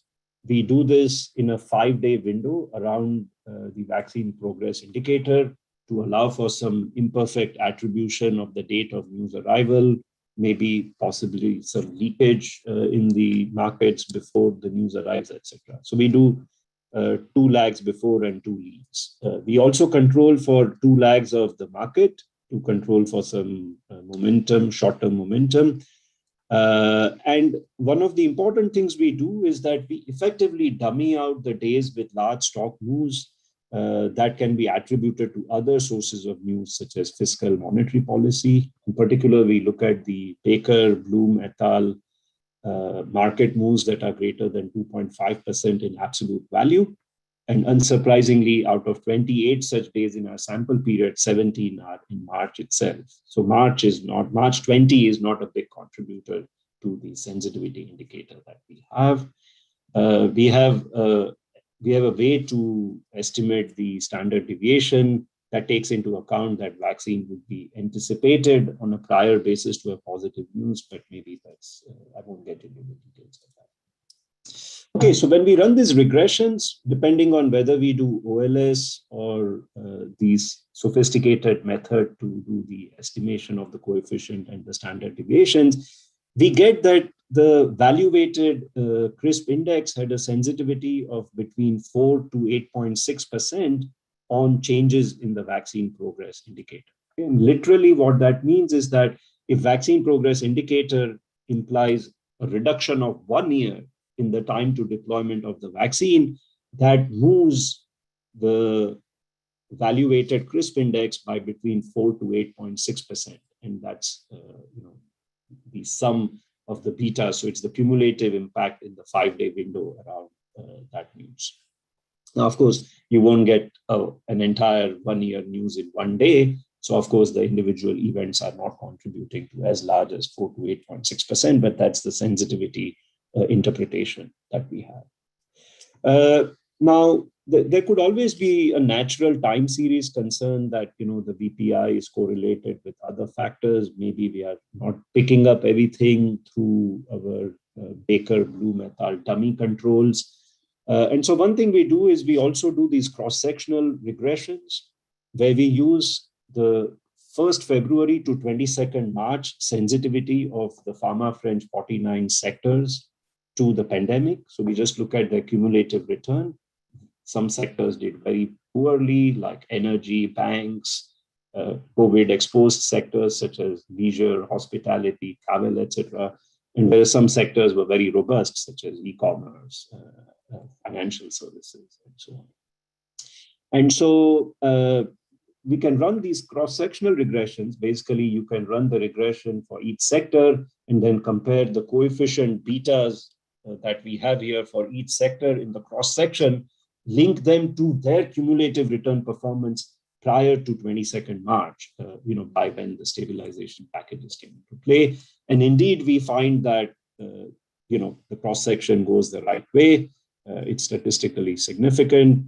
COVID-exposed sectors seem to react most favorably to good news about vaccines from 23rd March to 31st October in this cross-section.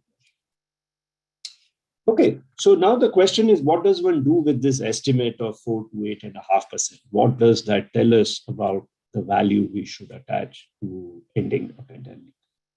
So we build a simple model. I shouldn't say simple, at least we think it's novel and interesting in its right. Maybe it's simple in some ways.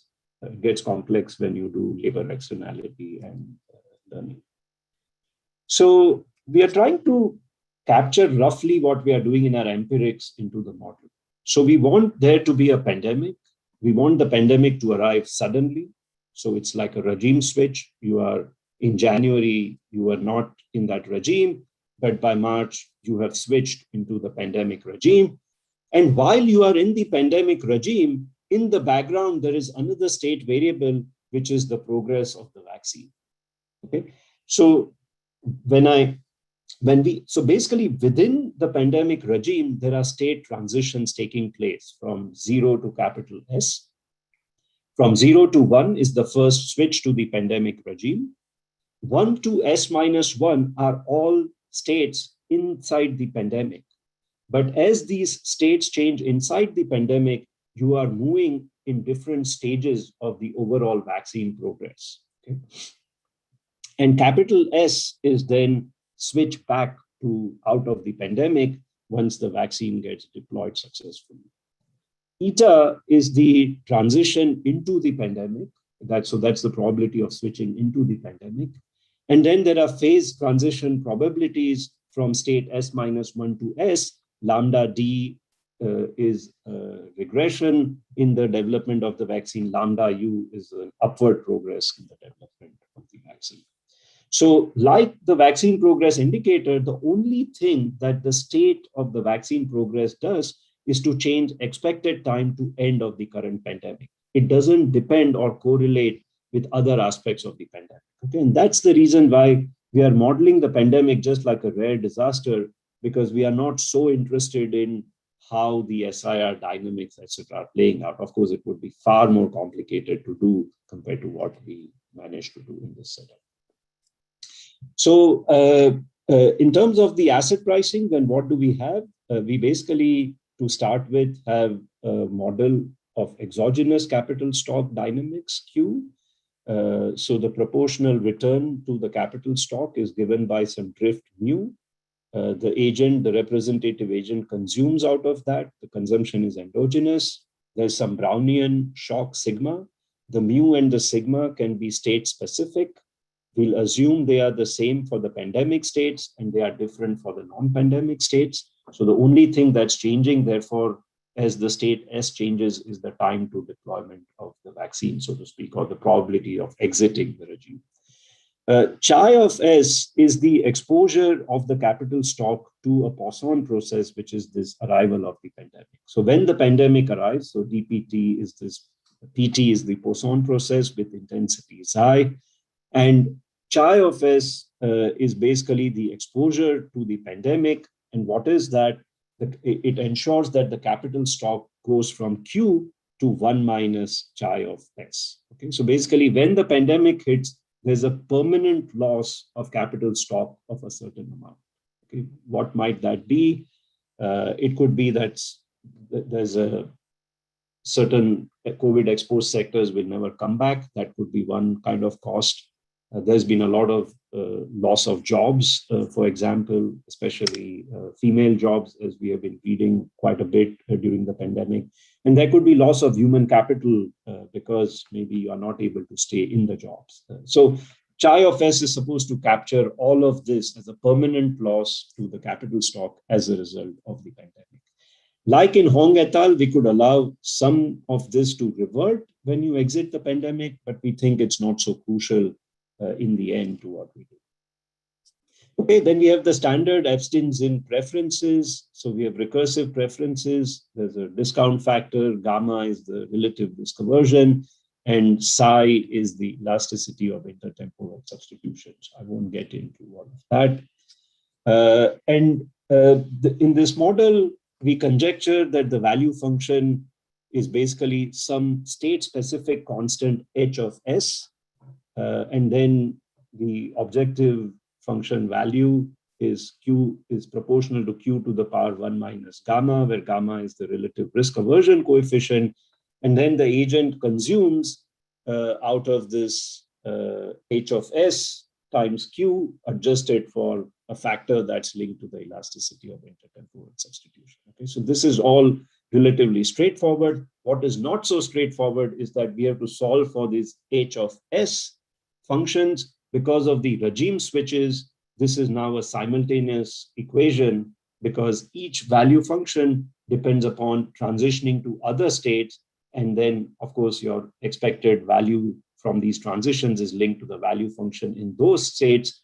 Because the states reverse back from non-pandemic to pandemic to non-pandemic, this is going to be a recursive set of simultaneous equations. Okay, and so you can solve for that. And what it turns out, it's a bit technical, but it turns out that there are two important constants, G0 and G1, when you solve this recursive regime switching equations. G0 is basically linked not to the pandemic parameters. Mostly it's linked primarily to sort of non-pandemic parameters. And G1 is a reduced statistic for all the pandemic parameters. Okay, and this G0 and G1 drive the relative H, the objective value functions across these different states. So in particular, I want to stress this, that the pandemic intensity parameters affect the solution H of S, which is your objective value function on this recursive scheme of equations, just via a sufficient statistic G1. And this is kind of important because the model has a lot of parameters as such. But when you map it into the empirics, it turns out that you don't need to take a stand on each individual parameter as much as take a stand on this reduced form statistic G1, which comes out of the structural model as being relevant for solving H constants recursively in this system. Okay, and then once you have that, we can estimate the value of a cure, because if you have the objective values, objective function values in different states, you can ask the question, what is the certainty equivalent change in agent's lifetime value upon a transition from pandemic state S to a non-pandemic state, which is 0 or capital S? So how much fraction of wealth would you be willing to surrender in order to compensate for the utility gain of reverting back to the non-pandemic state? And that's what it's formally given back. But once we have these H's, we can estimate this value. It's going to depend on the elasticity of intertemporal substitution. That will matter the most when we are learning. But what do these H's depend on? They depend on this quantity G1, which is going to be a reduced form sufficient statistic of the various pandemic parameters that we have. Okay, now in order to, so now we have a model in which we can estimate the objective value functions. What we next need to do is to now do asset pricing in this setup. So we view the market as a claim on the risk-free claim, which is the DQ, just the claim on the capital. And then there is a risky consumption stream, which is the CDT. We can value this claim under the stochastic differential utility. We conjecture that the prices will be proportional to Q, but by a kernel P of S, which is specific to each state. So we conjecture a linear pricing of this form to a claim on DQ plus CDT. And then once again, you have a recursive system of equations, and we show that you can actually solve for these asset prices, in fact, in semi-closed form. Now, why is this important? This is great because now we have the asset prices, which will help us determine how does the price change when we move across states, okay? And then because we have the transition probabilities in the model, we can also calculate expected time T star to exiting the pandemic, okay? So in the model now, we can formally calculate a quantity, which is the market return, delta log P, divided by change in the vaccine progress indicator, which is the expected delta in the expected time to T star. Okay, so now we have an empirical counterpart in the model. We have a counterpart in the model to the empirical coefficient that we had estimated. Okay, so how does this look like? As I stressed, we have a lot of parameters, but the key insight is that the empirical quantity that we measured effectively identifies a sufficient statistic for pandemic parameters. The pandemic parameters that are crucial is how the capital stock dynamics change, and to an extent, what are these state switching parameters across the states of within the pandemic. So what matters in terms of showing the behavior of the sensitivity is the decline in the expected growth rate of Q in the pandemic states. Okay, that is what the agent cares about. When the pandemic hits me, how much am I affected by? In the model, quantity measurement of that will be the decline in the expected growth rate of your capital stock. Okay, that's going to be the important indicator. So we pick some parameters from the standard asset pricing literature. And then what do we see in the model? We see that first graph shows you the sensitivity of the stock market to reduction in the expected time to deployment. Okay? And it says that as you expect to lose more when you switch into the pandemic states, that's delta MQ, the reduction in the expected growth rate of Q, the market will respond more to reduction in the time to deployment of the vaccine. Now, what drives that? What drives that is this quantity G1 that I just explained is a sufficient statistic in the model for the pandemic parameters. As we vary the pandemic parameters, the capital depreciation in the model increases as you go along the x-axis, and this quantity G1 goes down. And as that G1 goes down, you get a higher sensitivity of the market to the expected time to deployment of the vaccine. And then the value of the cure as a function of G1 can be calculated because G1 pins down all these H constants, which are the objective value functions, and then we can calculate what's the value of a cure. So what is the exercise? The exercise is the following. We know from our empirical estimates that we have between 4 to 8% sensitivity of the stock market to vaccine progress indicator. From the first graph, that gives us a value of the expected depreciation in the capital stock. Let's say that's 5% at 6% on the y-axis. On the first graph, that implies a 5% depreciation, about 6% depreciation in the capital stock. Now, 6% depreciation in the capital stock in the model implies a G1 of minus 0.4. that's a sufficient statistic of all these pandemic parameters. So we haven't taken a stand on the pandemic parameters. We are going to imply the pandemic parameters indirectly through the sensitivity of the stock market to the vaccine progress indicator. And at that value of G1, which is 0.4 minus 0.4, we get in the rightmost graph an 8% value of a cure, which is that you would be willing to pay 8% of your wealth in order to get your hands onto a vaccine to suddenly switch out of the non-pandemic to the pandemic state. Expectedly, this varies if you change the duration of the pandemic or the pandemic frequency. If the pandemic is longer, because the lambdas are very low, then the value of the pandemic can shoot up from our benchmark 8% to as high as 15%, for example, or even 20% if the pandemic is going to take 8 years. Maybe that's too unreasonable. But at 4 years, you would get a 15% of your wealth as being the value of the pandemic. Now, interestingly, if the pandemic frequency is very high, so you expect pandemics to occur quite often, then of course the value of a cure is lower because you get out of the pandemic, but the pandemics are going to arrive again. And therefore, in continuation, the vaccine is not as valuable. You took the vaccine, but a new pandemic is going to occur very soon because eta is very, very high. Okay, so in terms of one discussion is on the magnitudes. Is 5% of Q, say, which is our range is 5 to 15%. So let's take the bottom of that. What does it mean in actual money? Now, of course, we have a very specific form of asset pricing model. In the model, Q is the capital stock. In reality, market may not be all of the stock of the economy. So if you took US household wealth as being Q, then that would be about $96 trillion in 2019. And then the value we should attach to ending the pandemic would be $5 trillion as per this. If you try to do it based on consumption, our consumption would be 4% of Q in our calibration based on the asset pricing parameters. That translates into a larger $17 trillion value being attached. In the context of the model, is this reasonable? If you took the pandemic duration at the beginning in March 2020 of being about 3 to 4 years, then it says that you would attach a value of 1 to 5 trillion per year for the pandemic. Is this large?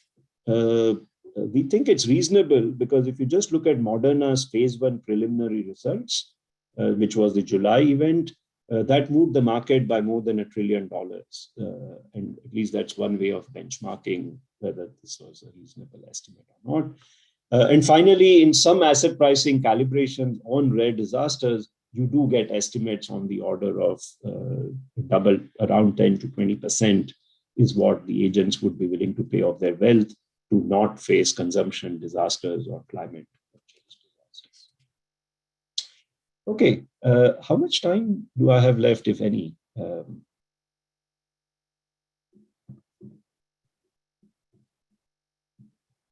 Sorry about this. It's 5 minutes, but you can take a few extra minutes. Yeah. Okay, no, that's great.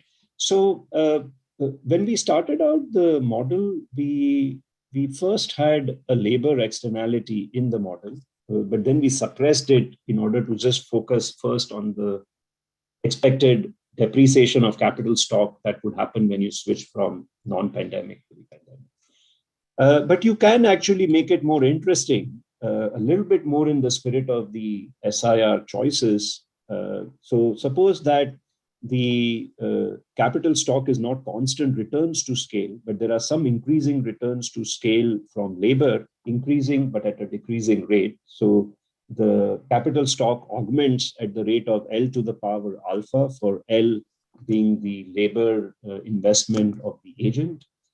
And that also alters by square root L to the power alpha, the Brownian motion.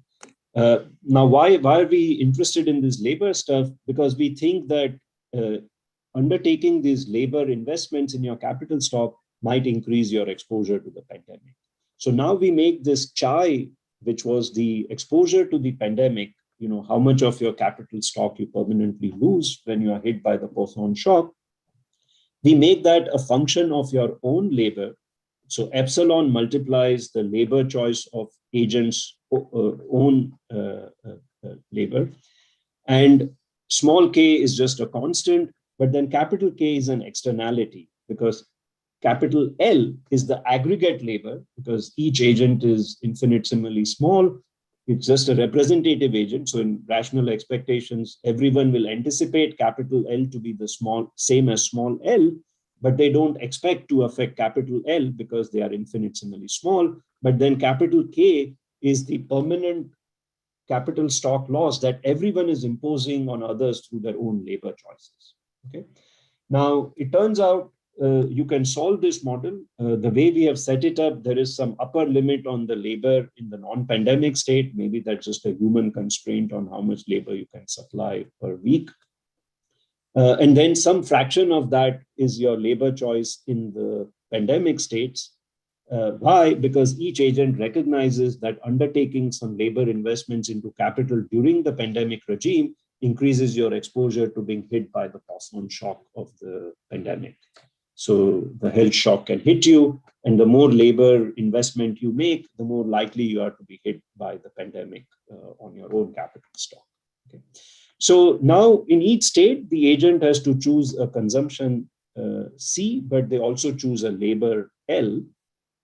So they take the aggregate L star as given, then they choose their own labor, and in equilibrium, there's a fixed point, which is that it's all rational expectations. Capital L should be the same as small l. What is the importance of doing this? It's to see what is the role played by the externality capital K relative to epsilon, which is the agent's own exposure through labor to the pandemic. Okay. And you can solve this model, and I'll just explain what happens in terms of the behavior of the model. Let me actually just jump straight to the final outcome, which is that as capital K, which is the externality, increases, agent supplies, so L star CP is the labor that a central planner would supply, taking into account that there is this externality. So the central planner would withdraw labor a lot more. So if you just focus on the top row, the central planner would withdraw labor by between 25 to 38% relative to the private choice of labor that the agent makes. And in contrast, therefore, the central planner would not value the vaccine as much as the decentralized society does.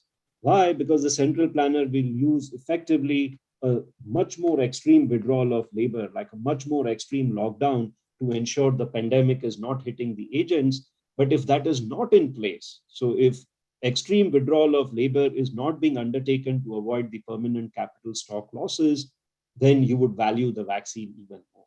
Okay? And so the planner in our model takes account of the pandemic externalities and therefore doesn't value the pandemic as much as each private agent would, because they can't internalize their labor choice externality. So absence of central planner that's imposing lockdowns makes agents more willing to pay for the vaccine. You could also interpret this as a behavioral parameter of a government. If a government doesn't want to impose a lockdown, they will put far more emphasis on getting vaccine, because the only way to avoid capital losses is to now end the pandemic rather than to actually do it through withdrawal of contact intensive labor.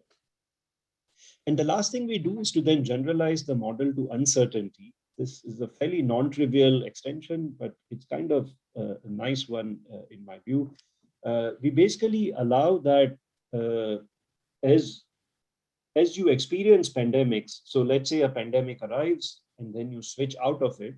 And here we just assume that there is only one state. You enter the pandemic and then you go out. We don't have any vaccine progress indicators here. To have several states within the pandemic, then the learning gets very complicated. But we assume that these parameters eta, which is the arrival of the pandemic, and lambda, which is the probability of exiting the pandemic, are something that you are learning about. Okay? So we start with some priors. We assume there is a mean and a standard deviation for both eta and lambda. We assume a gamma distribution, and then the posteriors are updated also to the same gamma distribution. What matters is how much time you spent in the pandemic and how many pandemics have arrived in the past. Okay, it turns out these are the two critical learning parameters. And once we do that, we can once again solve this recursive system of objective value functions. Now you have an infinite dimensional system because you might have had a very large number of pandemics, and you have to now keep track of all of those. And you have to anticipate that several of them are going to come in future, and your objective function values will change across each one of these. And what can we do with the exercise in that case? I won't bore you with the numbers here, but essentially what we do is we consider two cases: a low uncertainty case in which the agent knows exactly where the parameters eta and lambda are, the probability of the pandemic and of switching out of the pandemic, and another high uncertainty case in which the agent doesn't know these parameters and has standard deviation of parameters which is as high as their means. Okay. And then we have low elasticity of intertemporal substitution and high elasticity of intertemporal substitution. And it turns out that when elasticity of intertemporal substitution is low, the agent really cares about resolving the uncertainty of these parameters. In fact, you may value knowing how the pandemics are occurring, so knowing about eta and lambda, as much as you value getting a vaccine to get out of the current pandemic in the first place. Okay, so let me conclude. What we've tried to do in this paper is to use asset pricing to estimate the value of a cure, in our case, a vaccine for a pandemic.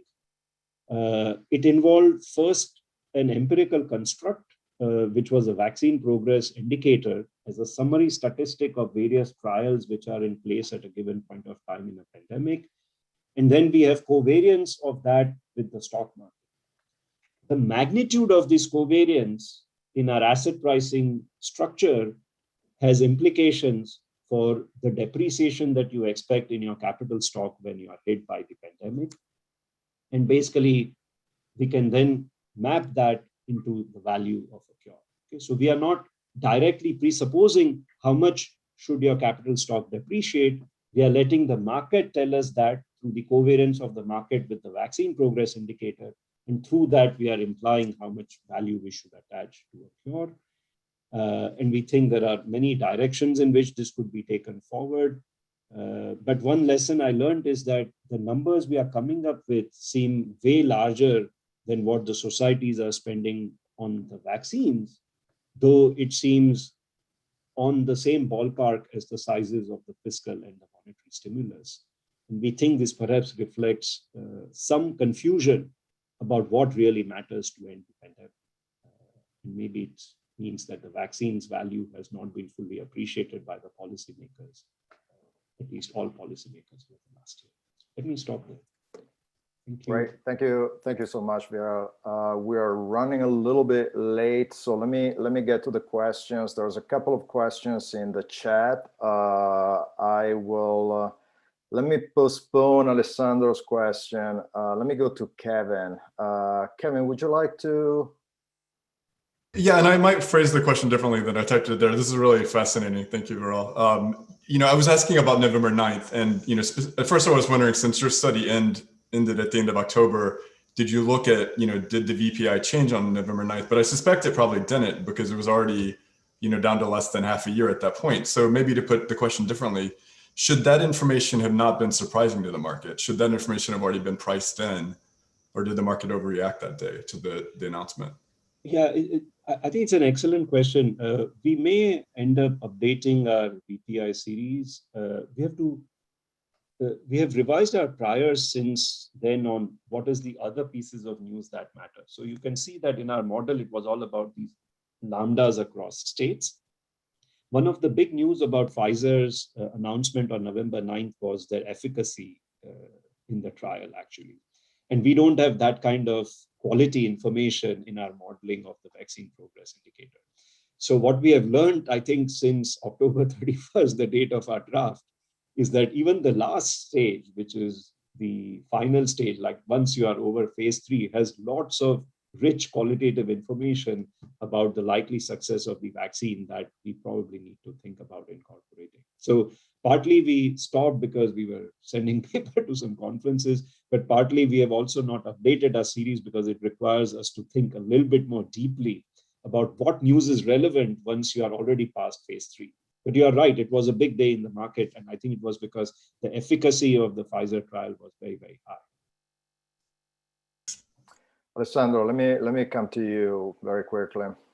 Yes, I was just, that was a minor point. There is an initial condition issue, the fact that on 16 and 23rd of March, the Fed intervened, but more generally, you raised the analogy of the evaluation with the size of the intervention.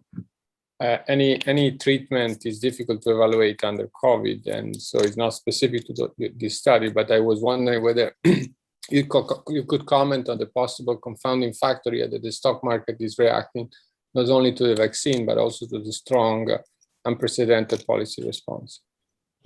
Yes, so I think our empirical estimate is relying on two things.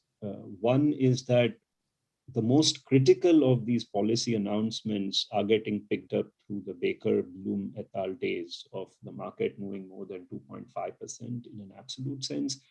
And you can see that some of those days are in March 2020. As I said, in fact, bulk of them are in March 2020, and they are related to the Fed and the fiscal policy actions. Now, you might argue that perhaps there is still continuing monetary stimulus news that keeps coming out, because at every FMC meeting, they keep telling you that, even if inflation is rising, we think it's temporary.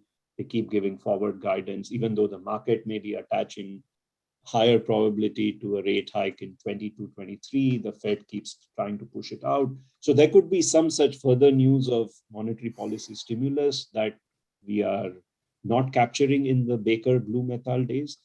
And that was, I was going to then come to the second point, which is that in a way, that's the value of our vaccine progress indicator, that unless that is just very, very highly correlated with all these monetary policy news, we are not going to be picking that up basically. And so I think this is a bigger problem in the cross section. In the time series, it's a bigger problem in the time series. I think in the cross section, we think that ending the pandemic is more good news for COVID affected sectors rather than just sort of monetary policy stimulus in itself, which seems kind of more of a broad brush benefit to anyone who's borrowing rather than just the most COVID affected sectors that are out there. But I think at best we have partial controls for these. I think to do a really careful job, one would have to model monetary policy surprises in the framework and capture that in some way. Of course, that goes beyond the scope of the paper, at least in the current framework. One last point, though, which is that the size of the fiscal stimulus is on the ballpark of the value of the cure that we estimate. Now, the value of the cure, as I've been stressing, is linked to the losses you suffer in the pandemic. And so to the extent that the fiscal stimulus is benchmarked to the estimated losses to households from the pandemic, we think we are indirectly picking this up. The point that I was trying to make, though, was that if one is willing to spend that kind of money to soften the blow of the losses, one should have been willing to see also similar levels of investments in ending the pandemic via vaccines, because you would save a lot of this capital loss in the first place. Now, in the case of United States, you could argue that perhaps Operation Warp Speed could be interpreted as having made a very massive investment in the development and the procurement of the vaccines. But in many countries, that failed to be the case. I think there was no strategy to procure the vaccines at all. Many of them, of course, didn't invest in the R&D to develop the vaccines either. And that suggests that they might have lacked clarity on what will ultimately end the pandemic. Thank you. All right. Perfect. So we are 2 minutes beyond our allotted time. So I'm just gonna thank Viral for a very revealing talk. Thank you so much. And I guess the new session is starting right now. Thank you so much, everyone. Thank you for the invitation, and sorry for running over by a few minutes. Thank you. Thank you. Thanks, Alessandro. Thank you, Viral. Alessandro, should I? Yeah, we go back to back, and then we have a break at the end of the next session. Okay, perfect. So it's a great pleasure for me to introduce you to the third session today. As the previous two in the morning, we have two papers, 1 hour and 45 minutes for the two papers. Each, we have the usual time allocation, 25 minutes for the presenter, 15 minutes for the discussant, and 10 minutes for general discussion at the end of each paper. So the first speaker is Camilla Kunen from UNC. She's a pioneer when it comes to the application of neuroscience to both finance and economics. And today she will talk about expectation uncertainty and household economic behavior. Camilla, you have the stage if you want to try to share the screen. Hi, everybody. I hope you can hear me okay. Yep. Okay. Perfect. And I will be sharing my screen. We'll put it in full screen mode. Hopefully the slides are coming in well. Yeah, perfect. Wonderful. So this paper is going to be a little bit different from what we've seen so far in the conference, but there will be a couple of connections. I will say something that will connect to Nick Rusanov's paper earlier about inflation expectations. And then at the very end, I will provide you some data about expectations, uncertainty during the times of COVID that should link a little bit to Viral's keynote speech. But the paper is a bit different because it is a more of a household finance paper. Hopefully you'll find it relevant. It is co-authored with Elias Fermand, who just finished his PhD here at UNC, who's going to go to Santa Clara. Also, it's co-authored with Gang Li from the Federal Reserve Board and Zahi Ben David. And the views that we present in this paper are our views and not those of the Federal Reserve Board and its staff. So in this paper, we're trying to understand why households in the cross-section vary in terms of how uncertain they are when they form economic expectations about either macro or micro level variables. And then we also try to see whether or not the extent to which people are uncertain when forming economic expectations does something to their behavior. Now, the idea that households differ in their beliefs about economic outcomes, this is not a new idea. It's been put forward decades ago by Dominitz and Monsky, for example. And we have a very nice literature that studies heterogeneity across households in terms of the level of expectation. So, if I ask somebody, hey, what you think is going to be inflation over the next 12 months? And they come up with an estimate, one number, that's the level of expectations.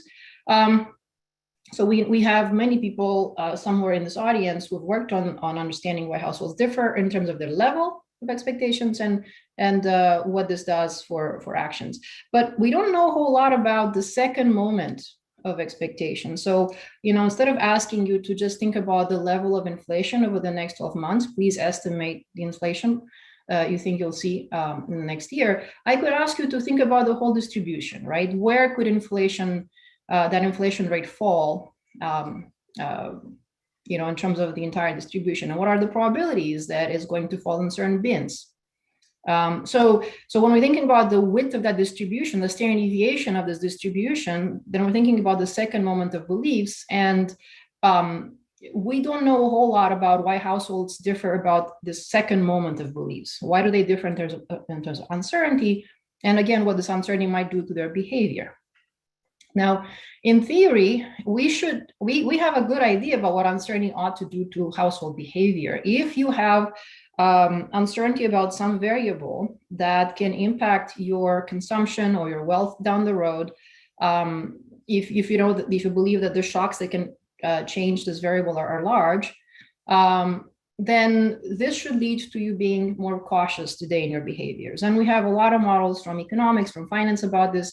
Basically, more uncertainty about some future variable that impacts your consumption should today lead you to engaging in precautionary savings, in you choosing liquidity over non-liquid assets, and you planning to lower your consumption and exposing yourself to lower financial risk. Empirically, we don't actually know if that's in fact true. There's some work being done by Chris Carroll, for instance, very, very good work. But unfortunately, this previous work had to rely on measures of uncertainty and expectations, which were perhaps not very good. So for example, if you're trying to understand what does people's uncertainty about their future income growth, what does this do to their, say, consumption? In the past, we used to rely on the ex-post realized volatility of the household's income growth as our measure for ex-ante uncertainty. And again, I don't have to explain to you why this could be very problematic, right? That the ex-post realization doesn't have to be the same thing as the ex-ante expectation. So we are lucky in that now there's a wonderful data set that's put together by the New York Federal Reserve Bank. They've been running this survey of consumer expectations since 2013. And through that survey, they collect information about the second moment of beliefs about macroeconomic outcomes, as well as one micro outcome, which is personal income growth. So we have now a much better measure of expectations uncertainty. We also have an idea ex-ante about who in the cross-section ought to be, or we expect to see, be more uncertain when forecasting economic variables. So this hypothesis that we have ex-ante comes from neuroscience, and thank you, Nicola, for the neuroeconomics plug earlier. Basically, there's a literature in neuroscience that says that adversity changes the way your brain perceives and deals with information. And in particular, if you've lived in an adverse environment, you basically project that everything else around you, the whole world, is very unstable and very unsure. So what this tells us is that if you look at households who are or have been in an adverse situation, people with low incomes, people who are unemployed, people who have low education, people living in locations and counties, for example, with worse economic conditions, those are going to be the people who believe that the entire environment is very unstable. And so when you ask them to think about macroeconomic outcomes like inflation, for example, or home prices nationwide, they're going to think that these things are very, very unsure. Basically, inflation can be anywhere, or home price growth could be any number. So this is what we're going to have as our ex-ante hypothesis about who in the cross-section is going to be more uncertain, who will produce these wide distributions about possible economic outcomes down the road. It's going to be those households who have faced more adversity, measured by income, unemployment, education, or the situation, economic conditions in their county.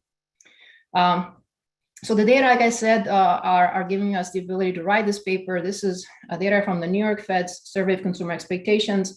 We're actually rewriting the paper. We've been waiting to get a bunch of waves during COVID times to see whether our findings before COVID were still there, and the answer is yes. Also, as you might expect, COVID induces a shock to uncertainty, and then I'll show you the very end that you see it in the data. It's very, very clear. So as of now, we have in the slides data through April 2020, but we in fact just got data that goes all the way through December 2020, but I'm not going to show you that latest batch. It's just not in the tables yet. So we have about 1,200 people per month, and these people are tracked for up to 12 months. The New York Fed tries very hard to keep people in the sample for 12 months in a row. And so it's nice because you can see how people update their beliefs over time. You can do some with in-person analyses if you wish. Now, they're not asked questions about their behaviors, for example, their investments, or how they use, the credit market, things like that. They're not asked about every single month. They're asked about relatively rarely. So while we measure expectations of these participants every month while they're in the sample, we can only measure certain household behaviors, say once or twice while they're in the sample. But that's okay. It's still good enough. And like I said, we get them beliefs from these individuals about three important variables. We have distributions concerning their own income growth over the next 12 months, the inflation rate that they perceive in the country over the next 12 months, and the rate of growth of the national home prices, again, over the subsequent 12 months. So two of these are macro economic variables, and one of them is a micro level one. It's the income growth, own income growth. Let me just show you how these beliefs are elicited. So participants in the survey see a screen like this, and again, they see these questions every month when they're in the survey. Hey, yeah, for example, this is a question about home prices nationwide. Let's think about that. Could you please tell us what you think will happen to the average home prices nationwide in the next 12 months. Will that increase or decrease? Now, by what percent, if you look at this question now here, by what percent do you think the home price, the average home price nationwide will change? So they give you on this page a point estimate. This is the level of expectation. I believe home prices in the next 12 months in the nation will increase on average by whatever, 5%.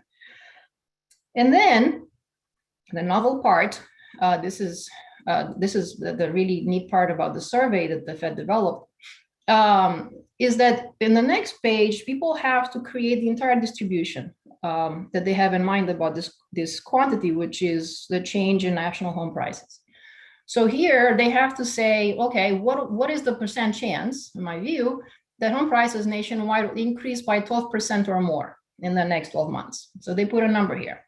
And then down here, they have to think about what is the percent chance that it's going to increase by 8 to 12%, right? So you see, basically, you're giving them bins of possible values of this outcome, which is national home price appreciation. And then they have to populate these bins, and they'll give you this way an entire distribution. And from this distribution, the Fed uses a method that's developed in Engelbert, Monsky, and Williams to calculate the moment of the distribution, the average, as well as the standard deviation of this distribution. And we have some ways in the paper to check whether or not the mean of distribution that comes from this page, if it makes sense in light of the mean that they provided to you on the previous page, right? So there are some people that we actually exclude from the analysis who we think pay no attention. We'll give you an estimate for the mean on this page that doesn't fall in the support of the distribution that they're producing for us on this page. So we have, again, this allows us to sort of filter out people who are not paying attention. But at the end of the day, we're left with a very large sample of individuals who have well-determined estimates for the mean and the standard deviation of this distribution for home price appreciation nationwide, again, inflation nationwide, and their own income growth. So 3 variables for which we know both the first and the second moment. When I refer in this paper to uncertainty and expectations, I mean the second moment of these distributions, standard deviations.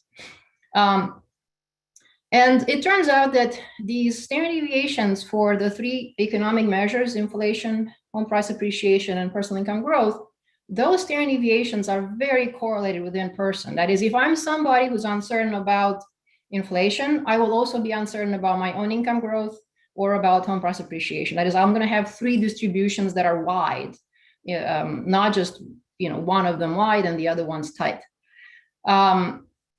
In terms of our proxy for the people's social economic standing or the extent to which they have faced adversity, which is, remember, that was our ex ante hypothesis as being the driver for how uncertain people are about economic variables. We're looking at people's income, we're looking at their education, especially looking at whether they have a college degree, whether or not they're employed. It turns out that if you're unemployed, that matters. People who are people who are unemployed end up being more uncertain when forecasting economic variables. We look at their financial fragility, which is indicated by the probability that they say that they have in terms of failing to pay some sort of debt or utility bill in the next 3 months.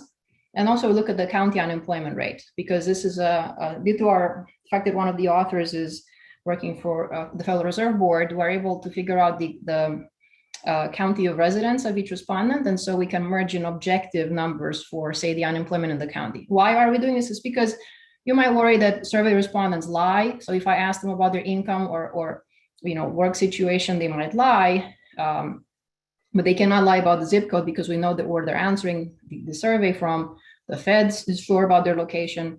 And so we can merge in these objective location-based measures of, say, unemployment to verify that indeed adversity that we observe at the personal level relates to that of the county, and that both matter for how people form expectations.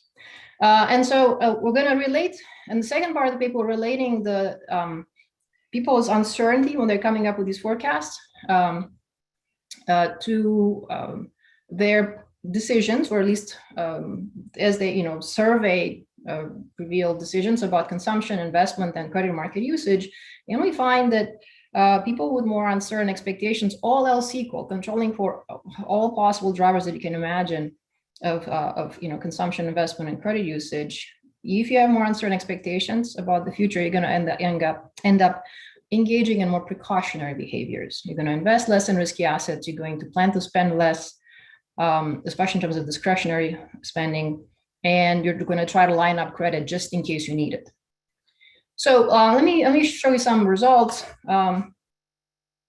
This is just a simple table where we're showing you that there is this very high within-person correlation in terms of how uncertain somebody is with respect to either national inflation, home price appreciation, or own income growth. So if you look at the right side of this table here, we see that the correlation between the standard deviation of the distribution they produce for, let's say, their own income growth, that correlates quite highly with the standard deviation of the distribution they produce, let's say, with respect to inflation or with respect to national home prices. So these numbers, these correlations here, like 0.6, 0.7. So again, if somebody is uncertain about one of these three variables, they'll tend to be uncertain about all three. Now, if you look at the first moments of those distributions, the level of expectations, what I think will be my income growth, I expect whatever, 3%. What I think will be inflation, 5%, whatever. So in terms of levels, the first moment of the distributions, there are some correlations there too, but they're actually not as high as the correlations within a person in terms of uncertainty. And that's interesting. And we don't have an explanation of this in the paper. It's just, it was striking to see the difference. There may be more, if you wish, more of an individual fixed effect in terms of uncertainty rather than in terms of, let's call it optimism. But we're going to leave that for somebody else to really dig into in another paper. Now, back to what I was saying earlier from neuroscience, it turns out, if you recall, that if you have experienced an environment with a lot of adversity, which tends to be characterized by a lot of instability, that you tend to assume that everything else around you is unstable.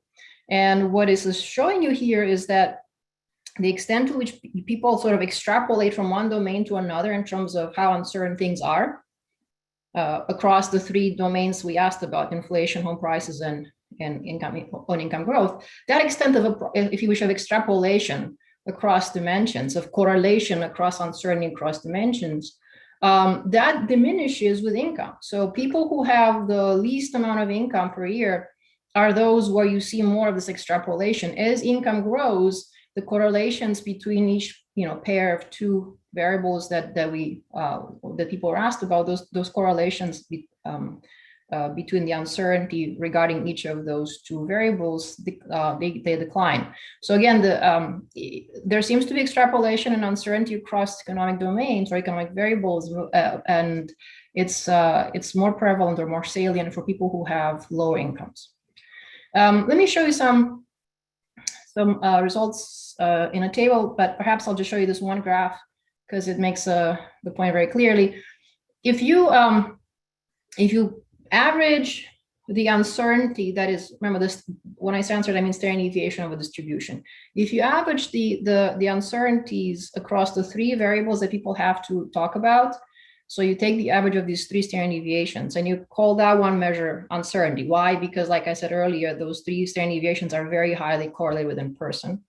And you want to plot that against people's income and also control for people's education, you'd get this picture here, which is telling you that uncertainty is going to be lower for people who have a higher income, whether or not these people have no college degree. So you see this declining pattern with income for people without a college, or whether you're looking at people who have a college degree, again, a declining pattern with income.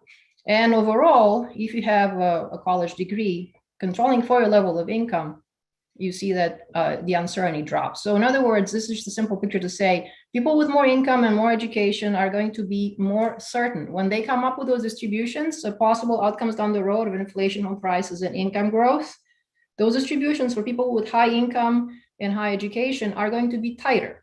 And it turns out, and I won't have time to show you this slide, but it turns out that you can check whose distributions are closer to the truth, right? So from the Fed, we can look at data on inflation. We can actually figure out, we can impute what's the objective standard deviation or volatility of inflation at any given point in time, we can do the same thing for national home prices.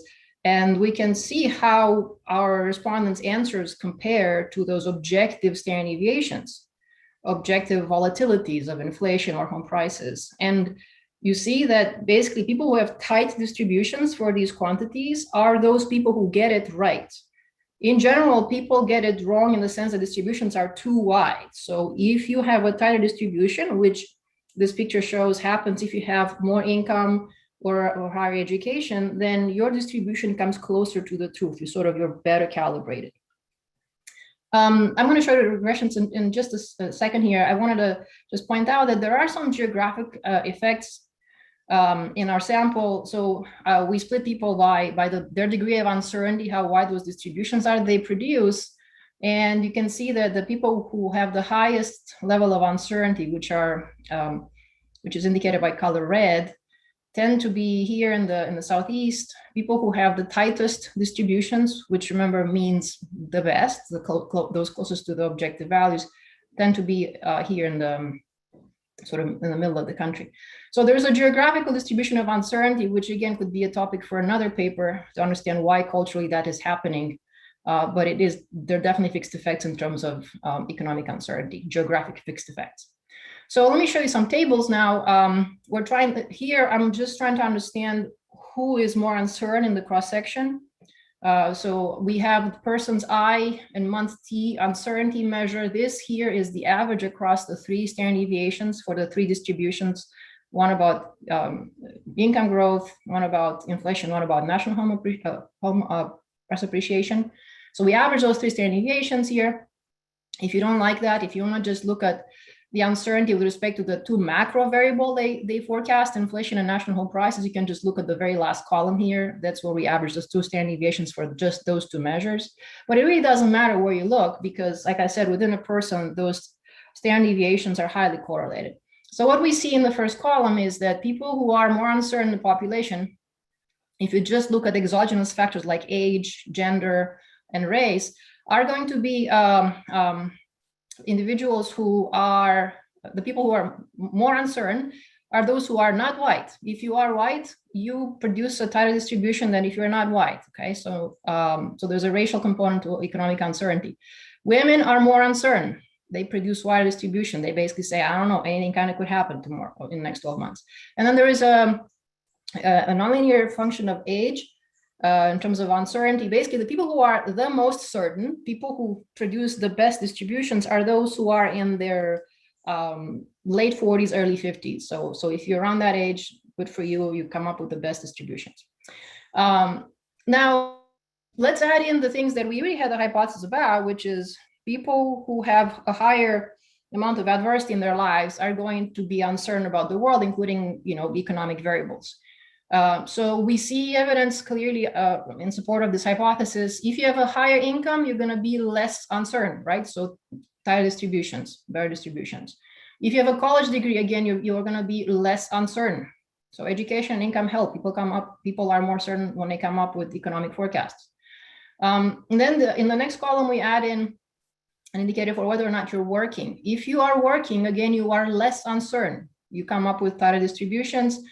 However, if you have a more financial fragility in your life, the probability that you'll be defaulting in the next 3 months on some kind of payment, debt payment or utility payment, if that probability is a higher number, you're going to be more uncertain when you forecast things like national inflation. As I said earlier, there are clearly location fixed effects in here. When we put in county fixed effects, you see that the R-square goes up quite a bit. These location fixed effects soak up a lot of variation across people in terms of their uncertainty. Now, before we put in the county fixed effect, we can put in county unemployment, that sort of objective measure of how much adversity people see around them. And you see that this number, the percent of people unemployed in the county, correlates with the respondents' uncertainty, just like it predict. Okay, so if in a more adverse situation in a county with higher unemployment, you are more uncertain. Camilla, you have 5 minutes left. Perfect. Now, people who are more people who have higher numeracy, as indicated by their ability to answer some basic questions about probabilities and financial markets, are going to be less uncertain. So they come up with those tighter distributions that we like to see. And also those people who have high numeracy, if you look at these interaction terms with income or college, for example, people who have high numeracy rely less on their own situation when coming up with projections for these variables, including 2 macro variables. So having high numeracy basically allows people to escape from just extrapolating in the second moment from their own situation to coming up with more macro forecasts. Within person, we see changes and uncertainty of the individual situation over time changes. So for example, if you start working from one month to the next, that makes you less uncertain in the subsequent months. So that's very nice to see, to get us closer to some sort of a causal story here. And then I want to spend a few minutes just showing you the link between people's uncertainty in their expectations and their behaviors, controlling for all kinds of things like income. And later on, I'll put in some even measures of wealth. So what you see is that people who are more uncertain, all else equal, just like our theories would predict, are going to plan to consume less. They're going to be less likely to say that they will increase spending next year. They're going to be, and in fact, if you look at specific types of consumption, they're going to say, if they're more uncertain, they're going to be decreasing spending across all kinds of categories, from renovations of their house to buying vehicles and going on trips and so forth. And you can again split the consumption in discretionary versus non-discretionary categories, as we do in this slide. And it seems that uncertain expectations particularly makes these people plan to reduce consumption in terms of discretionary categories of things like education, recreation, clothing, and personal care. But also it turns out there's an effect on medical spending. So if you're more uncertain, you plan to reduce your medical spending. In terms of credit market usage, if you're more uncertain, you seek to increase your available credit right now. You think it's going to be harder to get credit down the road, but you don't plan to consume currently this additional credit that you'd like to line up. So if you're uncertain, you want to just basically want to line up credit just in case you need it later. And then finally, if you're uncertain, you're going to expose yourself less to equities in terms of dollar invested, as well as the fraction of your assets that you put in risky financial assets. So uncertainty here, by the way, is not risk preferences. There are risk tolerance measures in the survey too, and they do not correlate with the uncertainty expectations. The effects of uncertainty on these behaviors continue to remain even after we control for the person's risk tolerance. And the last thing I'll say here is that, related to Varal's talk, we see that people's uncertainty expectations jumps when COVID arrives. This is in March 2020, and then it drops. Sort of like you'd expect, but I want to make one more point here, that if you look at household uncertainty as coming from the survey from the New York Fed, and you compare this with the Baker, Bloom, and Davis uncertainty measure, which is the policy uncertainty based on mentions in newspapers about policy things, you'll see that in sort of normal times before COVID hit, for the several years in our sample that were like just basically, good economic times, those two time series do not correlate. So household economic uncertainty is not the same thing in normal times as policy uncertainty, as captured by Baker, Bloom, and Davis. However, one large shock like COVID pushes up both of these measures. So let me stop here. Thank you so much for your time, and I very much look forward to the comments from Michael and as well as from the audience later on. Thank you, Camelia. Perfectly on time. Thank you. So the discussant is Michael Weber from Chicago booth. Michael, you have 15 minutes. Stage is yours. Okay, fantastic. Can you see my slides? Yes, we can.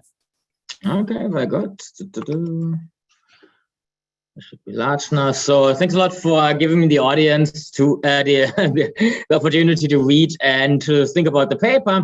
So what I want to do first is actually motivate and applaud the authors actually to writing this paper. So like if you think about, virtually kind of all the decisions that are forward-looking rely on expectations of firms, of households, but also kind of, the effectiveness of all different type of fiscal and monetary policy. So if you think about what the Fed is doing in normal times, they think like that inflation expectations are well anchored, you move around the nominal rate, this affects the real rate, and then of course you potentially stimulate or kind of curb consumption savings. In periods like now, when you're constrained by a lower bound, you anyway can't move around nominal rates, but still potentially through talking, you might be able to manage expectations. And so again, move real rates, and not just more generally, like if you think about a consumption oil equation, that's even the link then to asset pricing, about household wage bargaining, firm price setting, firm investment and hiring. All of these things actually directly relate to the expectations formation. But then actually, if you think back, actually kind of, for like the last 4 or 5 decades, we haven't really thought too much about how people or firms actually would form expectations, because, after the rational expectations revolution, we actually didn't have to worry about that anymore, because we could directly back out the expectations from our models, because, we wrote down the model in such a way that actually expectations have to be model consistent. Now, one issue, however, with that is that even maybe the most sophisticated agents in terms of forecasting, looking at professional forecasters, they seem to form expectations that kind of deviate from our benchmark of full information rational expectations. Of course, we do know that expectations directly affect choice. And so therefore, like over the last decade or so, there's been a pretty vibrant literature in more detail studying how individuals and firms form expectations. Now, just actually, to directly now talk a little bit about Carey co-author's paper. So, we do know that, of course, uncertainty spikes in recessions, but of course, it's still kind of an open question, is now a second moment shock a driver of business cycle? Is it an endogenous response? And so like, while theoretically we have a pretty clear guidance, we kind of still don't really know whether now, firms indeed cut their consumption and increase their precautionary savings if uncertainty goes up. And as I said, well, kind of it's like quite intuitive and omnipresent idea and policy discussion. So here's a quote from Christy Romer when she was chairwoman of the Council of Economic Advisors as well, uncertainty spike. It kind of almost surely had an effect, but we don't really know. Last April, the FOMC says, well, it likely had an effect on household spending. And kind of in this review article, Nick Bloom says, well, there's lots of suggestive evidence, but we still actually lack kind of clear causal evidence.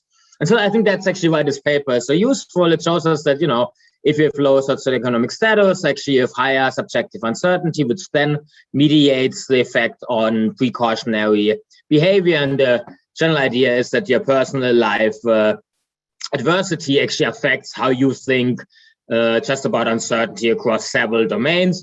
We do indeed see there's large heterogeneity that is correlated spatially, and there's some evidence that in fact actually numeracy to some extent mediates the effect. And this is now from the paper, so that's why potentially forward guidance has heterogeneous effect across different localities.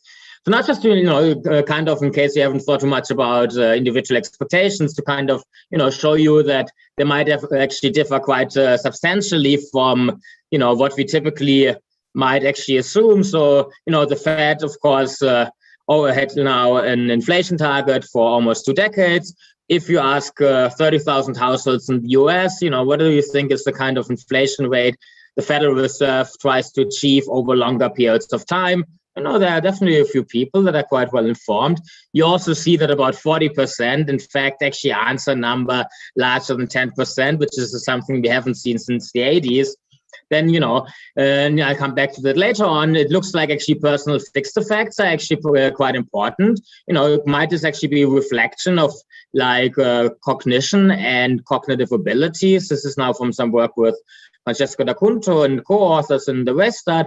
So here we have actually for the whole Finnish population, measures of IQ for the male population. We just simply look at, what do people think inflation will be over the next 12 months. Then we compare that to exposed realized inflation. We just actually look at the distribution of IQ. Here, lowest 4% of the population. Here, highest 4% in terms of measured IQ from the military. And you in fact see actually that there's this huge dispersion in terms of mean absolute forecast errors by bins of IQ. So it looks like indeed potentially like a level of cognition could be crucially for the formation of expectations. Now this directly relates to Carey and co-authors type of argument. Is maybe your personal situation and the type of things you experience in your day-to-day life relevant for how you think in terms of expectations? So here we observe for 50,000 households their realized spending in terms of what they consume and what they pay. And then we run a customized survey on their on that very panel, and actually just ask them, what do you think is the inflation rate over the next 12 months? And indeed, households that experience the highest inflation over the previous 12 months, those tend to be households that actually have an inflation rate going forward that's about 0.6 percentage points higher. And in fact, actually, given that Carey mentioned, I just wanted to briefly allude to it, like this can also explain like a gender gap in expectations formation, given that on average, women are just way more likely to go grocery shopping. You see that they on average have higher inflation expectations, but once you fix grocery status, in fact, actually this gender difference actually goes away, which we just published in the PNAS. So something I was wondering, and I would definitely be super keen to see that in the paper, is like the association, given that Carey mentioned, like the correlations are so different between like first and second moment of expectations, at least in some stuff we've done with European data.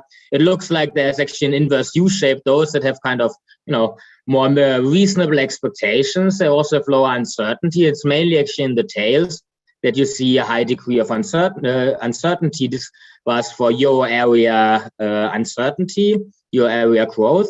Now, specifically about one cool aspect of the SEC is the fact that, the same person is interviewed up to 12 times. But of course, this also potentially raises the concern, which is shown by Binder and Kim, of something like a survey conditioning effect. Something that, the first time you ask me about inflation, I have no clue. The second time, I still have no clue. The third time you ask me, I kind of actually figured out you always ask the same question. And so therefore, I actually looked up the number. So I think it would be useful in the paper to show, for example, only for the first time people participate, and then maybe after the sixth time or so, how things might differ. And this is just directly from this paper. So like here, what is the change in expectations from the first time you participate to the last time? And you see like ex ante, in the first wave, everyone actually typically has an upward bias, which substantially decreases. And the same, like if you use the distribution question, the interquartile range also decreases quite substantially over the tenure in the panel. The second thing actually I would encourage the author to look into is a little bit like measuring uncertainty. Like I understand that the New York Fed people really like to fit this beta distribution and then look at the implied first and second moment. The issue, however, is that, this method has some issues. On the one hand, if you actually have holes in the distribution, and then Carey showed that in the extremes, you assume larger or smaller than plus and minus 12%. So it might also be sensitive to how many people actually put mass into the extremes. And so therefore, I think it would be useful just to show a little bit some robustness here, like purely the range, simple standard deviation. There's a nice paper by Krüger and Pavlova that actually kind of directly suggests an alternative method that doesn't run into those issues. So for example, this comes from their paper, like, you have quite a few people that put all the mass in a single bin. How do you deal with that? Or like here, it's also from their paper. It's like, across the different outcome variables, how many people only actually put mass in a single bin? You see actually quite frequently how many people actually put mass in the outer bins, about 40%. Again, given that actually we don't know what people mean when they say more than 12 or less than minus 12, I think it would be useful to potentially think about some robustness here. This is now from a table Carey also showed. In the paper, 73% have high numeracy as defined by the authors, which means that 4 out of the 5 numeracy and literacy questions they get correct. So like, if you now look at it, like, if you add up the two coefficients, if you have high numeracy, income kind of doesn't matter anymore for those. So it's like the bottom 23%, the bottom 27% of numeracy that actually seem to drive the effect. So I think it would be useful to either actually dig a little bit deeper into that and also maybe, have an alternative high numeracy dummy. Let's say, you get all 5 correct. Is it actually kind of different? Then this is now also just going, I want to highlight this one thing, like, in a specification without any additional controls and fixed effect, you have an square 4%. If you have county in Yemen's fixed effect, you go up to 25%. But actually the big difference is once you add individual fixed effects, so you go up to 81%, which then of course kind of goes back to our earlier discussion. Is it the case that, it's individual cognition and the way you actually answer distribution questions that could actually play a role here. And, here just maybe somewhat of a minor point, like as Carey discussed, they drop people that have like a point estimate that is outside of the distribution, then they do some firming and some imputation. I was just missing some discussion, how many people have kind of inconsistent expectations, and just a little bit more, robustness here, but I couldn't see that in the paper. Maybe some more random ones. So, there's, as we've seen, like some quite strong spatial and also clustering over time, given that uncertainty is quite persistent. So therefore, I would actually suggest to kind of cluster standard errors at the county and year-month level rather than at the individual level, potentially. We did see that income and education are actually really important for uncertainty, but like when you look then at the effect on spending, they actually don't seem to matter anymore. And I think it would be useful to discuss it a little bit. I understand why income might be a proxy for adversity, but there could also be alternative reasons. Maybe it's capturing life cycle effects. Carey mentioned at some point people extrapolate from their personal low income on their view of the world. But I think actually there's one more step required. Why is it the case that people extrapolate from the level to the second moment of income expectations? So unless there's a direct link that people with low income have also more volatile income process, that's why we might see that. So going back to like this quote I had on the paper in terms of from the paper on forward guidance, we typically see indeed like, across different surveys and samples that there are huge differences in terms of priors. But then if you do kind of like information treatment effects in surveys and just see how people update, you actually tend to see very little heterogeneity in their updating once the condition on the prior. So like they actually all update kind of by similar amounts. And so like, it's not clear that necessarily forward guidance would have kind of a huge heterogeneous effect across different localities just because priors are different. But there's maybe just some nitty-gritty nitpicking here.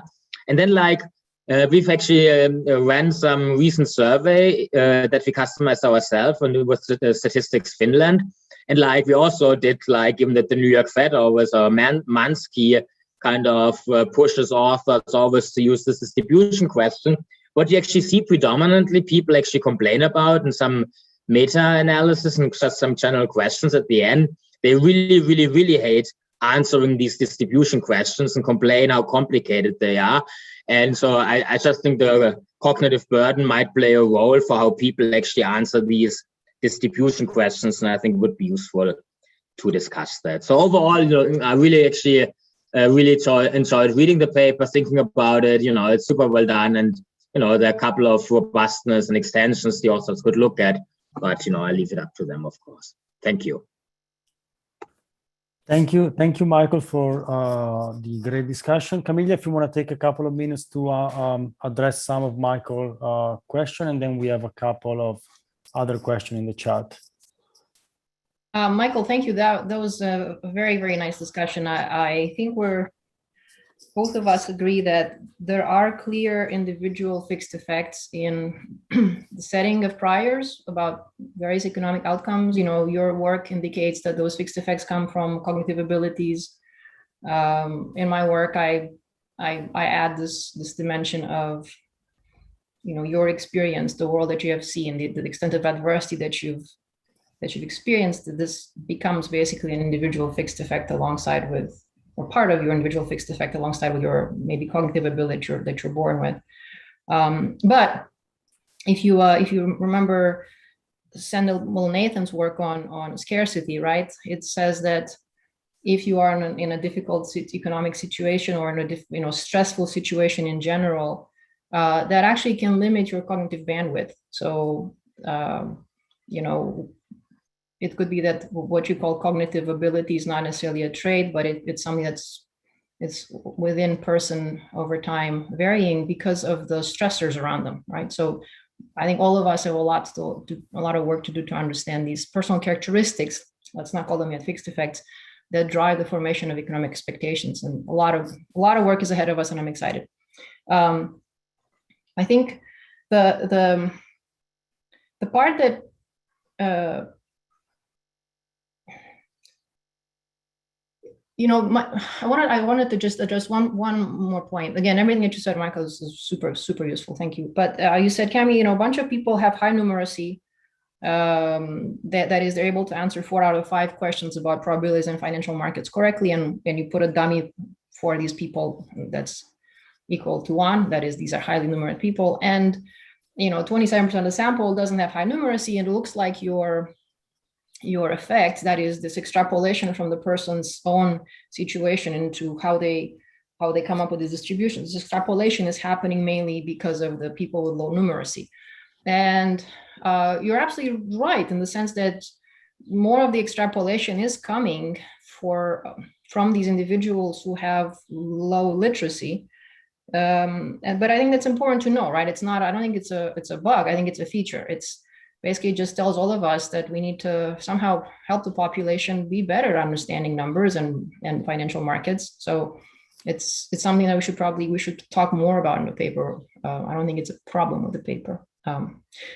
Let me stop here with a question though for the audience. So we've had this paper for a couple of years, and we've waited for more and more waves just to check that the results are holding, and they're holding, and even with COVID, they're there. So we're very sure about what we're seeing in the data.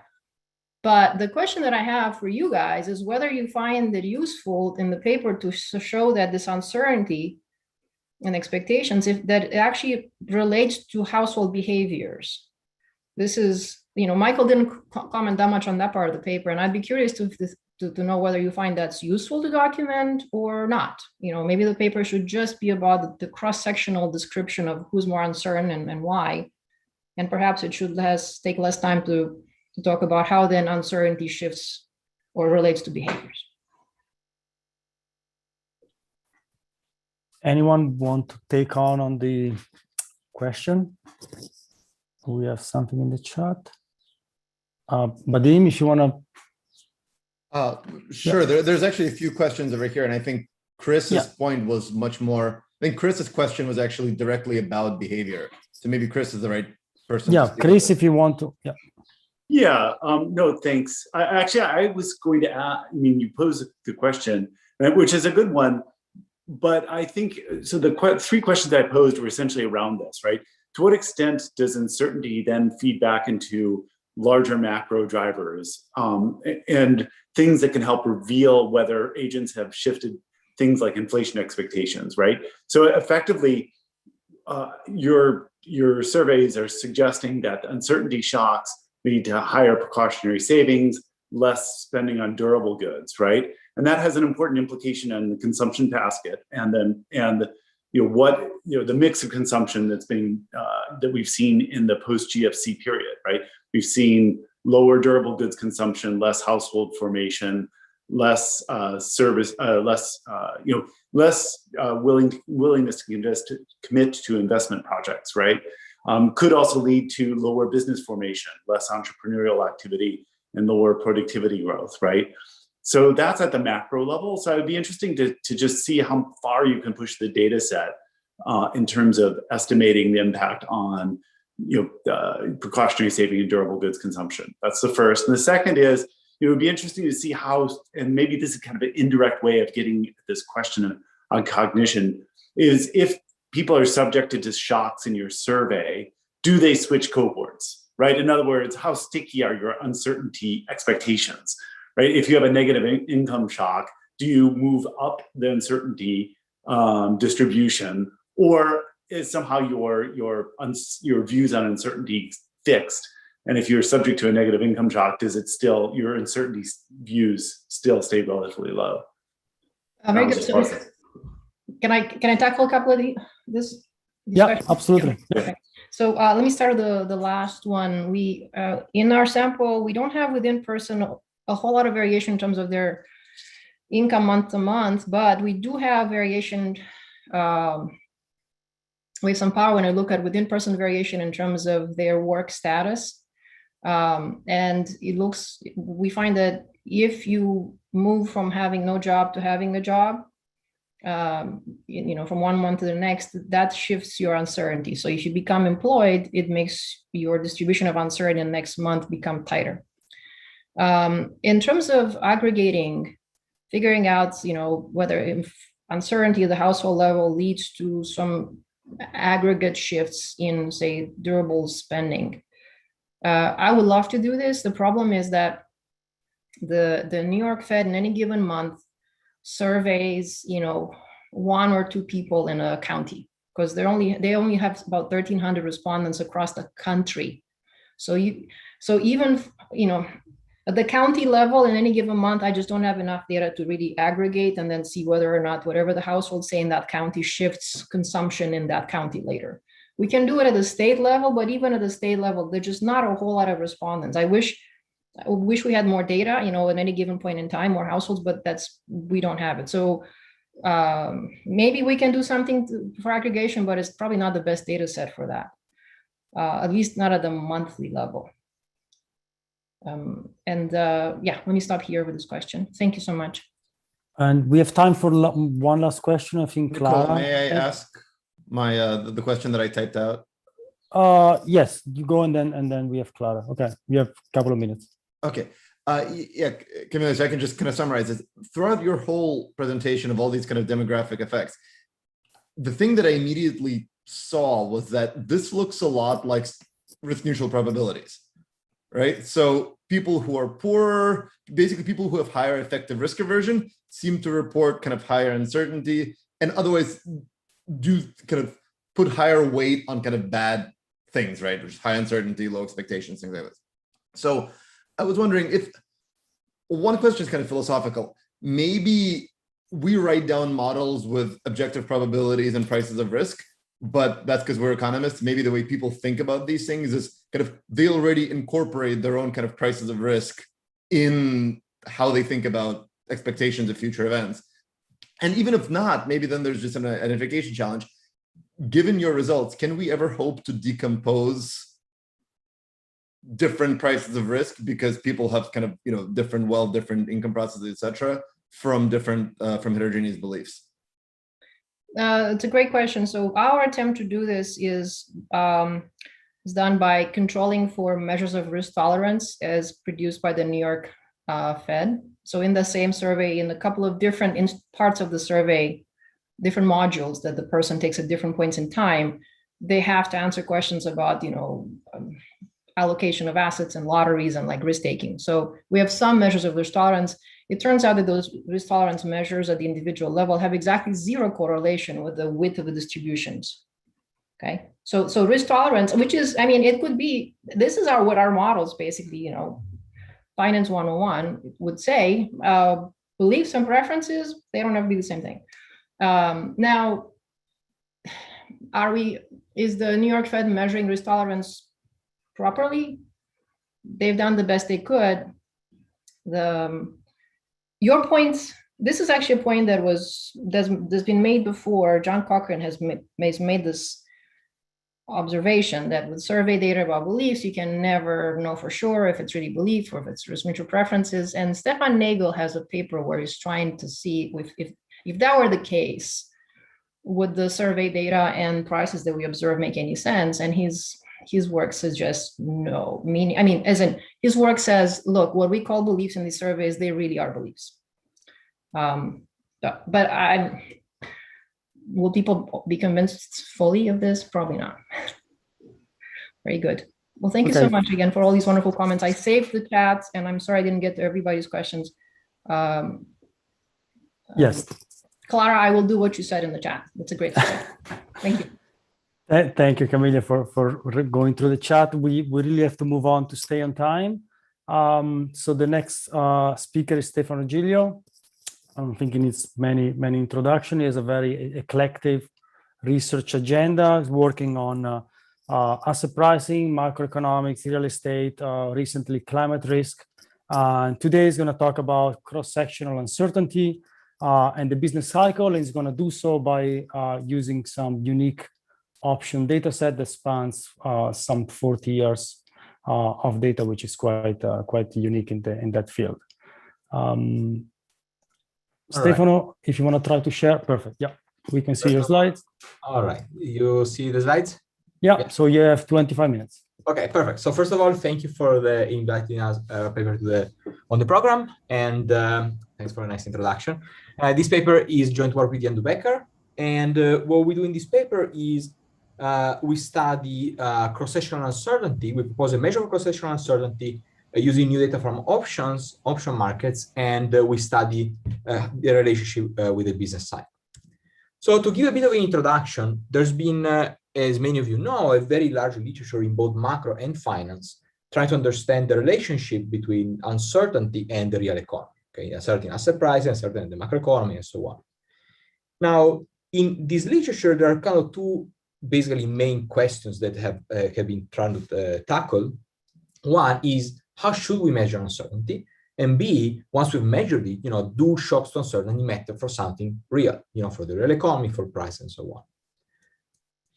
So if you look at the past work, how the past work has tackled this question is mostly focusing on aggregate uncertainty. And the vast majority of the work has looked at the VIX as a measure of uncertainty, because it's a very well measured, it's an easy to get measure. It's precisely measured because it comes from asset prices, and it's available for a relatively long period of time.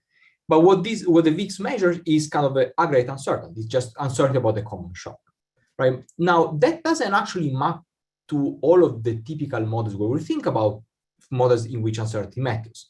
Why? Because in many models, what really matters for the real economy is not the aggregate uncertainty, but it's like the idiosyncratic uncertainty the firm faces. So, for example, model of real options, like with a model with fixed adjustment costs, or model with precautionary saving, is not just the aggregate uncertainty that matters. What matters most is the idiosyncratic uncertainty. Now, and that's being much less studied.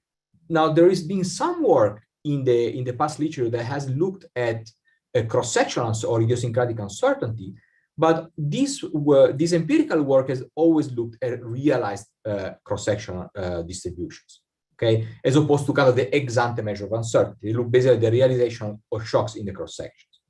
So what's kind of the contribution of this paper is to kind of look back at this question by using a new measure of cross-sectional uncertainty, which is extracted from option data. And so it has kind of this very nice forward-looking component. So it's really a measure of the uncertainty expected as of time t about the future.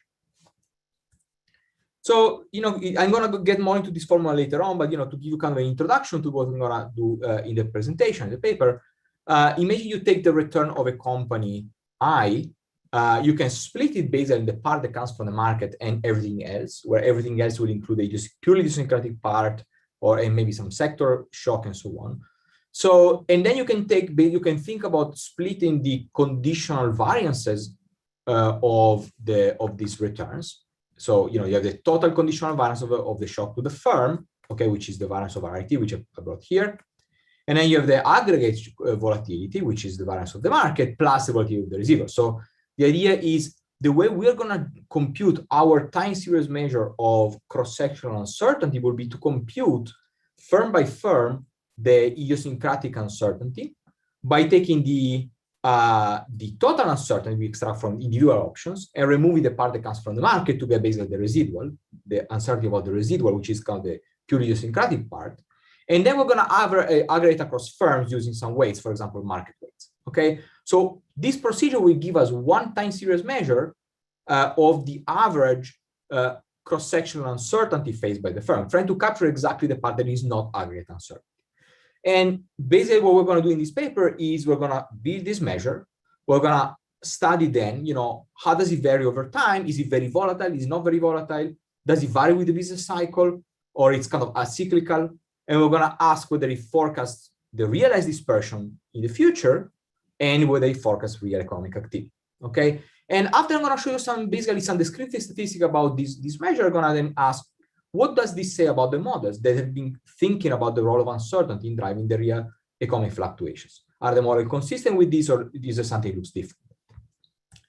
To give a summary of what we find in the paper. So first of all, to get to this measure, we're going to use standard data like, CME option metrics, but we're going to add some new data that comes from the Berkeley option database that contains individual options data going back to 1980. So this gives us basically a measure of uncertainty firm level uncertainty that goes, it spans 40 years, which is nice because there's many recessions in 40 years. We have kind of much more data to think about the macro properties of this measure. And we're going to also look at similar measures in Europe only over the last 20 years. And what do we find? We find that in fact, this measure is basically completely acyclical. So, contrary to kind of many of the views from essentially from theories, at least from theories which are, in which uncertainty drives the business cycle, I'm going to show you that, there's basically no link with the business cycle. So this measure, uncertainty is sometimes high in good times, sometimes high in bad times. It's kind of hard. There's certainly something missing in those models that doesn't kind of match the data. Okay, and I'm going to try to tell you something about why. So let me get started by telling you something about the data.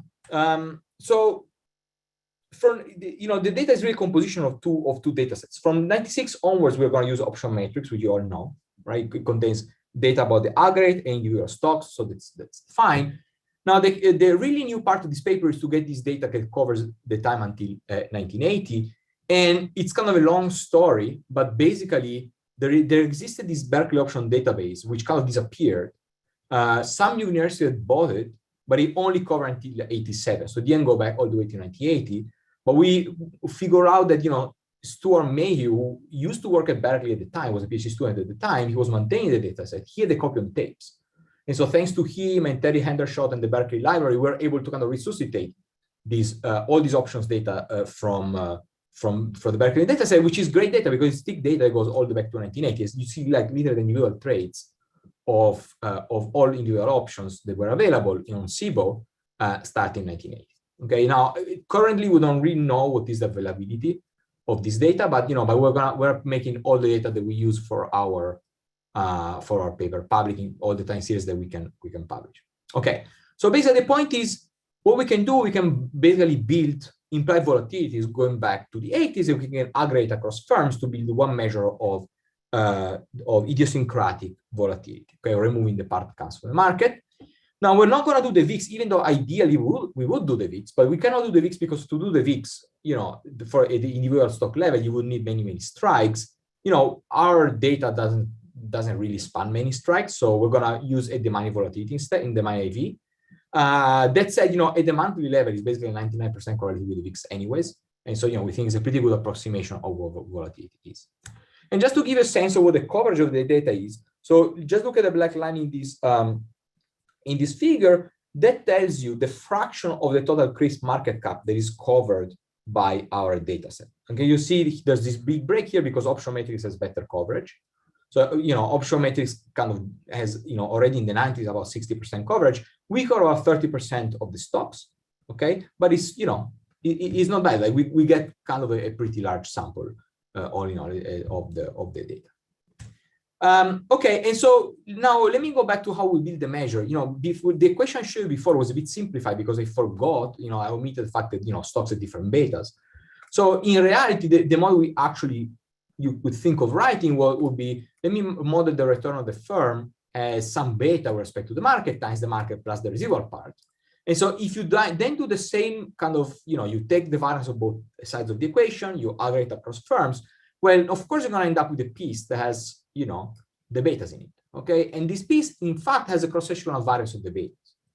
Now, this cross-sectional variance turns out to be actually pretty small, okay? So for what I'm going to do, I'm actually use the same formula as before, basically assuming that this cross-sectional variance of the beta is 0, and so this term goes to 1. But we have, obviously the other thing you can do, which we do in the paper also as robustness, you also can just compute the beta, right? And use the beta to adjust this formula, but the results are basically the same. Okay, so for simplicity, what I'm going to show you now is results that just assume all the betas are 1, but again, they're basically the same. Okay. Now, what is this idiosyncratic volatility? What is this what I'm calling cross-sectional uncertainty? Remember, is the average uncertainty the firm faces minus the part of the market. So of course, it will capture not just the purely idiosyncratic part, it also capture the sector kind of uncertainty. Okay. Now, this is really done by analogy with an old paper by Campbell and co-authors, where they did the same for the realized dispersion, which is kind of the ex-post version of this conditional volatility. Okay. Now, that said, the results I'm going to show you for the sigma square E, which is going to be, which is going to be this version of the ex-ante cross-sectional uncertainty that includes also sectoral shocks. It's going to be, the results are going to be very similar if we take out the sectors by using sector ETFs. Results again are going to be very similar. But that's, as I go forward the presentation, keep in mind that that's what I mean by cross-sectional uncertainty. Okay, so how does this object look like over time? Well, you can see actually a lot of our results in this picture. So the black line here is our measure of average cross-sectional uncertainty over the last 40 years. Okay, so what you see that it's kind of very, very stable all the way until the tech boom. And then it spikes incredibly during the tech boom. And then it spikes again during the financial crisis. And then it spikes again during the COVID crisis. So you can basically see that this measure was basically pretty much flat for a quite long time, for like 15 years. And it really has 3 spikes, of which one clearly happens in a good time, one, which is the tech boom, one clearly happens in a bad time, which is financial crisis, and one happens in the coronavirus epidemic, which, is bad time, is not over yet. So, I don't want to comment too much on it. But you see that, broadly, it's not a measure that, by just looking at this picture looks particularly cyclical. It's of the 2 big spikes, one is in a good time and one is in a bad time. And for comparison, it's useful to compare with the thinner line, the gray line, and that's just the VIX, and that's aggregate uncertainty. And you can see that aggregate uncertainty is actually much more cyclical. You can see that every time there's a spike is a big bad thing that is happening, right? It doesn't spike when there are good things happening. It only spikes when bad things happen. This is very well known. So it's very well known that at least in reduced form, right? Let's not go into the causality, okay? But at least in reduced form, aggregate volatility is high when the economy is collapsing, okay? When the market is down, when there's a crash, it's clearly very cyclical, okay? Cross-sectional uncertainty, which kind of just takes out the market, just a dispersion, the ex-ante, the volatility of the ex-ante volatility of the shocks to the firm, the individual shocks to the firm, that's basically not cyclical at all, okay? And that's kind of our first main result, that, basically there are many bad events, they affect the VIX, but they don't seem to affect the idiosyncratic uncertainty, okay? Now I want to show you this cyclicality or this absence of cyclicality in other ways. So look, for example, this picture is, so in all these graphs I'm going to show you, the black line stays fixed, okay? It's always our measure of cross-sectional uncertainty. The gray lines are going to be other measures of economic activity. So this is the value of the crisp total market.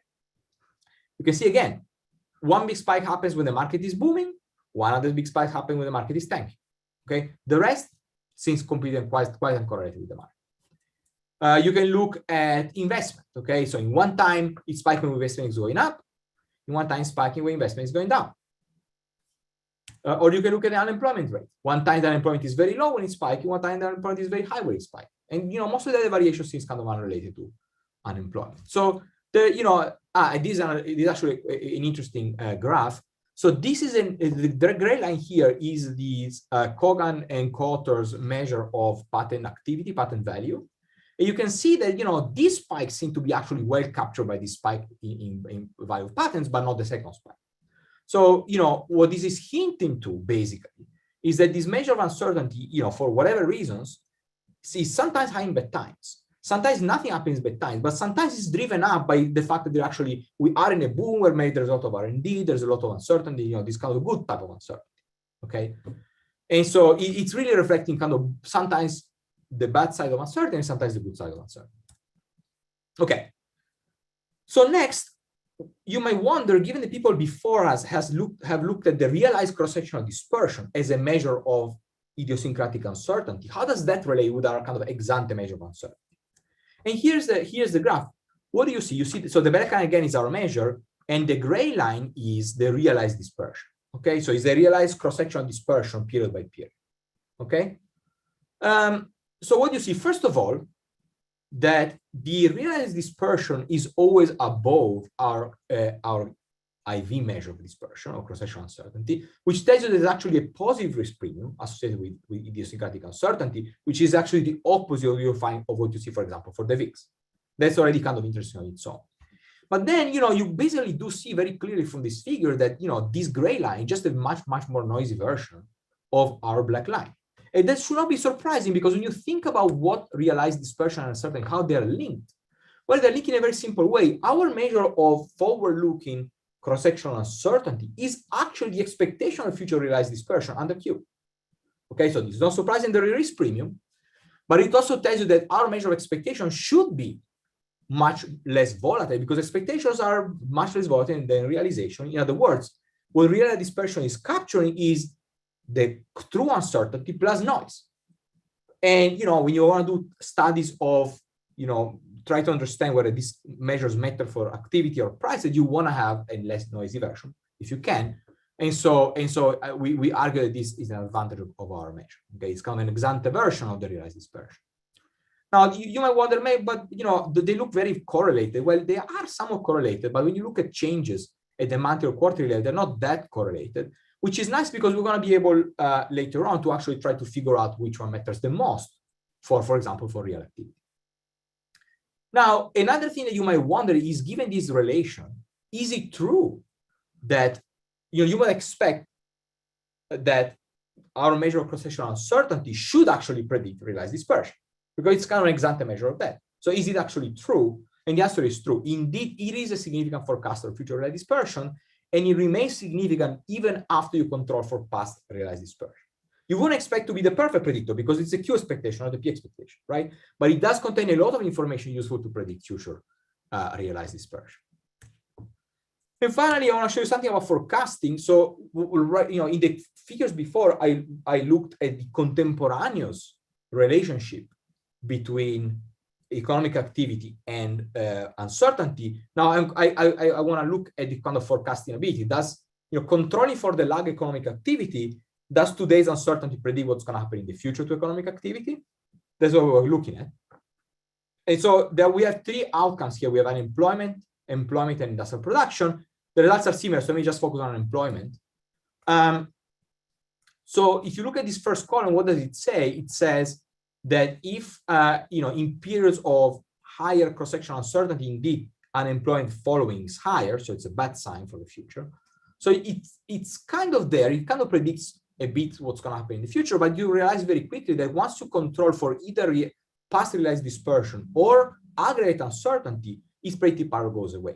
So the little bit of predictive power there is really coming because it's correlated with the other measures, okay? So the bottom line of all this is the following, is that this measure of cross-sectional uncertainty does forecast dispersion. So it is capturing truly some uncertainty people have, okay? But actually it's pretty mixed correlation with real activity and very weak forecasting power. So it doesn't really seem to matter much for reality, okay? In addition, it's driven out by market uncertainty. So if there's one type of uncertainty might matter is market uncertainty, even though, and I'm not going to go into here now, but, I have another paper with Ian, we actually argue that the VIX itself is driven out by lag realized volatility. So in fact, there's, even market uncertainty actually does not matter. It's all really driven by the shocks, but certainly everything drives out idiosyncratic uncertainty, okay? So a couple more results, because I think I have like 5 minutes left only. So one is you actually find incredibly similar patterns when you look at Europe. Now for Europe, we don't have such good data, okay? Because it doesn't go all the way back to the 80s. But if you compare, so in this graph, what you see is this is for Switzerland, France, Germany, and Great Britain. You see the dashed line is the US measure of idiosyncratic uncertainty. And the solid line is each country's uncertainty. You see how amazingly correlated they are. So it looks like, which is an additional point, is first of all, the time series probably is very, very similar to what we documented for the US. But in addition, there seems to be this kind of global movements in idiosyncratic uncertainty, which are kind of striking how correlated they are across countries, okay? And then the last thing that it really kind of help us interpret all these results, okay? And we do a lot of work in the paper. I'm not going to have time now, but basically in the paper we ask, okay, given that we have so much evidence that idiosyncratic uncertainty doesn't seem to matter for much of anything in the real world, what can we learn about the models that have been built to think about their effects of this kind of firm level uncertainty on the real world? And there are really 3 ways you can use our data. First, you can now use it to calibrate the time series of uncertainty for your own models, because so far they were not being calibrated too much because we don't really have any good measure of uncertainty. So I think it's good it's going to provide this data. I think provides some nice kind of moments for calibrating models. Now, if you actually check whether the calibrations of uncertainty, of cross-sectional uncertainty you see in the models look like the data. Well, they basically don't. Okay, they look very different. They have different volatilities, they have different persistence. Some models have a too persistent wave process. Some models have too little persistence in the process. You know, now I think we have better data that allows us to better calibrate these processes. And you know, the second question you can ask is, well, do the patterns in the data look like what the models predict? And the answer is no, for basically a very simple reason that these models are built around mechanisms in which uncertainty, or cross-section uncertainty specifically, is kind of directly bad for the economy. It could be, again, because of real options effects. It could be because of precautionary savings. There's many reasons you could imagine why cross-sectional uncertainty, idiosyncratic firm level uncertainty could be bad. But that just doesn't seem to be the case in the data. Okay. And so, you know, I want to say this is not really meant to criticize the models. The model we're exploring one particular mechanism. I think what this tells us is that there's other things going on in the data. So, for example, and in particular, this big spike that happens to cross-sectional uncertainty during the tech boom is clearly not driven by that same mechanism. So it just should push us, I think, to think about richer models that can capture both sides of uncertainty and potentially also capture the endogeneity of the movements in uncertainty to what's happening in the real world. So I'm going to conclude here. What do we do in this paper? It's a very simple paper. We got this new data set that allows us to measure, I think, well, cross-sectional uncertainty over 40 years. We do a bunch of analysis for the cyclicality and the real effects for this uncertainty measure, finding very weak effects that can be then used for calibrating and testing models. And the point, just to kind of reemphasize the implication, that it's clear that cross-sectional uncertainty per se is not clear necessarily bad. Sometimes it's good, and I think we need to understand better why sometimes it's good and why sometimes it's bad. Okay, and that's it. Thank you. Stefano, for the great presentation. Let's switch to the discussant, Clara Vega, director of the Board of Governors of the. Clara, want to try to share your slide? Yeah. Can you see the slides? Yes. Yeah. Great. So thank you very much to the organizers of the conference. It's a very interesting conference. And thank you also for asking me to discuss this paper. It's a very nice paper. What I'm going to do is just give you a short summary of the paper. And then I'm going to give a laundry list of suggestions I have for Ian and Stefano that will hopefully, I guess, increase the impact of the paper or the contribution to the literature. So let me start with the summary. So what is this paper about? So in this paper, Ian and Stefano basically use options on individual stocks to measure cross-sectional uncertainty, as defined by John Campbell and others. Basically, it's just the weighted average of the firm-specific volatilities minus the market or aggregate volatility. And for those of you that are not very familiar with this cross-sectional uncertainty literature, you may wonder, why do we care about this? And the answer is in the next slide. Basically, you care about this because you can decompose the uncertainty that a firm faces into these three components. The first one there is the market volatility. Then you have the cross-sectional uncertainty. And then you have the correlation between the idiosyncratic volatility of the firm and the market. And from a magnitude perspective, if you do a variance decomposition, it turns out that this cross-sectional uncertainty is actually the one that has the biggest magnitude. So that's one reason why we should care about this cross-sectional uncertainty. The second reason is that there are two theoretical papers that Stefano mentioned, one by Larry Cristiano, another one by Nicholas Bloom. And they talk about how this cross-sectional uncertainty can actually help us to forecast output. So what are the contributions of the paper? In my view, one of the main contributions is to basically show that despite those two theoretical papers by Larry Cristiano and Nicholas Bloom, it turns out that aggregate uncertainty is more powerful for forecasting aggregate growth than this cross-sectional uncertainty. Another contribution is to show that this cross-sectional uncertainty is actually high during both expansions and recessions. So most of the literature basically talks about cross-sectional uncertainty and actually uncertainty in general being higher during recessions. Another contribution that I guess Stefano just mentioned at the end is to provide these stylus facts for the theoretical literature.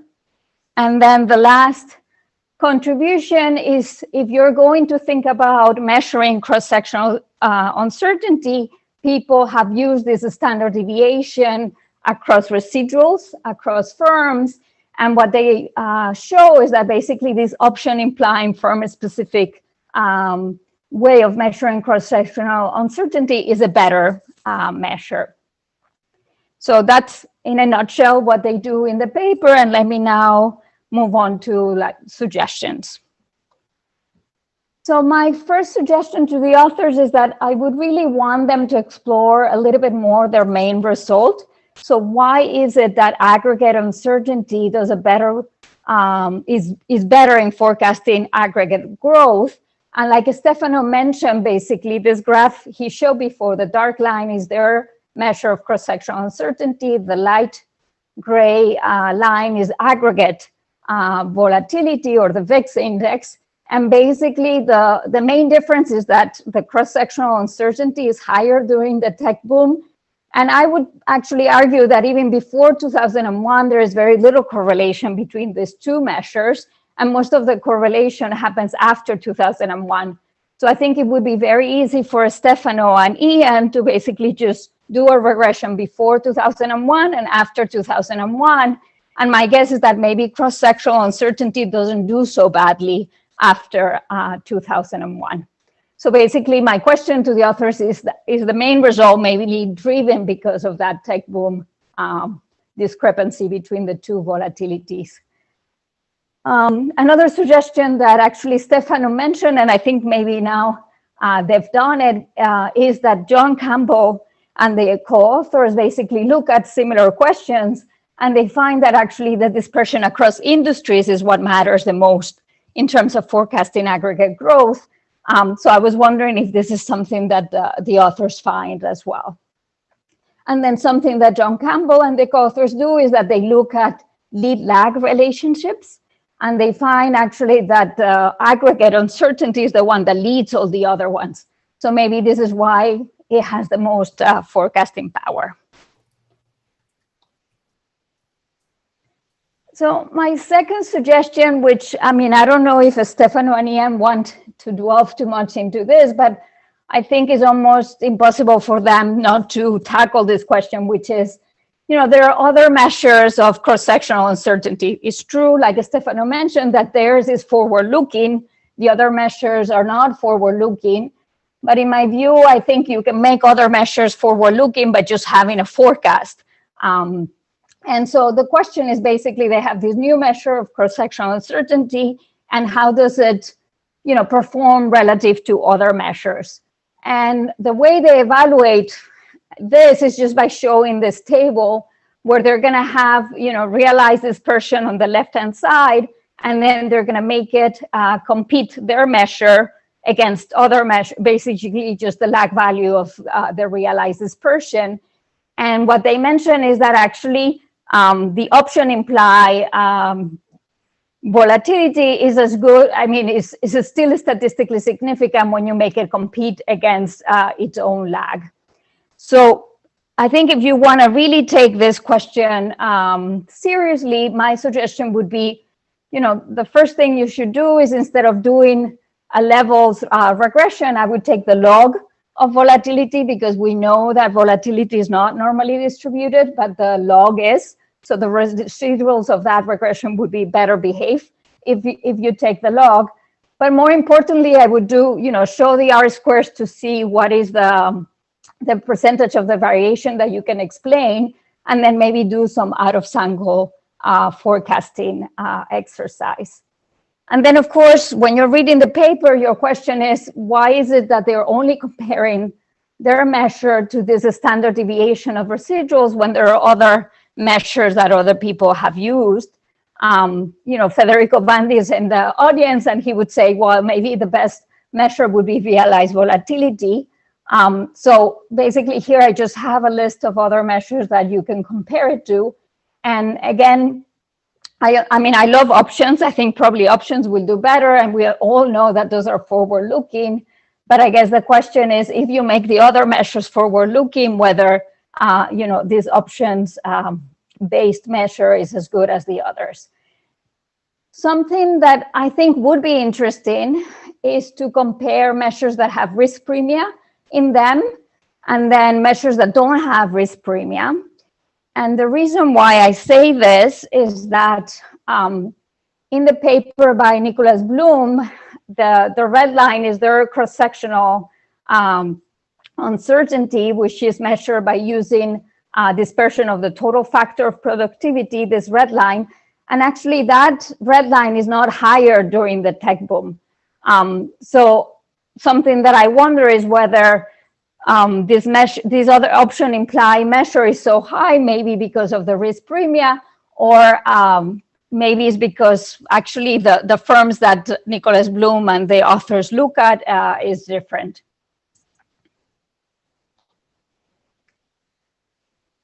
Another suggestion is that if you read the paper, basically, it only says good things about the option implied volatility, which I agree with the authors. But I guess one thing that we all know, that anybody that has looked at options, is that many of the options are not liquid. The authors also know this, and this is why I think they only look at these 200 firms, which I'm guessing that they're the most liquid. But something that would be useful is to basically just show how liquid those 200 firms are, just show some statistics about, you know, what is the average number of trades that these options have. And of course, I mean, I think the paper would benefit from a more balanced discussion saying, you know, options are great, but then, you know, they're not available for all the firms. And so those are kind of trade-offs that as a researcher, you'll have to take into account. Another suggestion is that it's true what Stefano said, which is that most papers focus on aggregate uncertainty, the VIX index, but there are papers out there that talk about this aggregate uncertainty that also talk about this good versus bad uncertainty. So there is a paper by Segal, Saliostif, and Yaron in the Journal of Financial Econometrics that makes this point as well. So this good uncertainty basically happens when there is a technological change. And when that happens, then we will see growth as opposed to seeing a recession. So I guess it would be nice if the authors sort of relate their finding to this other strand of the literature. You know, if you're looking, I think this is probably not for this paper, it would be for another paper, but since they have this really nice measure of cross-sectional uncertainty, I think it would be also nice to test some economic mechanisms. You know, why is it that cross-sectional uncertainty may or may not affect growth? Is it because maybe it doesn't affect investment, maybe because it doesn't affect credit, or maybe because it doesn't affect either one of those channels?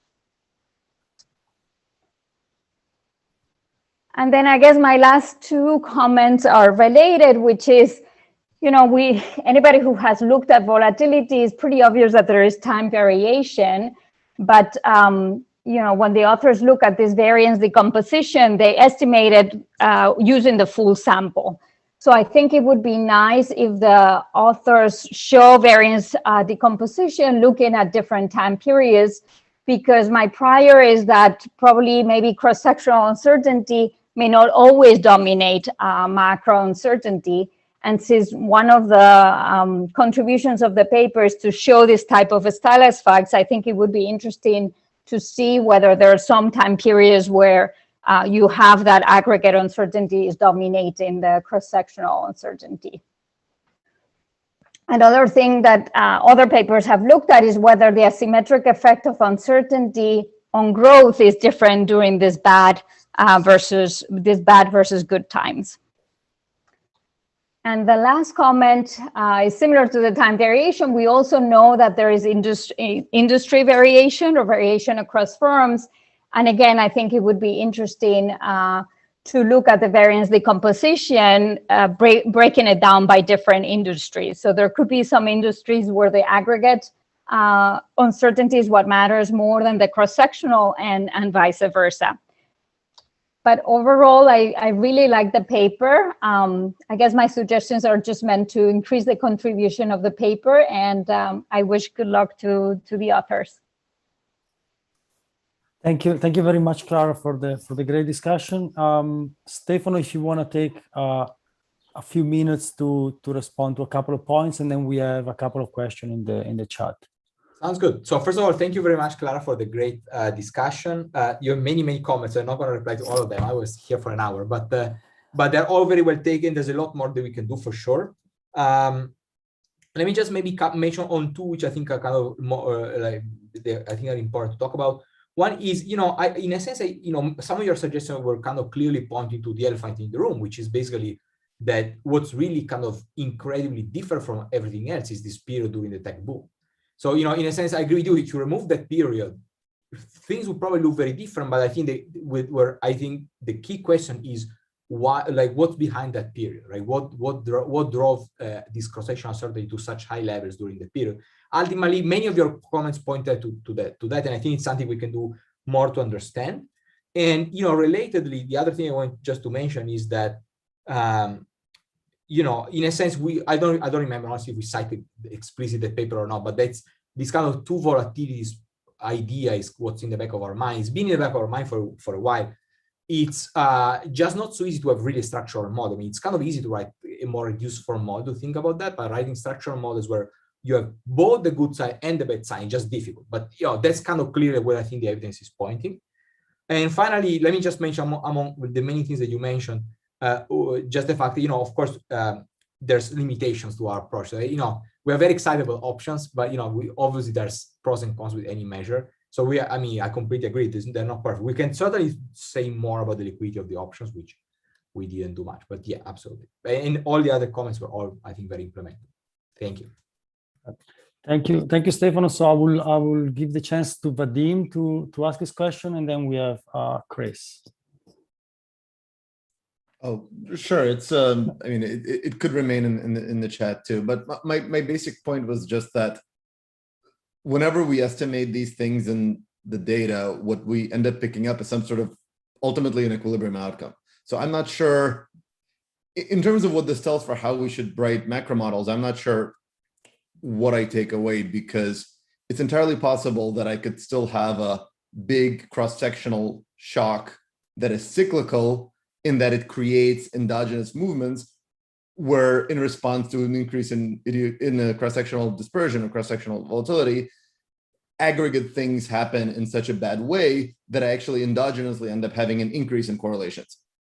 So if I then difference that out, what I then kind of pick up is that there's not much dispersion in these bad times because the aggregate endogenous response ends up dominating. So then the parts where I would see that spike in the data the most is where you do have an increase in idiosyncratic volatility, or the cross-sectional volatility, but not so much as to trigger this endogenous response.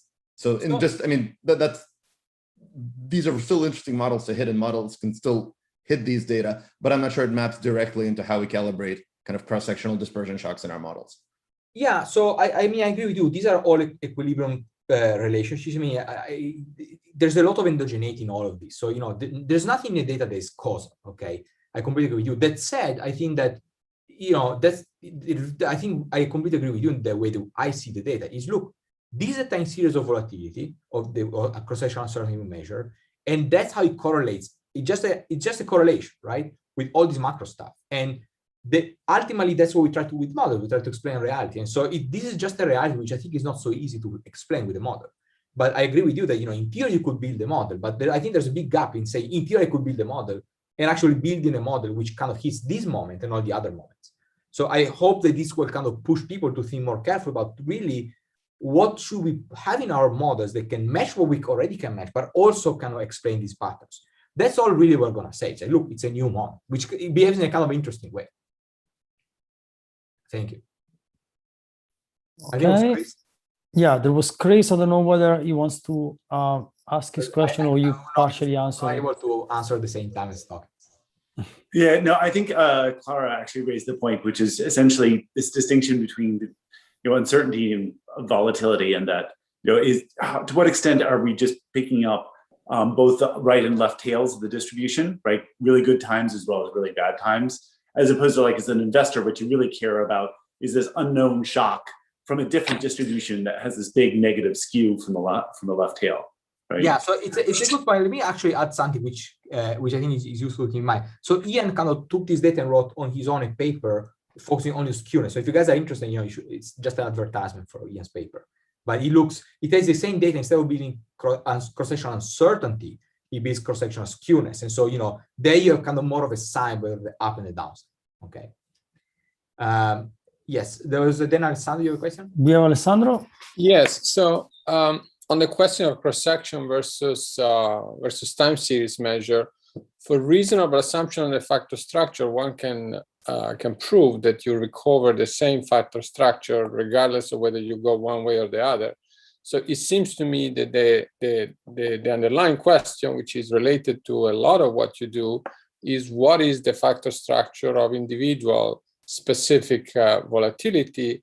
And certainly starting from TFP is not the right starting point, because we cannot even measure TFP properly. So trying to extract the true factor structure of individual volatility from there, I think is a non-starter in a sense.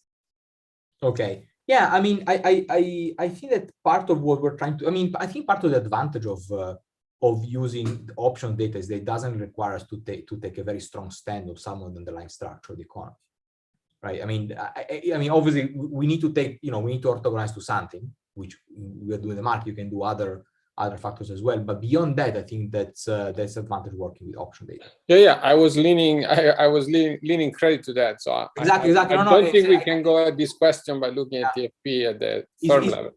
It's difficult. It's easier because we have come with direct observation, as opposed to implied from some models. Yeah. But I'm a little bit more skeptical about big differences in measuring from the cross section or the time series.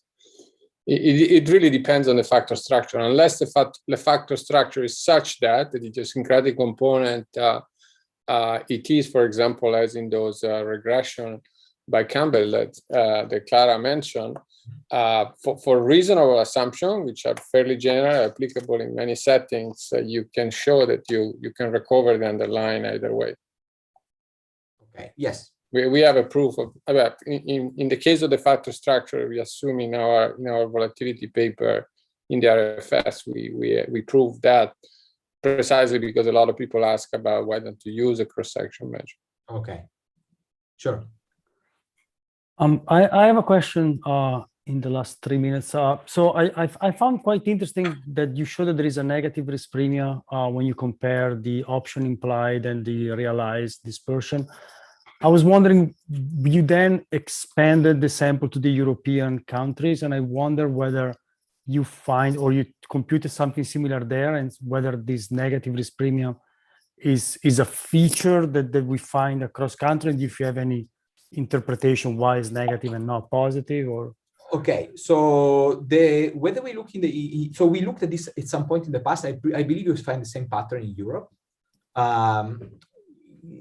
What exactly is going on? I don't really know. I mean, to be honest, I just think that basically these things are priced as if they tend to pay off in good times. And so because of cross-section uncertainty, as you saw also from the big spike, I mean, the biggest spike this measure had was during the tech boom. And I think people are just basically buying these contracts, expecting a payoff in good times as opposed to in bad times, which kind of the flip side of what happens with the VIX. But do I have a structural interpretation of this? No, I don't know.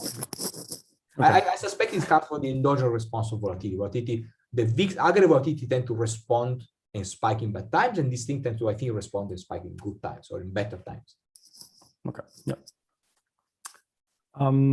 Let's see if we have anything else. Any more questions? Then I guess that before letting you go for a short break, I would like to Thanks again, all the presenter, Camille and Stefano, for the great presentation and the discussion, Michael and Clara for the insightful discussion. Now I believe we have a 15-minute break, and then we resume at 3:15 with the roundtable discussion. Correct. Thank you, everyone. Thank you. Thank you.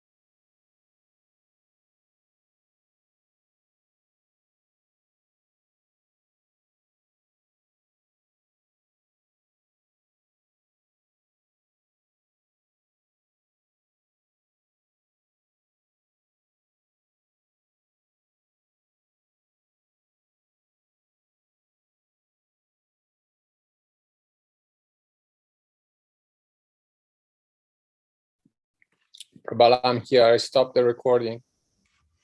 Alessandro, how are you doing? Good, good. Let's see whether we have what we have. Kevin, we have Sebastian. Hi, Sebastian. Good afternoon. Hello. Hello. Sorry, I saw your messages late. Hi, Kevin. Hi, Alessandro. Let me see if we have also Abby and John.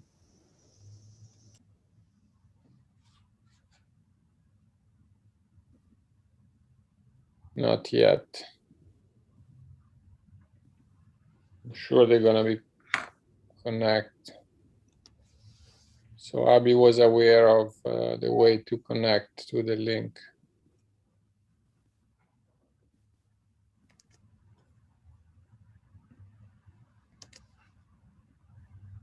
But Prabala, your suggestion was the way to go. So you introduce the moderator, and then I think the plan was for John to introduce the panelist.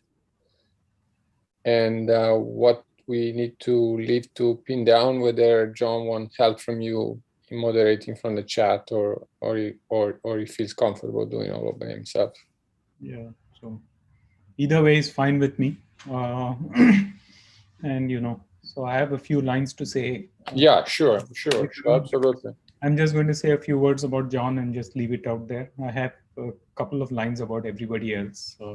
Nothing derogatory to anybody. Well, go ahead, and then you add his own. I think John may know some of you personally, right? So there is nothing wrong in doubling up. Let me check my email whether there's any problem with the link. Yeah, so Alessandro, mine was the remarks about others are just as backup in case John doesn't show up. Okay. So we are covered for emergencies. That's all. Okay. Is there a way we can see the chat? Yes, you should be able to see it. It's the chat on the Zoom right now. There's nothing on mine. Maybe they clear it before the beginning of the session. Sarah, will everybody see the chat? I think throughout the day we were seeing all the questions. It depends how the thing pops up at the moment. If you have a section at the bottom says more with 3 dots, because I made you co-host, that might be where it's at. If you go to that where it says more, chat would be at the top, or it says you can hit Alt H. Alessandro, this is still being live streamed to YouTube, so everybody that talks is still being live streamed. Yes. Okay. That's what I was going to say, Sarah. Did you want me to? I can't pause the live stream, so if I stop it. It's fine. I paused the recording, and fortunately, you're not saying anything. That might be where. Here we go. We have John. Hot mic. Okay. Hot mic. I did get a direct message in the chat from Kevin Cole. Everybody that talks is still being live streamed. Yes. Okay. That's what I was going to say, Sarah. Did you want me to? I can't pause the live stream, so if I stop it. It's fine. I paused the recording, and fortunately, you're not saying anything. That might be where. Does someone have the live stream pulled up? Can anyone hear me? Hi, John. Good afternoon. You can hear me. Okay. Yes, we can hear you. This is a message in the chat from Kevin this was a classic pandemic moment. I joined, and then because I'm working with a VPN, I realized that I'd signed into Zoom, and I was giving you a video of my empty desk in the Bloomberg office because I'm on a VPN link to my computer in the office. So I then had 10 minutes desperately reorganizing myself. Hi, John. Good afternoon. Yes, there is an issue. Is someone watching the YouTube live stream? Message in the chat from Kevin This was a classic pandemic. Is anybody watching it? I joined, and then because I'm working with a VPN. I don't have it up. I don't know if someone else does. I was hearing the same thing. So now you're good. Prabhala, good afternoon. So someone is watching it. If you're watching it and trying to talk, you'll hear that echo. Yeah. Good afternoon, Abby. Thank you for joining us. Prabhala, I leave it with you. Now everybody's on board. Hi, everyone. This is Prabhala. I was going to briefly introduce John and then leave John to do the introductions and MCs. And as backup, I can also make a few remarks about all the panelists. It's up to John, the way he wants to do it. And the other question that in organizing this is questions may keep cropping up on the chat box. So should I just, control them, or will you handle that? I think, how many people, everybody can hear me now, all right? I'm very sorry about my technical mess while I worked out whether I was on my home computer or my office computer. Can everybody hear me okay? Yes. Yeah. Cool. How many people are likely to be on it? I mean, I would think I've got the chat box up at the moment. I would think I'd probably okay just handling it myself. But I mean, how many questions? How much of a deluge of questions are we expecting? I would say about a half dozen from going by the whole day, not more than that, but who knows?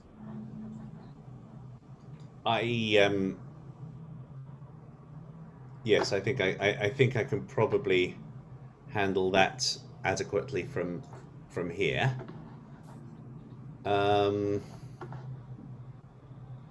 Okay. So we're all gathered. I just want to make sure I've got access to my notes, which are also currently sitting on my office computer where I can't see them. There we go. Okay.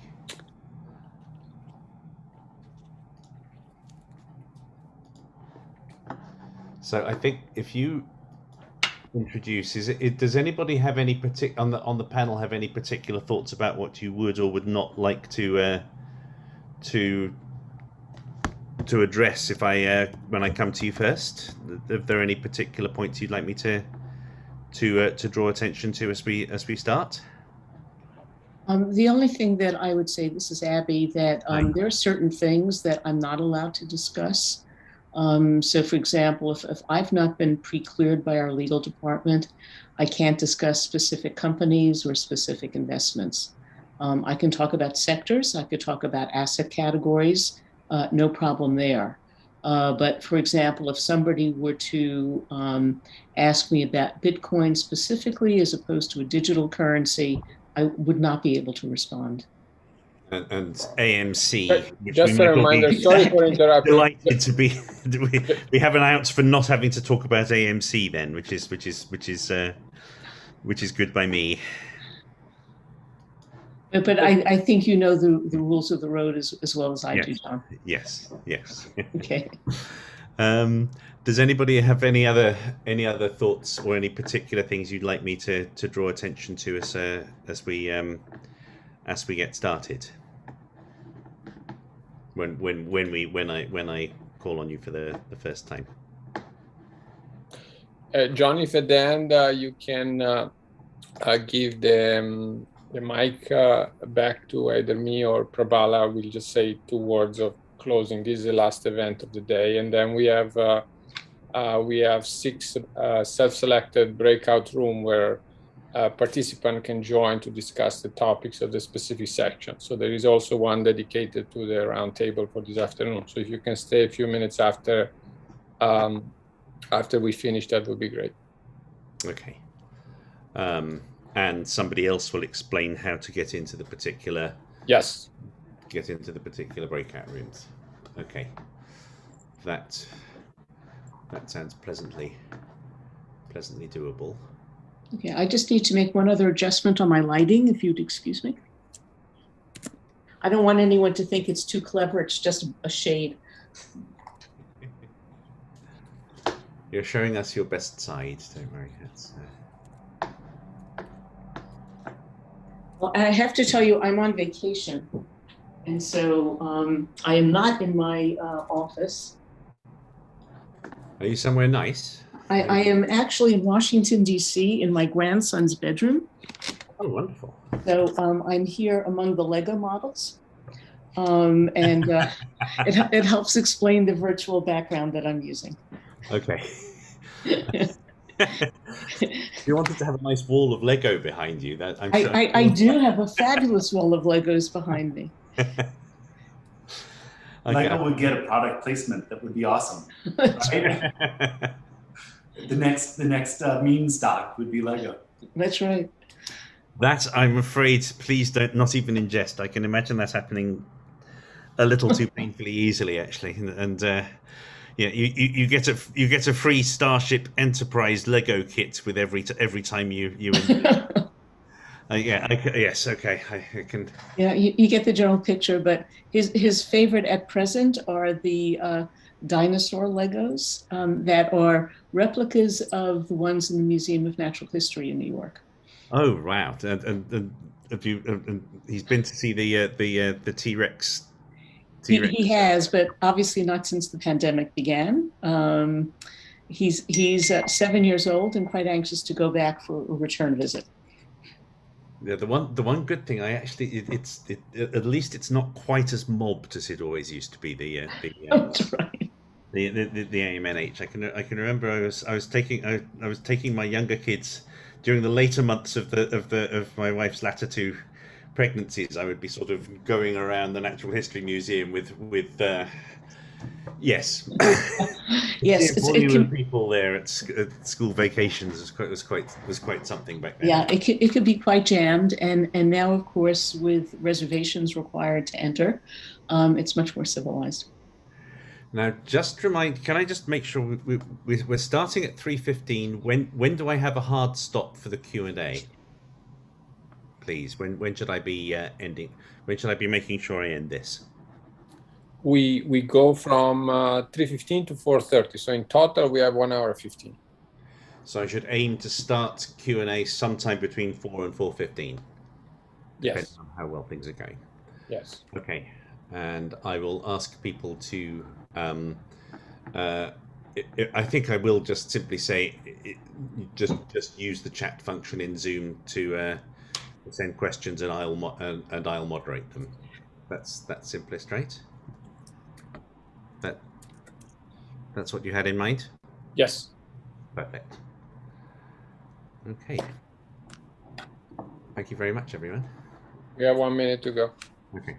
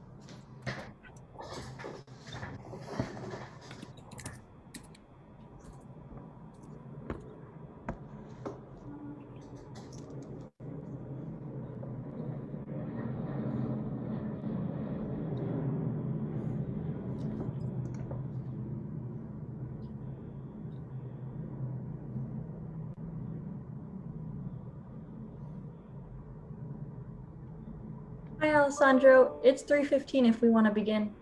Yes, let's go ahead, Prabala. Will we begin? Go ahead.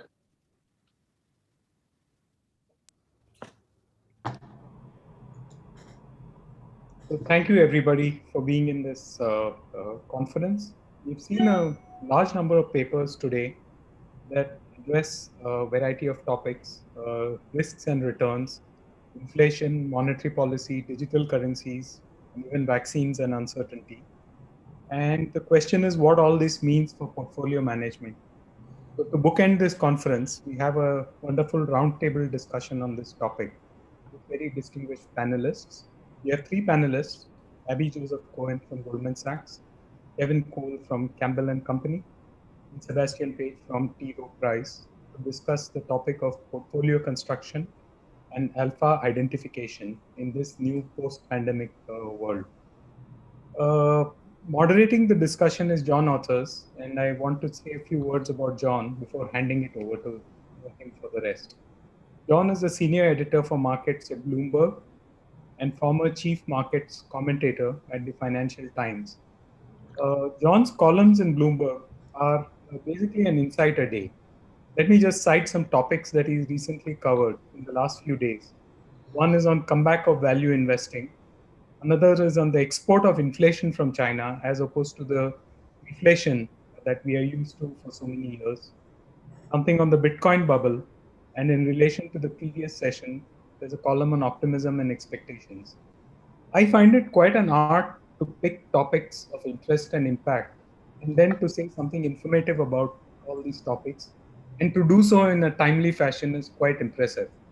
John has mastered all of this, and I'm a follower of his columns of Bloomberg. John is also quite broad. A commentary about Lou Gehrig in one of his columns was quite touching to those of us who follow baseball. So with that, let me hand over to John. The floor is yours.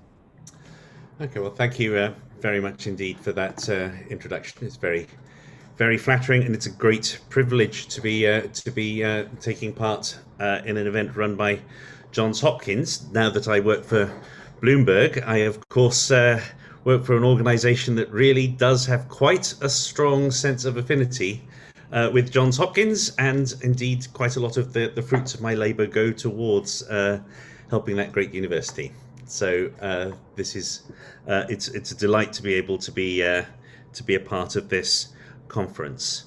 I think when we get around to discussing this topic, I think we are, I hope, going to be pulling together all the threads that we've had through the last through the day of discussions, and hopefully we'll be able to do it in an accessible way. At the risk of stating the completely obvious, none of us has experience of precisely the combination of challenges that have been presented over the last 18 months or so. We've not seen an economic or even in securities market crash as sudden as we saw last spring, and we haven't seen a recovery quite like the one we've had since then. And there are many facets of the underlying economic recovery which similarly are very hard to compare with anything that's come before it. Often when it comes to asset allocation, I think it's a little bit like, I would draw a comparison to spoiler alert. I'm going to give away who did the crime in Murder on the Orient Express by Agatha Christie, but somebody gets murdered on a coach, and there are 12 other people in the coach, and it turns out all 12 of them did it. And in much the same way, you find yourself eliminating things that you don't want to invest in until you realize you're not going to invest in anything at all while the market sails on merrily. It's a very, very difficult area to address, where exactly to allocate in circumstances as extreme as this one. So that, I think, is the way to start. How does one go around putting the current situation that we have into some context? How do you approach the puzzle of allocating assets at this juncture?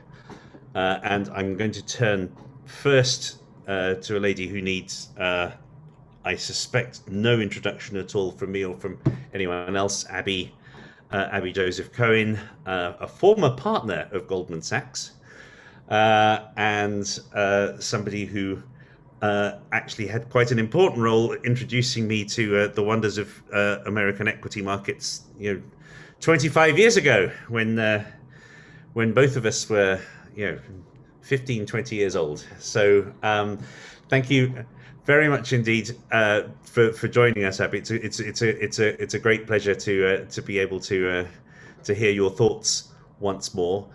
How do you go about sorting out the asset allocation puzzle in a set of circumstances which are as foreign, as difficult to deal with as we currently have?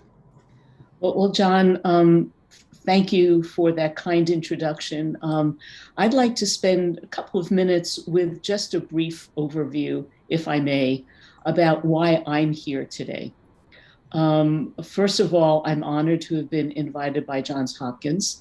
And also, my involvement today was facilitated by my friends at T. Rowe Price. Now, why am I mentioning that? Because that awful bio that was included in the materials by mistake for this conference was my bio that's used internally at Goldman Sachs, where I'm still an advisory director, not my external bio. If we had had some external information, you would have seen that my very first position on Wall Street, if I want to use that expression, following a stint as an economist at the Federal Reserve Board in Washington, was in fact at T. Rowe Price. And at T. Rowe, I was the firm's very first quantitative analyst and strategist. And so for me to have an opportunity to read the wonderful papers that were presented earlier today really brings me back to the beginning of my career in financial services. John, as you've indicated, I've spent the last 2 or 3 decades as a portfolio strategist, which is the combination, at least from my perspective, of quant analysis and economic analysis, and over the last 10 or 15 years in particular, with a very heavy dose of longer term issues, including government policy. And so I'm delighted to have an opportunity to speak today because I think that so much of the outlook for investors, and dare I say it, for academic researchers as well, over the next couple of years, will really be heavily, heavily dominated by the pandemic, by many of the topics that you discussed earlier today, but also what role has the pandemic had on the economy, not just the US, but globally? What has it done to our method of analyzing? But there have also been some very strange things happening in the marketplace as well. And so while Alessandro gave a list of some of the topics you've written about recently, I bookmarked one of your columns several days ago, which is FANGs are obscuring the extent of the Biden rally. And to me, this is truly essential in understanding what's going on. And it harkens back to the paper that Anna Pavlova discussed, which is there too much benchmarking in asset management?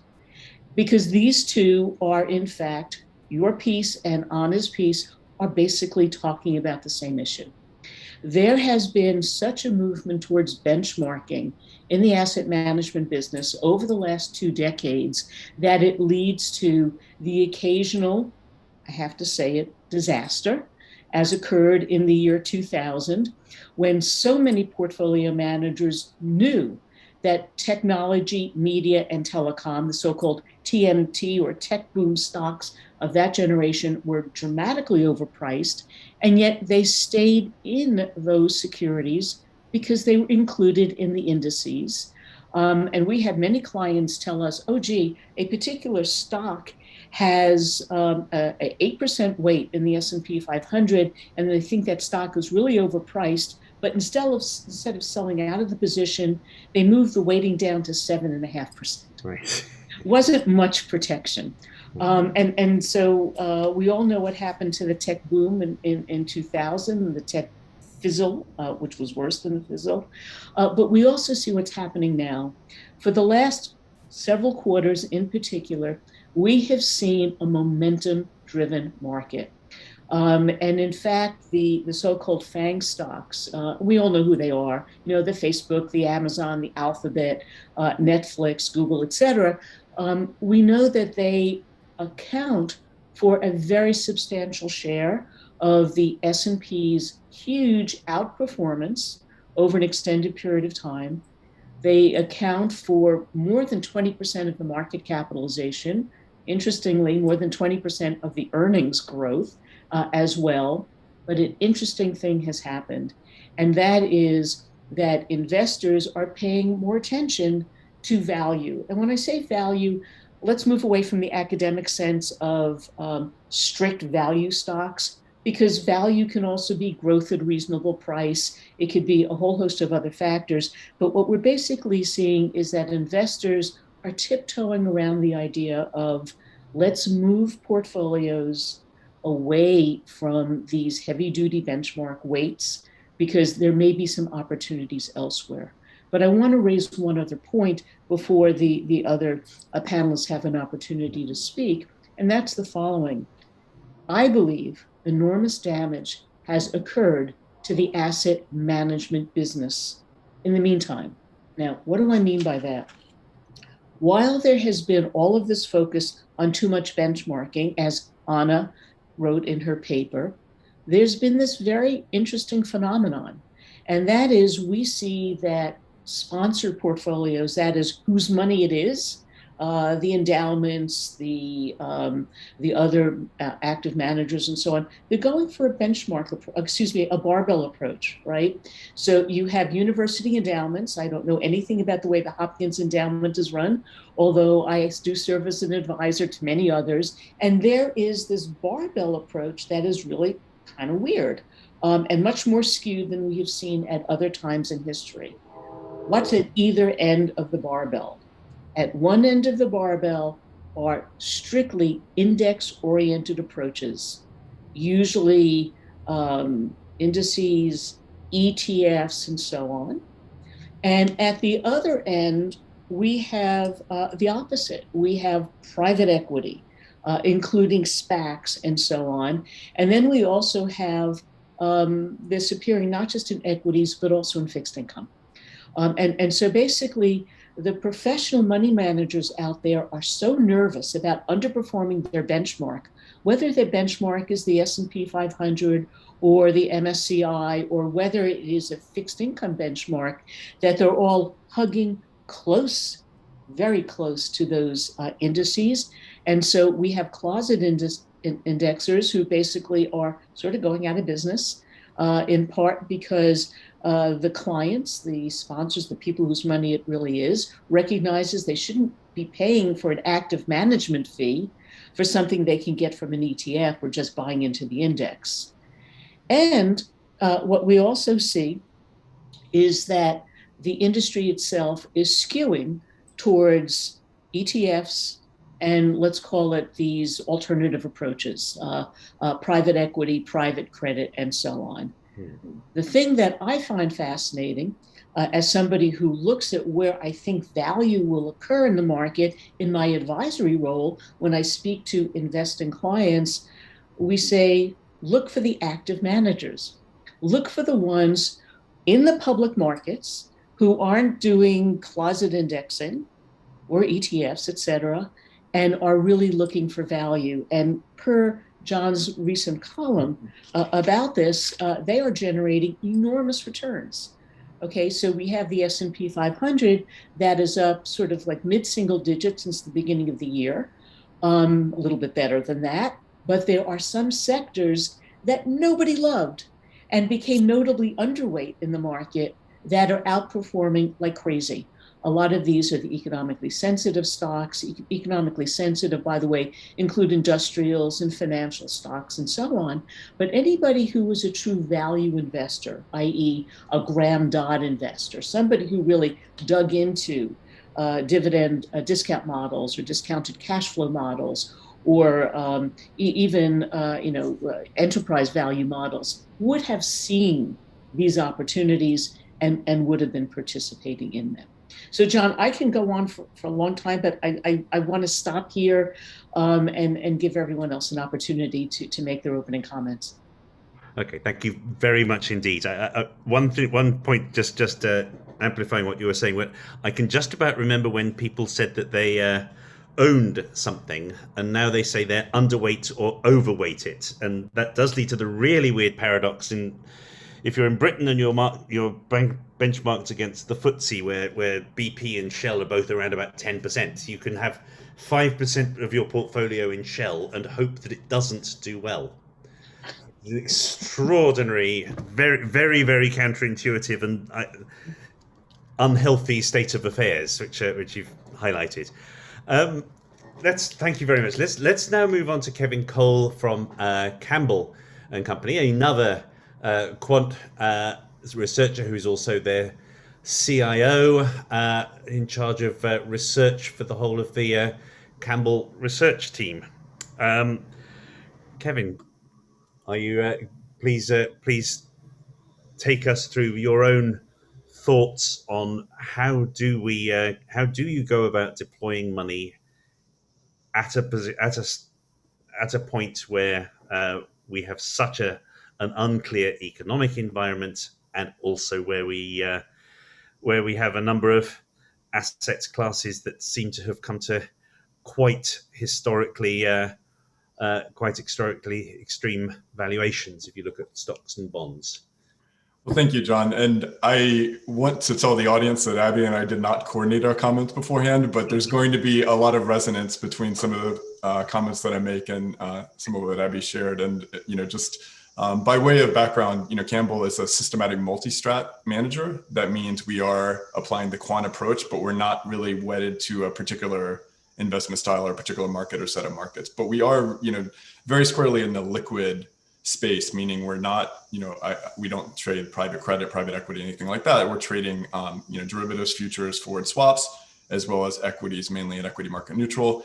And I'll talk about why we think that systematic multi-strat approach is the way to go. But I really wanted to, for these opening remarks, talk about how, take a broad look at how the asset management industry has evolved in recent decades. I want to talk about the symbiosis, since this is an academic conference, the symbiosis between academic finance and industry in this evolution. And I want to consider what this evolution tells us about the challenges and opportunities we face today, both as practitioners and as academics. So I'm going to try to cover about 5 decades in 5 minutes. So I'm going to be probably reckless and shameless and omitting some details, so bear with me. But when we think about this evolution, the first phase, I would say, began in academia with some of the giants of the finance field. These are, Fama, Sharpe, Markowitz, who really, I think, looking back from today's perspective, they were really focusing on, how do you think about that exposure to the market factor and kind of, explicitly defining that market factor. And, it took a while, but I think there's a direct line between this academic research into industry, through the rise of index funds, passive investing. And there's really a huge benefit to society from this, this flow, because today, you can buy an S&P index fund for as low as 2 basis points. But it definitely put pressure on kind of traditional managers in the investment industry, as well it probably should have. For managers like Campbell that are in the alternative investment space, it wasn't, an issue for us. For us, the main issue, kind of going back to what Abby said, is that we are not really benchmarked against the S&P. We're pretty much trying to be uncorrelated to stocks. And so, we just need to educate investors on that. But, for traditional brokerages and maybe traditional managers that were stock pickers, they needed to show value above and beyond just exposure to the market index. The second phase of the evolution was really going beyond the market factor. And this is in recent decades, things like, style premia, kind of the anomalies literature in academia. And this flow kind of went both ways, where a lot of it actually did go from industry to academia. And this is where hedge funds had, things that were known as alphas that, over time, academia began to document as being, factors like momentum, value, carry. And over time, these things that were once alpha maybe shifted to be more like beta. Maybe they were called alt beta or alt risk premium and things like that. And again, I think this evolution was beneficial for society. So, a school teacher in Texas has a pension plan that has exposure to a lot of these different alternative premium and things like that at very low fees. And that's a good thing. But again, it put pressure on the industry. And it meant that there had to be an evolution of managers that were, active managers, both people like T. Rowe and Campbell, to stay at the forefront by continuing to show how they could add value through active management above and beyond some of these premium type ideas. The third phase, I would say, I would kind of call skepticism and backlash in recent years, where, in the academic literature, some of it was making sure that real world frictions were accounted for, trading costs, illiquidity, ability to short, things like that. Overfitting, when you think about the factor zoo, p-hacking, things like that. That highlights the central risk of quant investing, that you can find artifacts in the past data that may not mean that you're going to be able to trade this going forward. And so, sophisticated managers have understood that for a long time, understood how we need to guard against overfitting, consider real world conditions. And, that's what we needed to do, add value. But the third area of that kind of problem that we've seen recently is the endogeneity, that, as these ideas become more widely known, as they become published, documented, and then assets chase that, we would expect that the return premium is going to go down over time. It'll vary through time. Sometimes it'll be good, sometimes it'll be bad. But I think in the industry, what we saw is some of these premium type products maybe underperformed some in the last few years. And maybe there was some skepticism around their ability to deliver going forward. Again, not to say they'll never deliver, but for, really thoughtful managers, it meant we had to continue to evolve and go above and beyond that. So what are the lessons we kind of take from this? First of all, we still see diversification as the closest thing to free lunch that there is in investing. So that means that, when we talk about at Campbell, the systematic multi-strat approach, we think there's benefits to combining a lot of ideas across, not just across a large number of markets, but across investment styles, sometimes synthesizing markets through relative value trading, trading different time horizons, different ways of expressing trades. We understand that markets are not perfectly efficient, but they are, sometimes called efficiently inefficient, which means that you can find edges through investment research. but that these edges will get, competed away through time. So we need to continually invest in research. That's really the core of what we need to do to continue to innovate, to stay at the cutting edge and kind of justify, the fees that we're offering.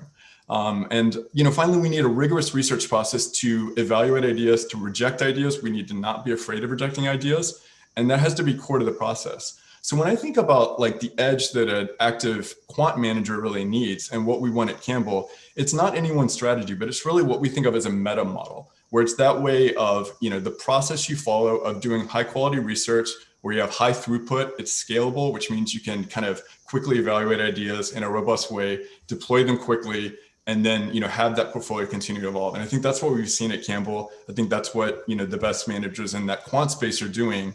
And we think that will continue to succeed. So I know that was a whirlwind that didn't kind of get through everything, but hopefully we'll be able to build on some of those topics as we go on today. Thank you.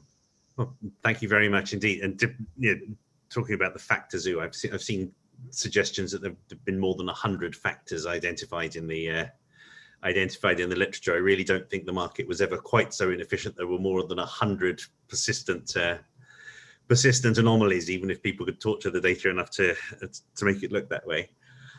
Let's finally turn to Sebastian Page, who's the head of global multi-asset for T. Rowe Price, the great pillars of the Baltimore. Sorry about those Orioles. Take us through again. You're obviously, T. Rowe is one of the great classic active equity managers.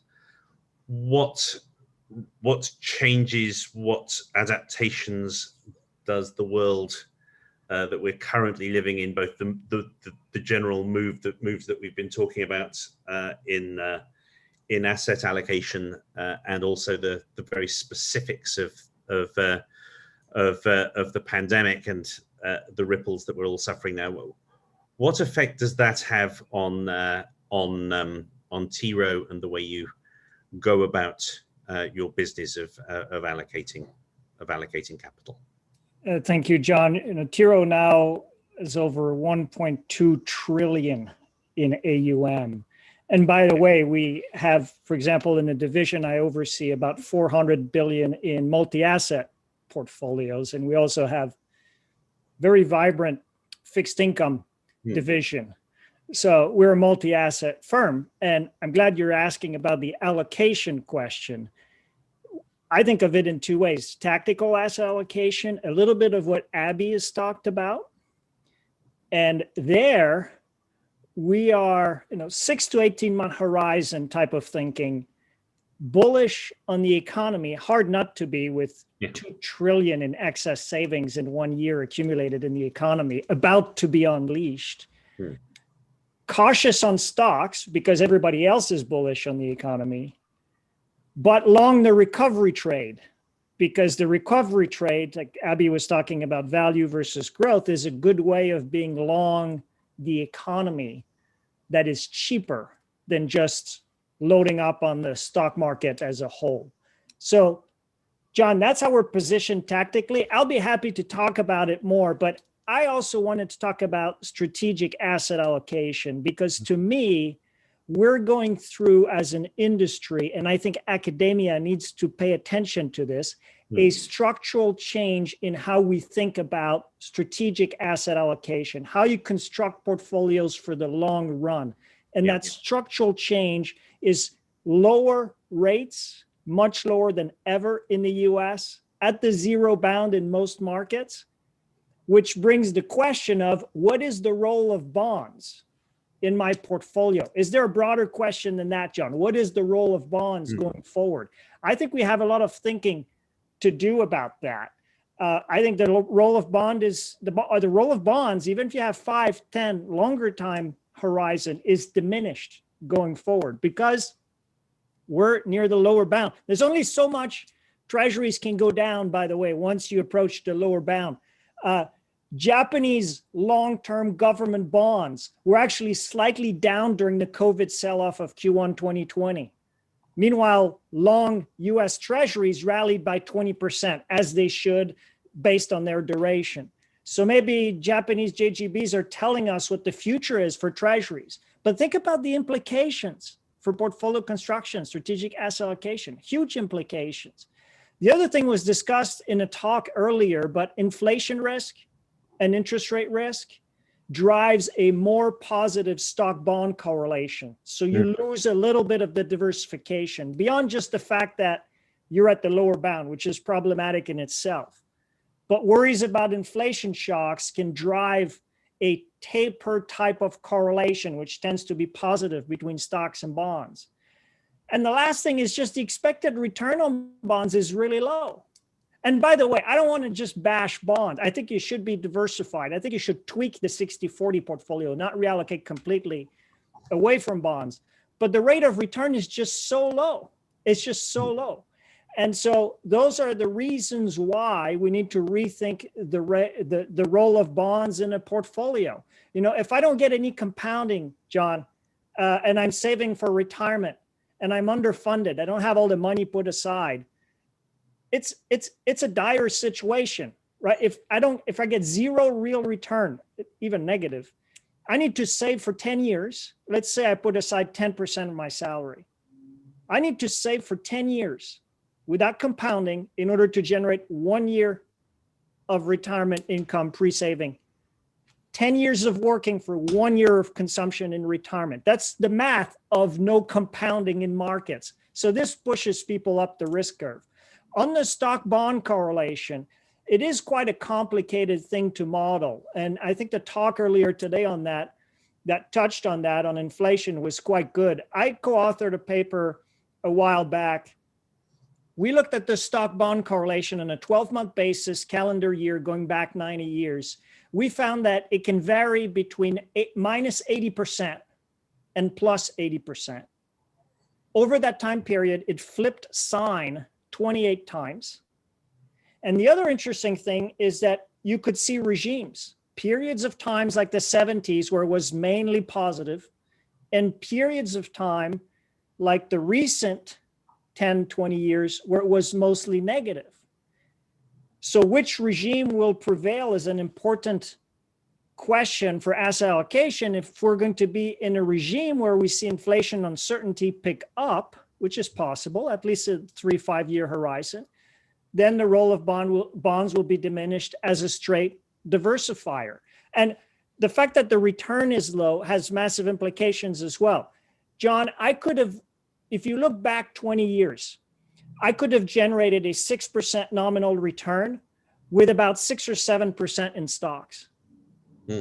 Okay, let's say I want a 6% nominal return going forward. And I'm using simple models of expected returns based on valuation ratios for stocks and the yield for bonds, which actually is a good predictor of long run returns, the yield to maturity. How much do I need to put in stocks given where rates are and where expected returns are? 80% to get the same 6%. So it's not just the search for yield, it's the search for returns. I mean, this is a massive shift that we have to think about when we're investing for the long run. I had a mentor, John, earlier in my career, and he had a dry sense of humor. I used to go to him and complain about where my career was going. I said, my career's not going, I'm not getting promoted fast enough. And one day he looked at me and he said, Sebastian, do you know the secret to happiness in life? Do you know what he said, John? Carry on. He said, the secret to happiness in life is to lower your expectations. Now, there are different ways of interpreting that statement. The soft bigotry of lower expectations people have referred to. Don't be satisfied with too little. Carry on, yes. But if I'm an asset allocator and I'm trying to determine my stock bond mix, yes, and I want 6%, 7%, and I'm saving for retirement, I mean, that is the allocation question. Never mind how you structure the portfolio, stocks versus bonds. I need to either lower my expectations or search for returns and go up the risk curve.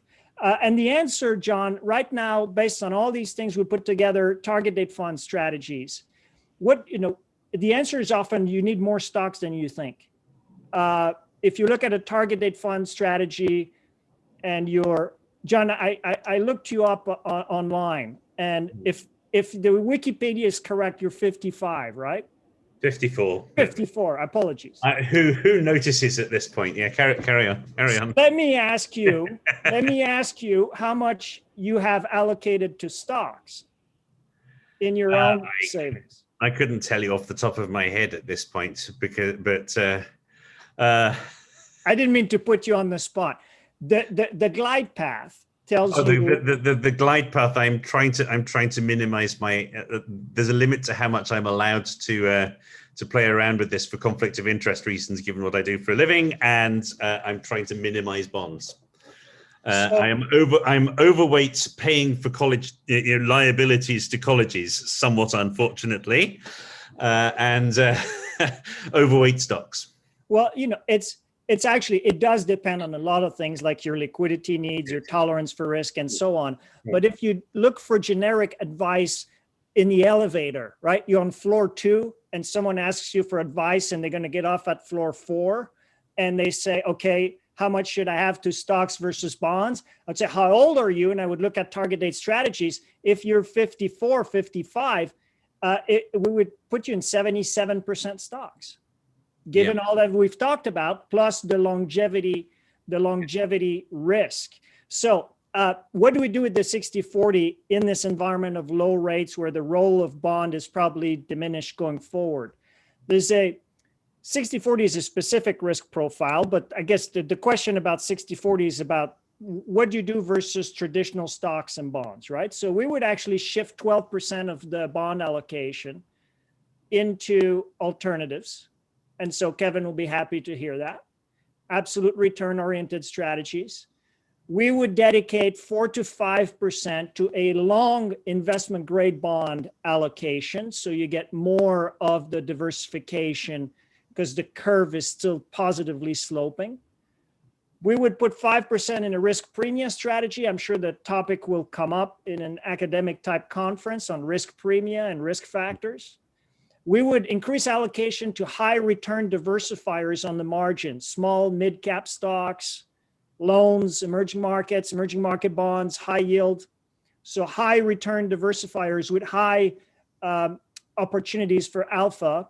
And we'd start to move some of the equities, say 10% to begin, into risk managed equities, which have tail risk hedging embedded strategies in them. So you asked us, John, how we would think about the allocation problem. I briefly touched on tactical, but to me, the real question is strategic, the role of bonds, and what you do about it going forward. So that's where my thinking is at the moment. Thank you very much. Let's widen that.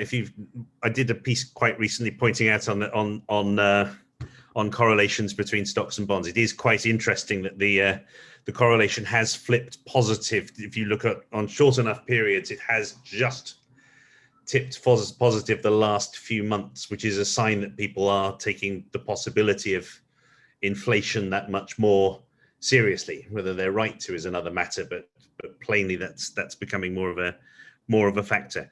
Could I ask Abby and Kevin that question? We do have this issue that bonds offer very low yields and very low prospective returns, and they have in recent years. But in recent years, they have actually been a good diversifier.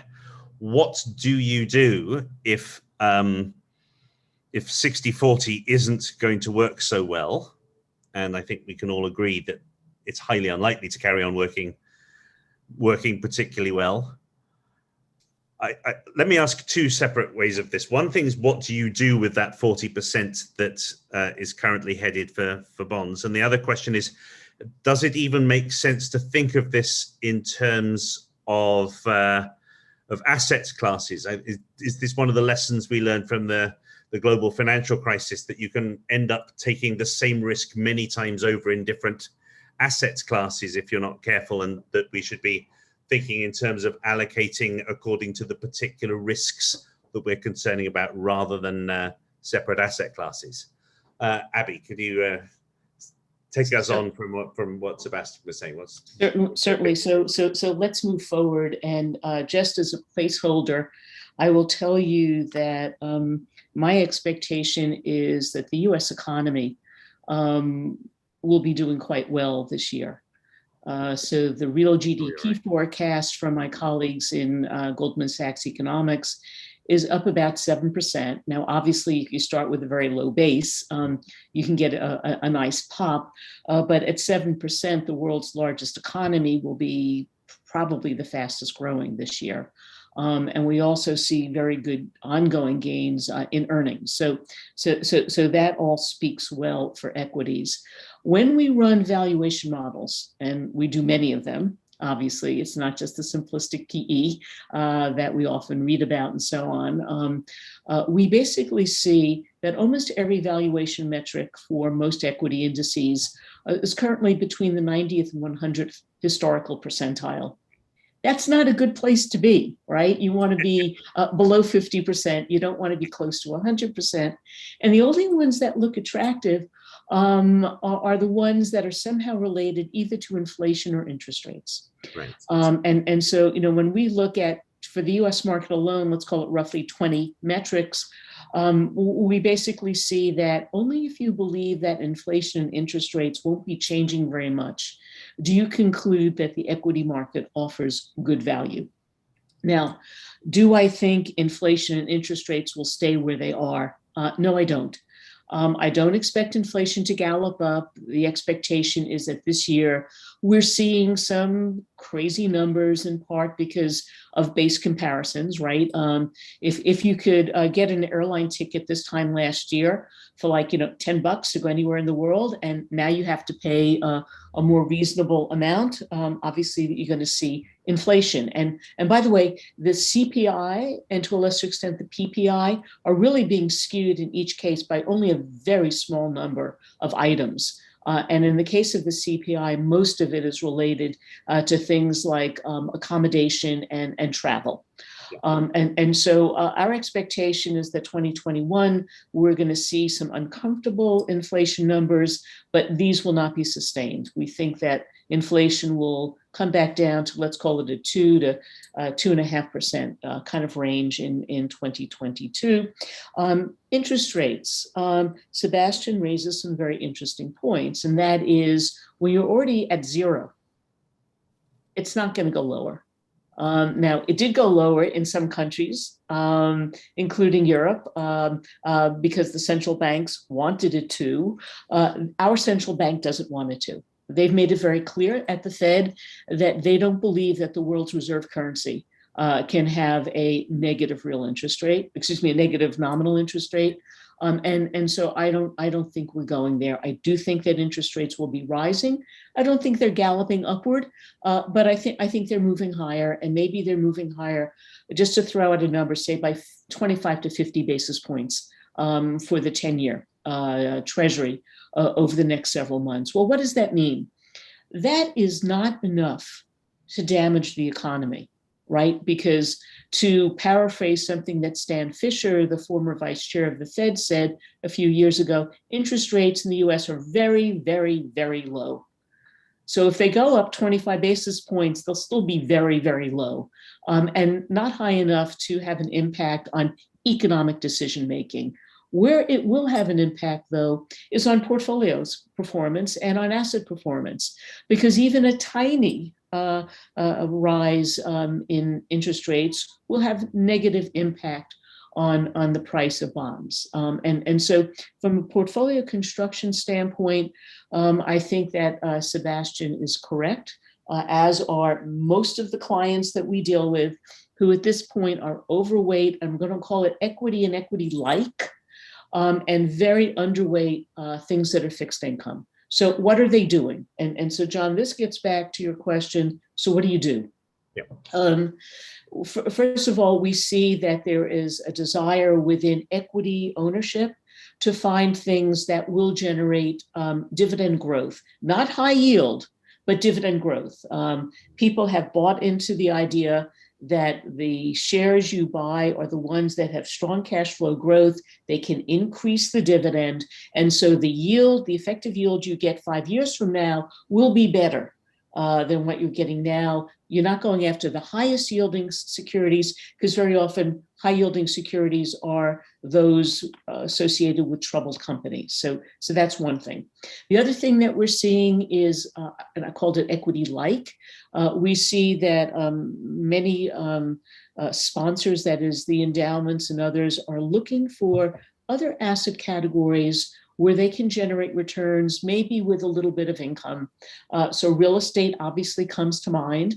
The interesting thing is that if you look even at commercial real estate, during this very difficult period of time for commercial real estate, during the pandemic, prices are up, 15% or something along those lines. I'm not going to get into what's happening in the residential real estate markets in many places. We also see that there has been a willingness now to move into commodities. And the commodity play, if you will, I always hate that word because investing is a serious business. It's not playing, it's real people's money. But the commodity participation basically is reflective of the idea that the global economy is doing better. A lot of this is the United States and China, where there is significant demand for energy products, there's significant demand for metal products and so on. And we have seen that many investors have moved into these categories. I put a little note of caution here in that once commodity prices begin to rise, you begin to see supply rise to meet the demand. So this may not be a long-term trend, but at least is a short-term trend. But the other thing that we're seeing among those portfolio managers who are in a position where they have some risk aversion.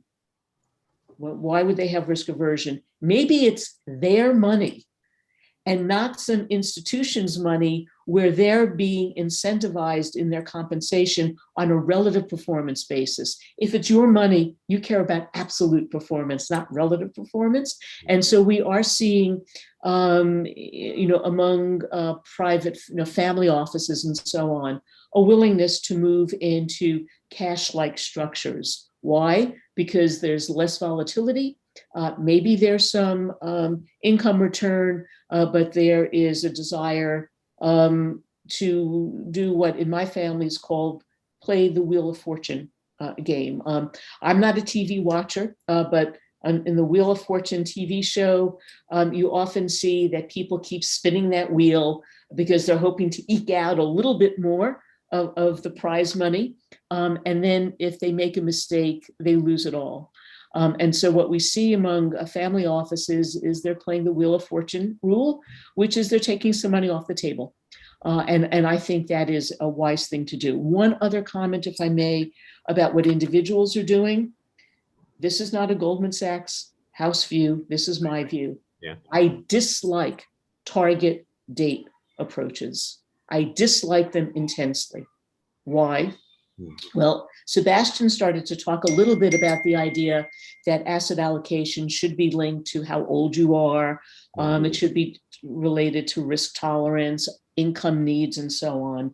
What I really don't like about a lot of the target date approaches, and I don't mean to besmirch any particular firm's approach to this, is that it's based upon old data, right? We are in, over the last year or two, basically a new database, right? And so all of the models that were used, and again, I speak as a former quant, right? I'm a former quant, I was trained in math, econ, et cetera, et cetera.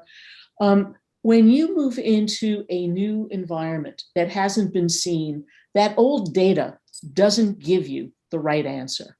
And I worry that we are in a new environment with interest rates at the zero limit, boundary, and a whole host of other factors, including those equity valuations at the 100th percentile that I mentioned before. And I want to give you one other anecdote in terms of why it's dangerous not to update for new data. And this is going to go back to comments made earlier in the day about ESG related investing. It wasn't that long ago, i.e. in the last administration, the Department of Labor, based upon academic work, basically said to those running pension plans, they couldn't use ESG as a criterion for investing. And the old Scalia's son who made that ruling, yes. That's right. So Eugene Scalia made this ruling based upon academic research. And the academic research basically showed that ESG-related portfolios didn't outperform. And so not only did he say the pension plans have a fiduciary obligation only to the pensioners, to use the British expression, ultimately, but since you couldn't show that you could generate great returns or better returns, you can't do it.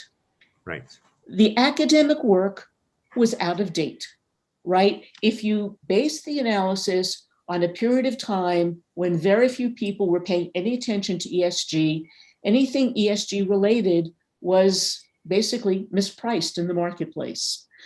Right before the pandemic, my team did some analysis in which we used up-to-date work, in which we showed sector by sector, which is the right way to do it. You have to do it within a sector, showing the cleaner companies in that sector, in fact, actually did have higher PEs than the dirtier companies in the sector.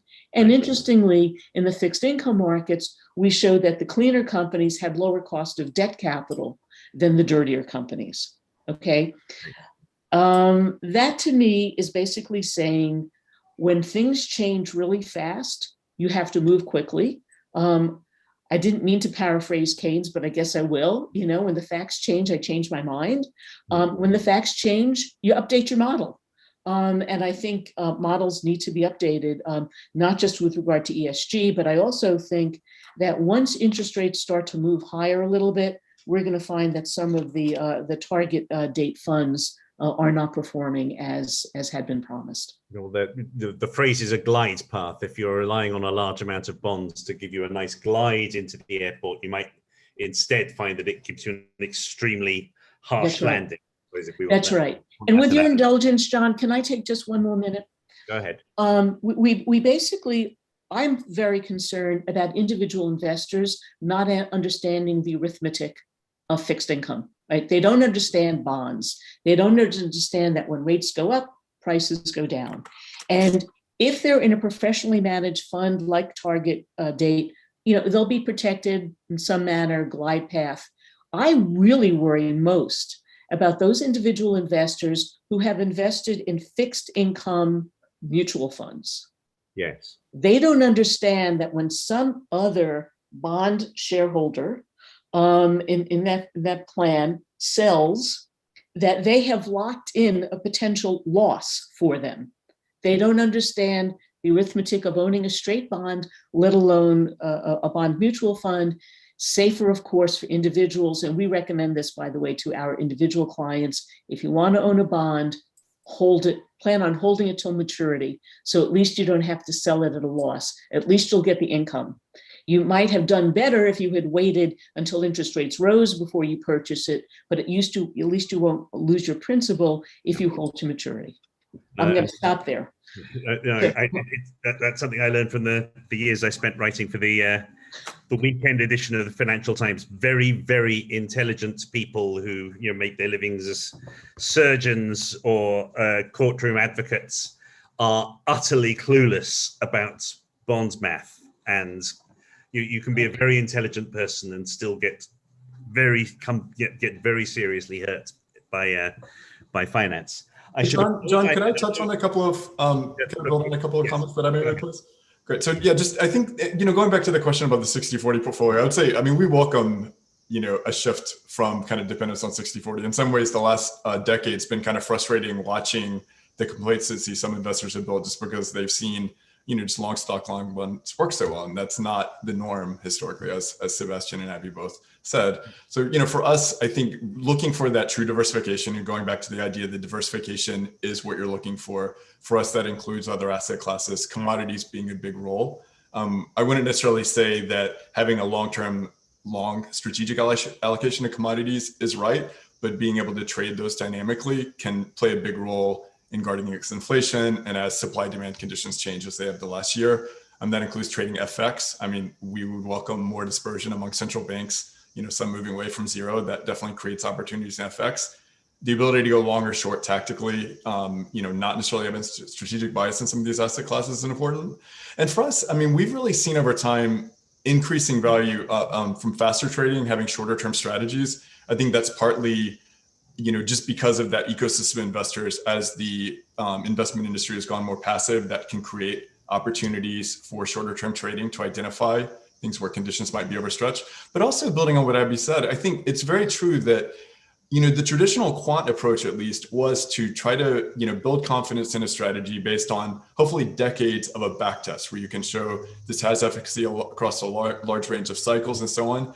I think partly, because just the world is changing, some of that may work less well. Also because there are so many smart, incentivized investors and academics out there trying to uncover those opportunities. Once they're found, that means that they're likely to go away. And so for us, that means part of our evolution as quants is to get uncomfortable and to say that, you're not necessarily going to be able to rely on a long back test, but you might just have to rely more on a thesis about what is the theme you're trying to identify. Maybe you don't have a long data set, but you try to validate it as much as possible. An example of that was last year, we actually did, quickly deploy a model that traded COVID epidemiology data. So that was something where, of course, you don't have years of data to validate that on, but you have a thesis, you say, I believe this is going to impact markets, and you can deploy it quickly, put it in, and then take it out when it's no longer in place. So I think that's kind of one way in which the industry is going to have to evolve. Can I very quickly ask how well that worked without going too far beyond the bounds? Yeah, I'm probably not allowed to get into performance. I'll say at a general level, we never allocated a lot of capital to this because this was a new idea. But it was valuable in the sense that it showed our ability to quickly deploy an idea, put it in and then monitor on a close leash. And, so that was kind of what we were looking for from this particular case. And I think we'll be deploying more of that type of model going forward. John, if I can just quickly interject, at Goldman Research, we had huge demand for that sort of data. And so we had our research centers around the world collect it on a real-time basis, and we provided it daily. I can't say, what we did with it for, proprietary purposes, but we did a great deal of data shaping for people on it. And I think that it's one of those things that was helpful on a very short-term trading basis. Yes. And something, as Kevin indicated, if you recognize that something is changing, if you jump on it and you can collect some real information, you may have at least a short-term advantage.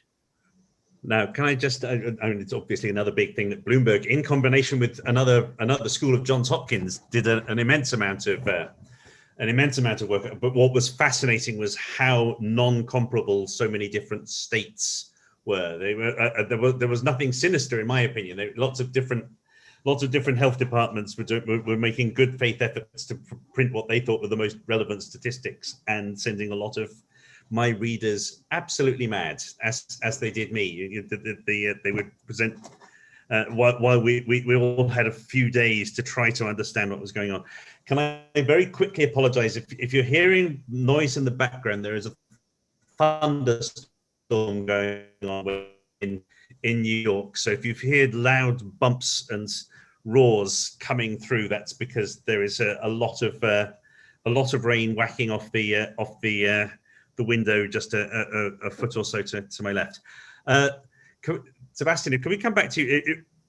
If we can move on, we're moving gently into identifying alpha from asset allocation. Could you talk us through a little about how you do indeed look for alpha in the current circumstances? Is there anything different about the way you would try to identify beyond market returns compared to in the past? And also, before you ask, could I also mention to the participants out there, if you'd like to ask questions, we'll start Q&A before too much longer. If you could just put them into the chat on Zoom, and I will moderate any questions you want to ask. There's obviously a lot of things we might want to raise.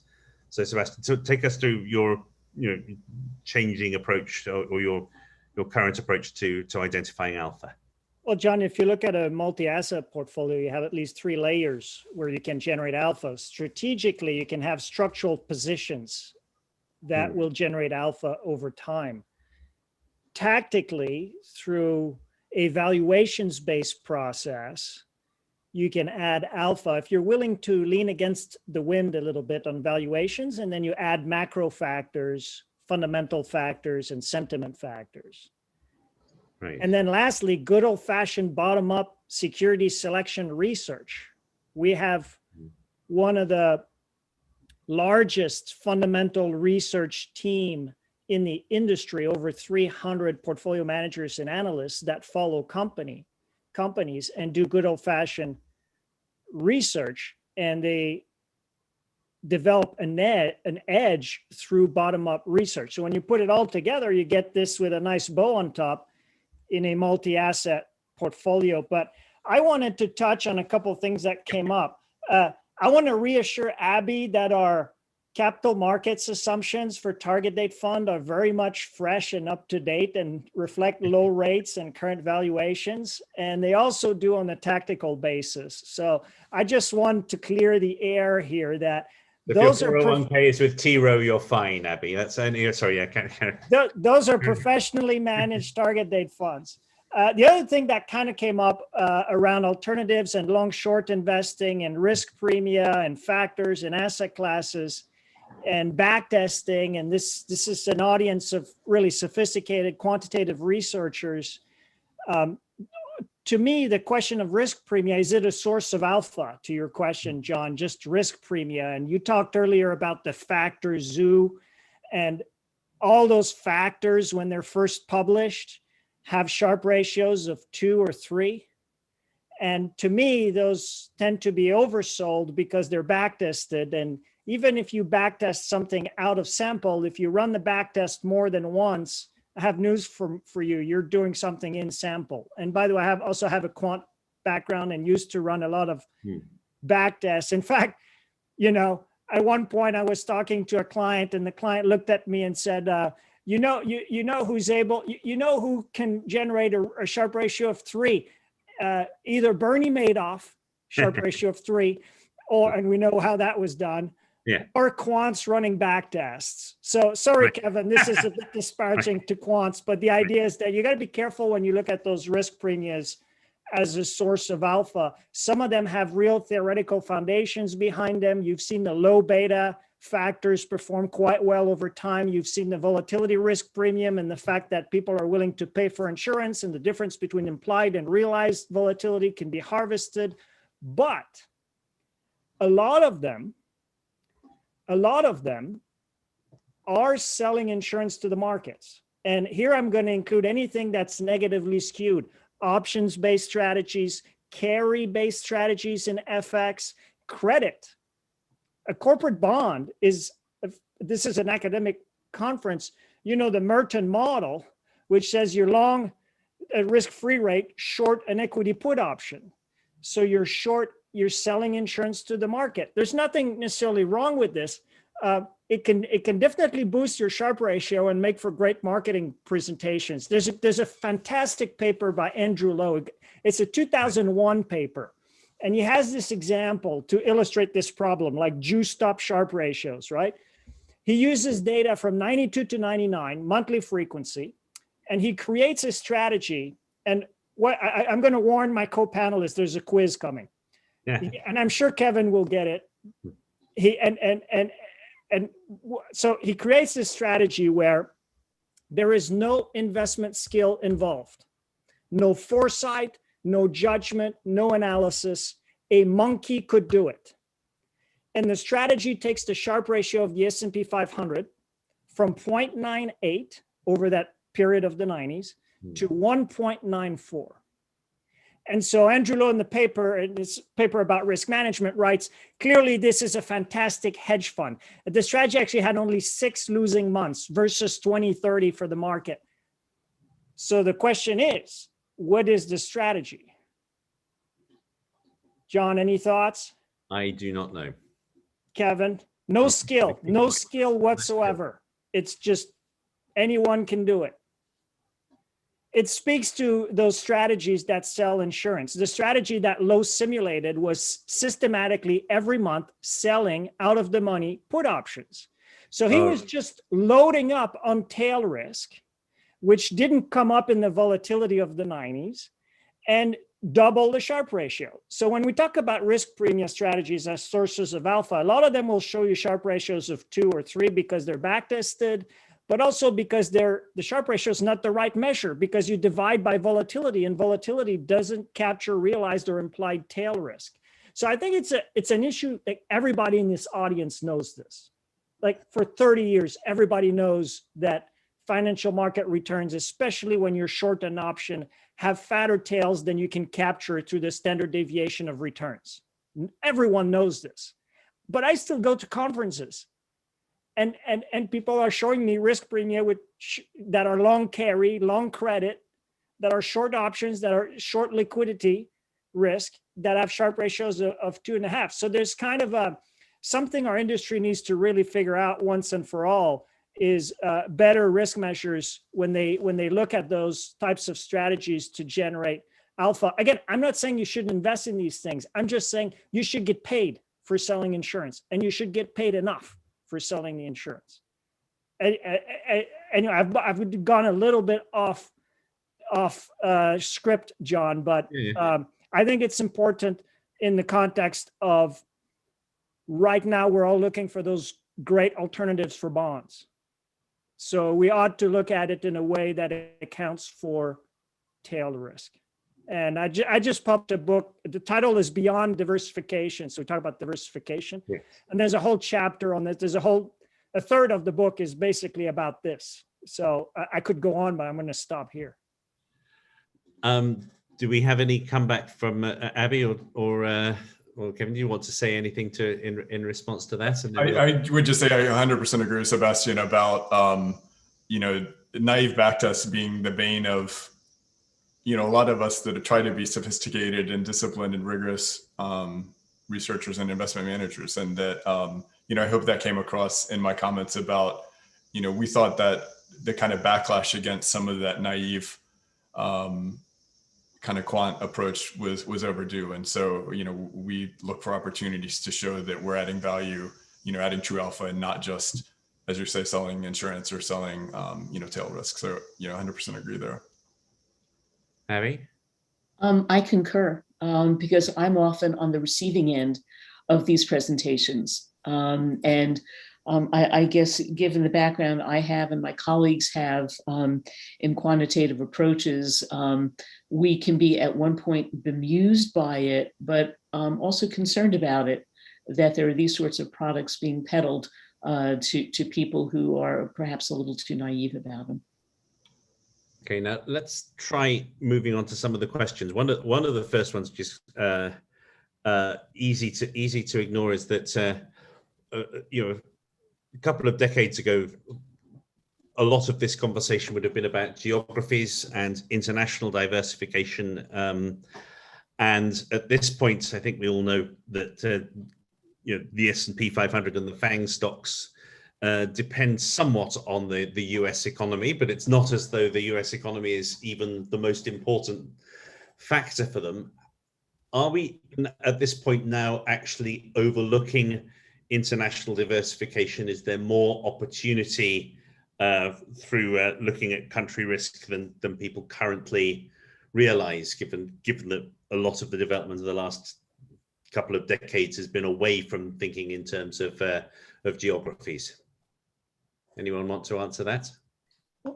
I can start while the others think through more thoughtful responses. And that's the following.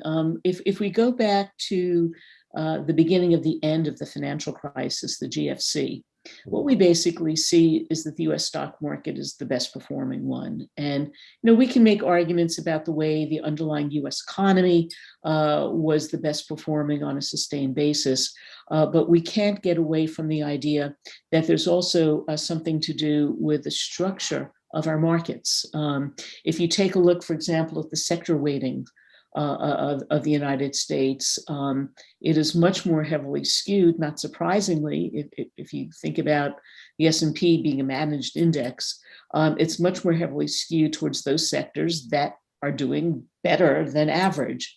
So for example, if we look at the most current weightings, the heaviest weighting by far in the US market is technology, followed by healthcare. Well, those were two great places to be invested over the last 18 months.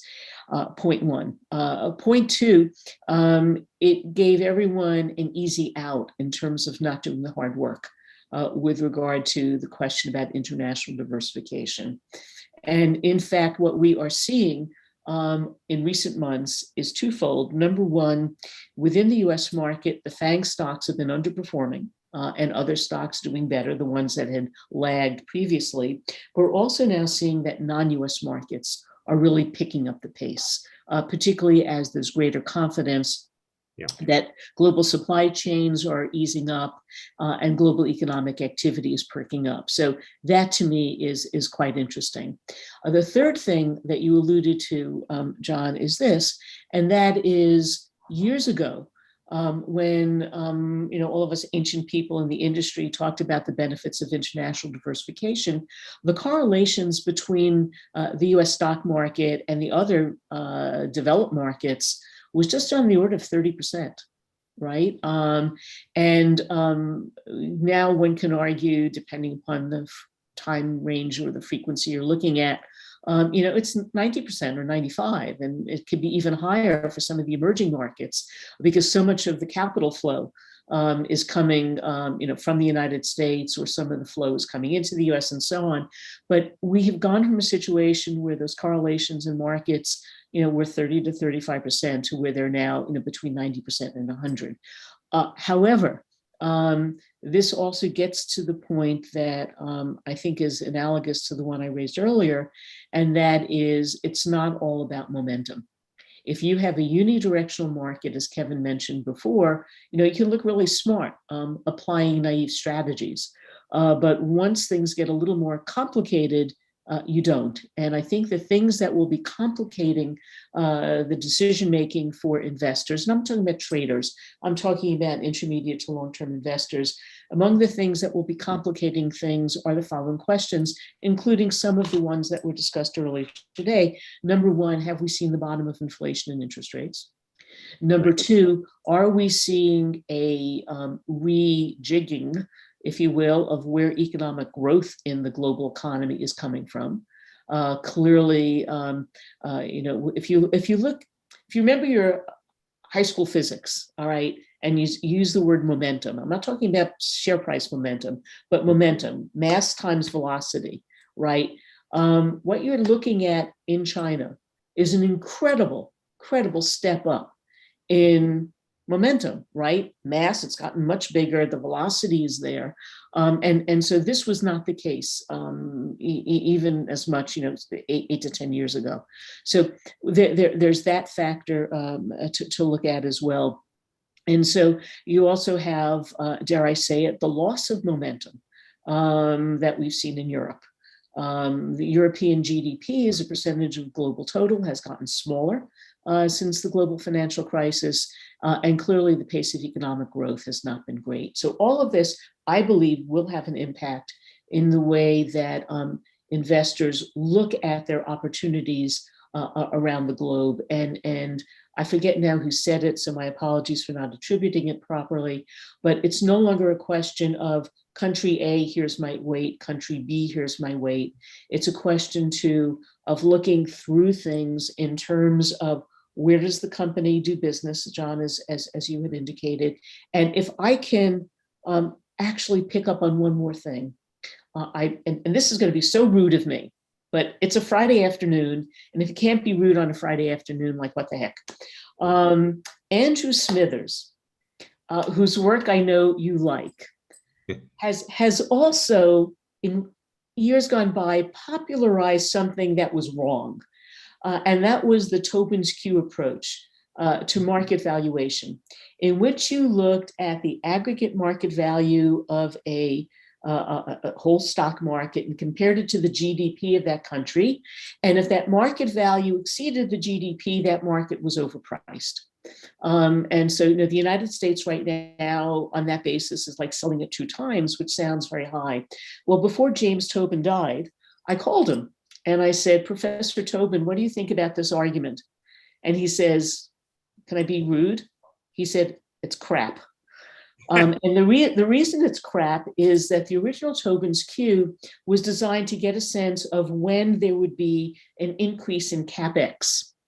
And he said, and he asked me as a market strategist, why do you think you shouldn't be using this for valuation purposes? And I have to say he gave me an A+ on my response. And I'm only being this arrogant because it's a Friday afternoon, so my apologies. And my response to him was that even if the Tobin's Q model worked properly for market valuation purposes, it would only work in a closed system. That is a closed economy.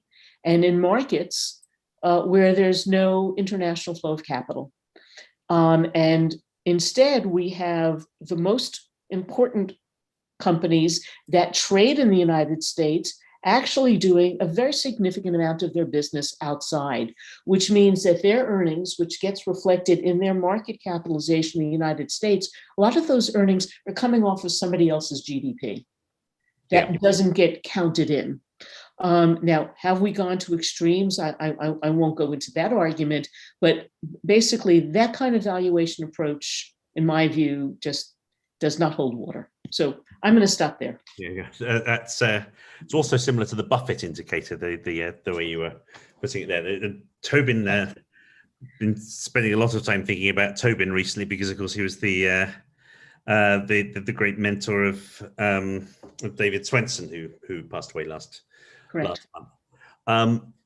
2 more questions concerning the mix between bonds and stocks that have come through. One is, if rates are low because we're expecting future economic growth to be low, doesn't that mean that we should also expect future stock returns to be low, and therefore it doesn't actually affect the balance between stocks and bonds? And another question, if you have regime-dependent risk measures, how does that change the investment process? I guess that's particularly relevant at the moment because there are plenty of people thinking that we may be in the process of quite a significant change of regime towards a more inflationary, less Volcker-led regime. Kevin or Sebastian? Yeah, I can jump in. So I think, on the first question, I think that's an example of one indicator that we would use among maybe 100 different predictors or models to say, how do we, what's our expected return for stock going forward? I think if you look at that as if you look at the empirical evidence for that particular relationship, it's, there but weak. So we would, maybe in one macro model, we might use, rate dynamics to trade stocks, but we would, we really believe there's not one holy grail model and, including that kind of relationship between stocks and bonds. But I think the more interesting question for us would be, kind of thinking about risk management and the way that you manage risk through different regimes. For us, we're thinking about real-time, robust measures of risk and correlation that typically have, short enough look back so that they can dynamically update to the regime they're in. I mean, we're not trying to impose a discretionary view on what the macro environment or macro regime is and then, build a risk model for that. We're building, risk systems that can update and, continually evolve in response to that. And that's really important, I think, particularly for correlation. I think thinking about how do you measure your correlations among assets? How do you adjust your risk exposure or your, amount of leverage you're taking or whatever measure of risk you're monitoring in response to that is important. We go one step further and we look at, what happens if some of those estimates are wrong? So for example, we look at our correlation risk measures. If our correlation assumptions break down or if they're incorrect, what would be our exposure? And we have constraints in the system that make sure we don't have too much exposure in the event that, our correlation estimates are wrong. I think that kind of thing is important.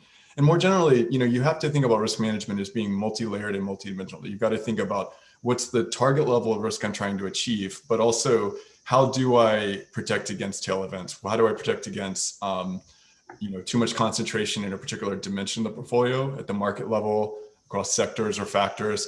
How do I think about events that are coming up that I can anticipate, knowing a date at which an event occurs, but maybe I don't know the outcome, and how do I build protection in place for that? I mean, for us, we spend, I'd say, an equal amount of time on risk management and portfolio construction as we do on, the signal generation, because it's really crucial to building a good portfolio. And so, thinking about how that your systems respond to changes in regimes is just one part of that process. Now, I believe somehow or other we are already out of time, having barely even started to scratch the surface of these fascinating issues. Thank you very much indeed to all our panelists. There will be breakout rooms shortly. Can I pass back to Alessandro? Thank you, John. Yes, indeed, this concludes our proceeding. It's been a day that I found very productive. I just would like to thank Abby, Kevin, Sebastian, and you, John, for this very insightful discussion, and also presenters and discussants. Some of you are still here, and so especially my co-organizer, Carey, and Tiro, Price, and Campbell, in particular, Chris and Pierre, our terrific support staff, especially Sarah Tick and Abby Jackson. Sarah is here, Abby is in the background. And with these, I just wish you a very good weekend and happy summer. We look forward to hosting you back at future editions. Like John mentioned, we set up one breakout room per section.